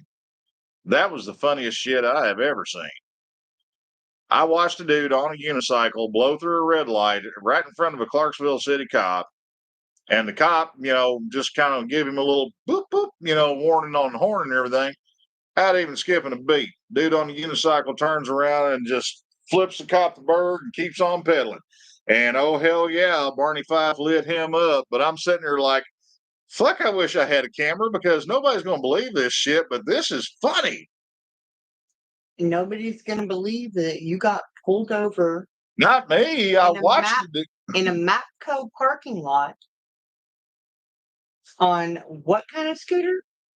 No. I wasn't in the Mapco parking lot. I got pulled over on Old Ashland City Road. Oh, right. Yeah, when I still had my little Vino 50 scoot, I used that thing for going back and forth to work. Hell, I daily drove a Yamaha Vino scooter pretty much every day for close to a year and a half. It wasn't because I had to. I wanted to. Besides, it beat putting gas in the truck. But the Vino was a little modified, and Allegedly. it was a little modified. Allegedly. It was a 50cc two-stroke that would do 52 mile an hour with my big ass on the damn thing. I literally weighed twice as much as the scooter did. But I'm going down Old Ashland City Road there in Clarksville on my way to work one morning, and I get lit up. Cop pulls me over. I'm like, oh boy, here we go. Now, just to give you guys a heads up here, in Tennessee, if it's 50 cc's or below, you don't have to tag them, you don't have to insure them, you don't have to register them. You do have to have a valid driver's license, not a motorcycle endorsement, but a driver's license.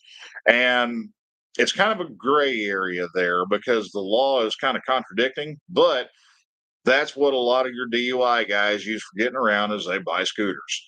So anyway, this cop pulls me over. He's like, let me see your license if you got one. Right off the rip. And I'm like, oh shit, it's going to be one of them. He's like, you realize this is 30 mile an hour zone? Yes, sir. Sure do. You realize our radar you at 44 mile an hour in this 30 mile an hour zone? And I looked at him. I'm like, really? You radared my big ass on this itty bitty little 50cc scooter that does 28 mile an hour on flat ground with me on there, considering I weigh double what the scooter does. And I was going uphill when I passed you. When was the last time you had your radar unit calibrated? And also, do you have the calibration tool that's assigned to your radar unit in the trunk of your unit like you're supposed to by Tennessee state law? And as soon as I said that, he didn't say a damn word to me. He just handed me my license and he stomped off back to his car and he took off. And I'm like, okay. Either I'm getting a ticket or I'm getting an ass beating, one of the two. But I may have been able to get lucky enough to split the difference right down the middle, and I just talked my way out of this shit.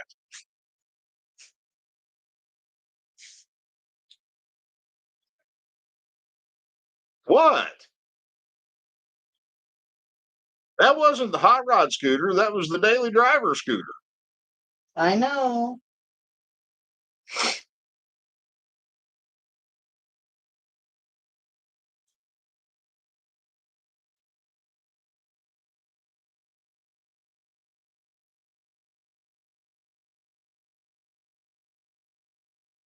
Yeah, the problem that we're starting to see real bad here in the St. Pete and Tampa Bay area, it's not scooters so much, it's the guys on the e-bikes. Those guys are ballsy, and a lot of these guys are on these things that are ridiculously fast, and they don't give a shit. Bike lane, sidewalk, parking lot, you name it, they don't give a damn. If they can put rubber on the road, they'll ride it there. And the thing is they don't pay attention to stoplights. They don't pay attention to stop signs. The concept of yielding is completely foreign to them because the way they look at it, they're on a bicycle and the rules don't apply. But it's it's starting to get bad. You'll here probably the last year and a half. You usually average seeing about once a week, somebody got clocked on one and either got in the hospital, or unfortunately, they ended up becoming unalive due to it.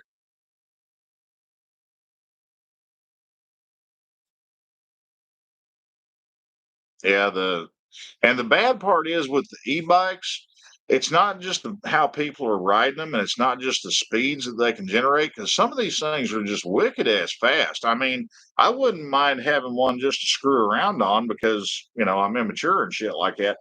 The problem is they're so damn quiet. You have no clue that they are there until they are right on top of your ass.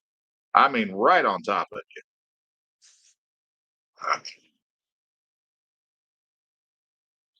We got a couple of the unicycles around here too, Chad. And the guys that ride the one wheels, it's got the big fat tire, looks like it comes off of a garden tractor, it's strapped into the middle of a skateboard. All the hipsters and cool kids that run up and down Central Avenue and everything on the weekends, they love those things.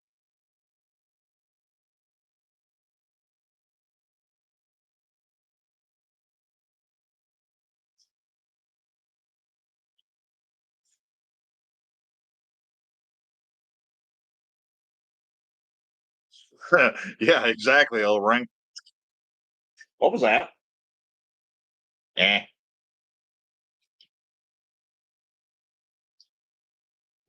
But then again, you guys also got to consider at least once a week on my daily commute back and forth to work.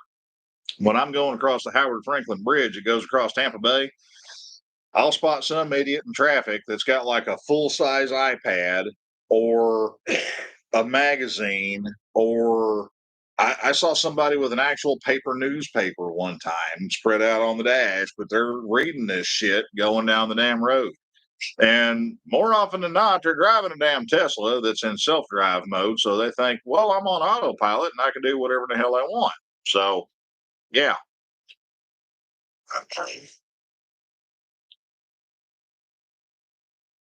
Snake boot, that's exactly the scenario that plays out time and time again here, man. I mean, it's like, remember when the Toyota Prius first started getting mainstream and popular? How many people got their ass run over in a crosswalk while they were jaywalking or something like that from one of those things because they didn't hear them and they just stepped right out in front of them and boom, there you go. Hey, Laura, how you doing, hon? It's all good. You ain't late. You're right on time when you need to be here. Viking, I just want to say that Joe has stamina. It's called better living through modern chemistry, brother.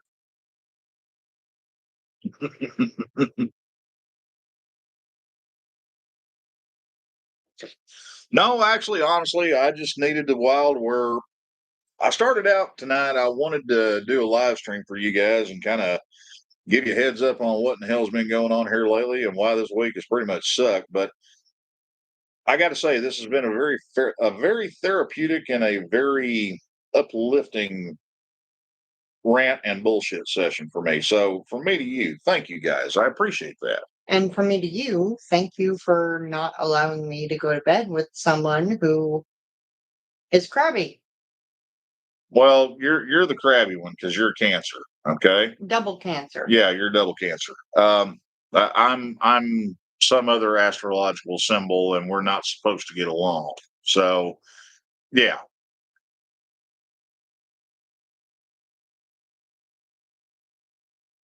All of that hoopla, whatever it is. right.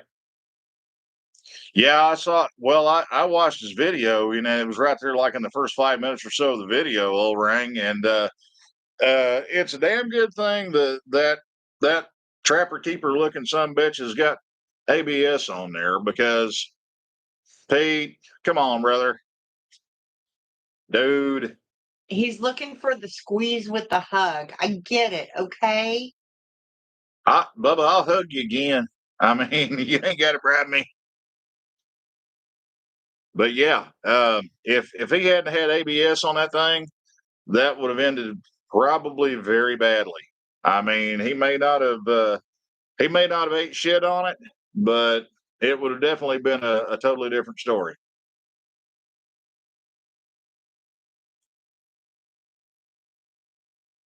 Yeah, man. Whenever it sets thing, if you're intoxicated on alcohol or substance or whatever, and you get on anything, bicycle, scooter, motorcycle, hang glider, unicycle, some kid's 10 speed that you bought at the Goodwill. I mean, it just, you're stacking the deck against you, man, and people should know better. Oh, one lures, man.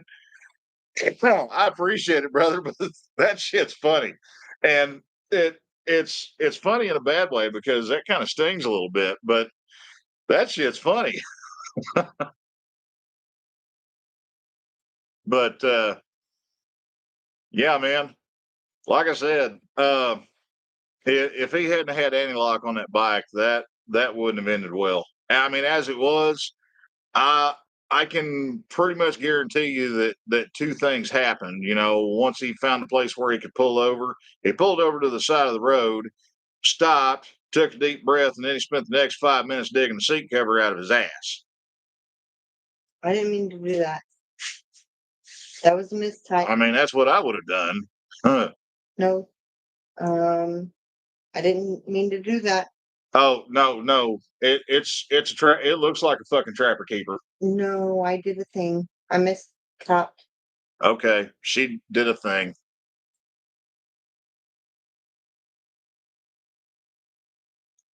Yeah, I seen where you were talking about. They pushed your parts back again, and man, I feel for you there, dude. I really do. Now, what's the big hang up there? Is it just a radiator where it's got the rub in it? I mean, can you not take that off and find some place, local to you that can repair that? I mean, uh, man, for forever and ever and ever, they used to advertise in the back pages of Dirt Rider and Motocross Action. There was a place called Myler's Pipe Repair, and they would take dents out of two-stroke pipes and everything, but they also did radiator repair as well. Like if you sent one in that was twisted, smashed, holed, whatever, and they just charged a flat fee for it. It was like 35 or 40 bucks, regardless of how bad it was, man. I mean, it was a hell of a good deal. I used them on a couple of pipes way back in the day.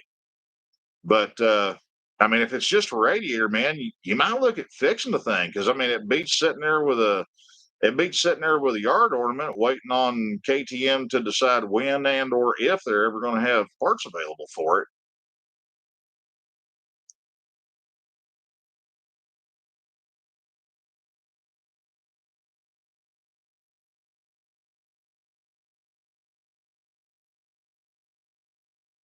Oh man, I ain't saying I wouldn't ride the thing. Okay, I mean that's my flavor of weird right there. Just well, I mean the Hell Yeah Brother Eagles, they're staying right where they are on the sides of Cletus. Brian, come on, man. Broham, I appreciate the fuck out of you, dude. I do. Thank you. Apparently, Brian has never done this before. I appreciate the hell out of you, man. Really. Y'all were too damn good to me. I owe all of y'all a debt that I cannot ever repay. But I want you to know that y'all thinking about us and y'all wishing us well, that means a lot. That makes the shitty days a hell of a lot more bearable. Everybody has those days. Oh yeah. Everybody's got bad days, and that's why I tell people, hey, if you got shit going on, reach out and talk to somebody.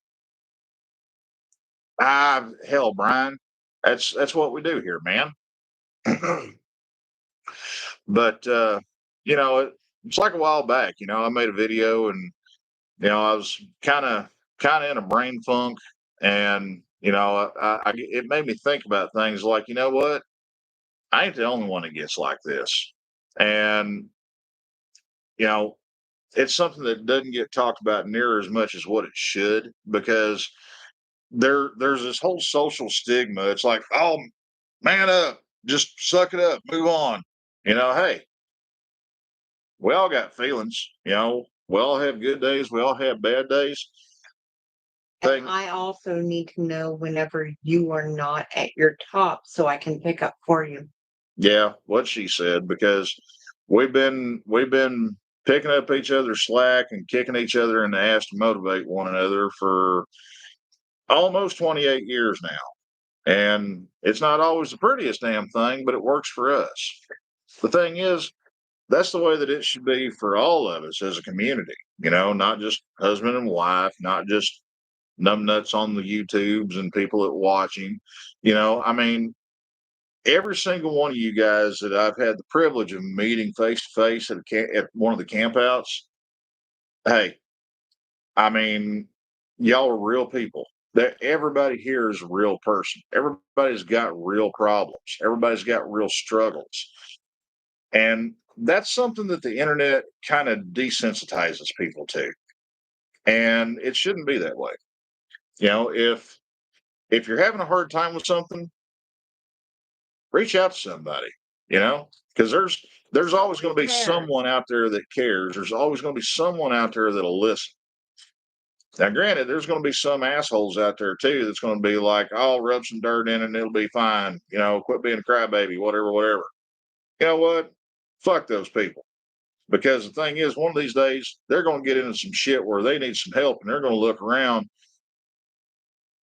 Ain't nobody going to want to deal with it because they've chosen that path to walk and they've chosen to be that level of dickhead. Whenever you close yourself off and whenever you put yourself in a bracket like that, people remember that. I'm going to call you out on that. Okay. Try me. Don't call them a dickhead. Okay. Why? You're talking about a person that has walked alone for so long, they cannot count on anyone else. True that. You're correct in that. Okay. Don't call them that. True that. However, if you make a conscious choice to berate and belittle people whenever they're reaching out to you for help, I don't feel that they deserve a pass. I'm not saying, well, you've judged yourself.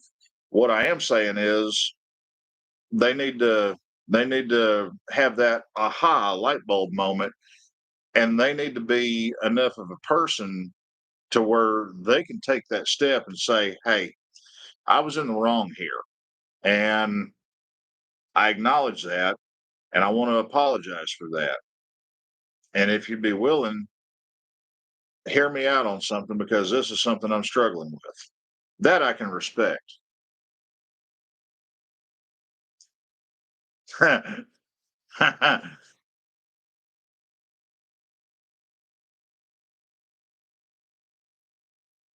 Holy shit, I didn't know they cut the neck off your frame, dude.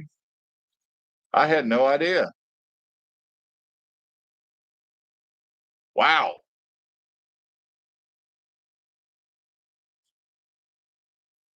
So are they shipping you a whole damn frame for this thing? Wow.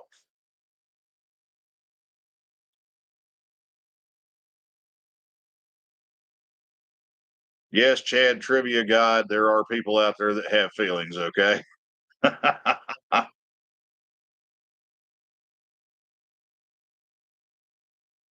Fuck your feelings. Mostly. Not really.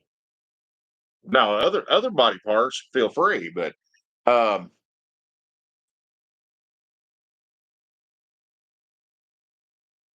oh, one, I'm glad that worked out for you, man.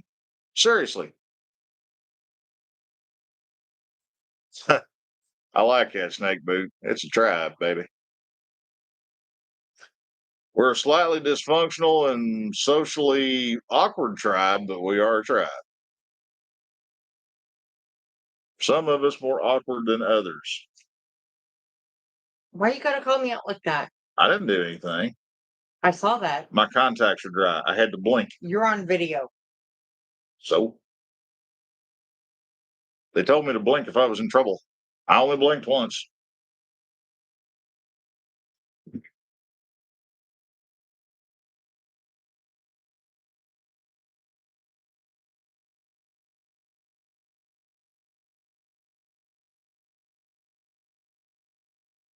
Well, Laggy, I can't speak for the state of Florida, but I can speak for the household here. Okay, you're welcome down here any damn time you want to come down. This is very solidly a no judgment zone here, and that's the way it stays.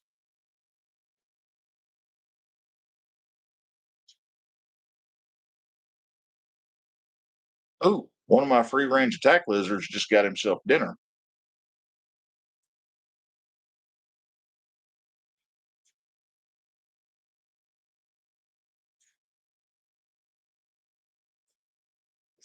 Yeah, one last time I had to go buy some syringes.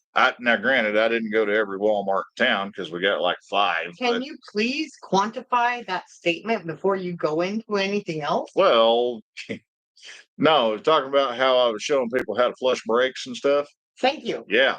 Well, I broke down and I bought a pack of them off of Amazon, and they're actually a little bit bigger than the ones from Walmart. They seem to be put together about the same, but hey, it's what I had and what I was able to get, on short notice. So, all right, Chepsy. Night, brother. I appreciate you hanging out with us, man. I'll catch you next trip. Dragon, Nighters, always a pleasure. Yeah. Wow, guys, I didn't realize we'd been going at this for 4.5 hours now, and it's coming up on 1 o'clock in the AM. You do realize I've got to go get an X-ray tomorrow. Yeah, she's got to go get microwaved, X-rayed or radiated, whatever you want to call it. And my ass is kind of gross. I need to go take a shower like that. You smell. I know, I smell funny. I smell like old people. Wait a minute. You are. I- You are one. But me and you sleep together, so I'm not. I mean, anyways. Guys, I appreciate you coming out. I damn sure do. And we're going to look at the upside of things because we're on the ass end of the week and a couple days of downtime to kind of recharge, and we'll get back at it. And hey, we'll get together Monday night and we'll do some shit then, and we'll probably say some stuff that's inappropriate and moderately funny, but we'll try to put out a little bit of something that'll help you guys learn a little bit too. Okay. I just want y'all to know I appreciate y'all hanging out with me. Thank you for letting me vent, and thank you everybody for what you've done for us. That means a lot. the yeah, the plug warning. I think that's something that they have on the wall. okay, you're gonna summon that EMT guy from all the TV. Yeah, guys, I'm trying to get out of here. She won't let me go. I love y'all. All right, I won't pull the plug on this thing because I got to put her to bed. I got to put my ass to bed. We got to get up and do it all over again tomorrow. So for everybody out there that's got one more day till the weekend, hey, it's one more day. That's all you got to make it through is the next 24 hours. Guys like me, hey, we got 2. We can pull a 48er. We'll get her done. I love you guys, all right? We are out of here, and I will catch y'all Monday night. I'll see you soon, y'all.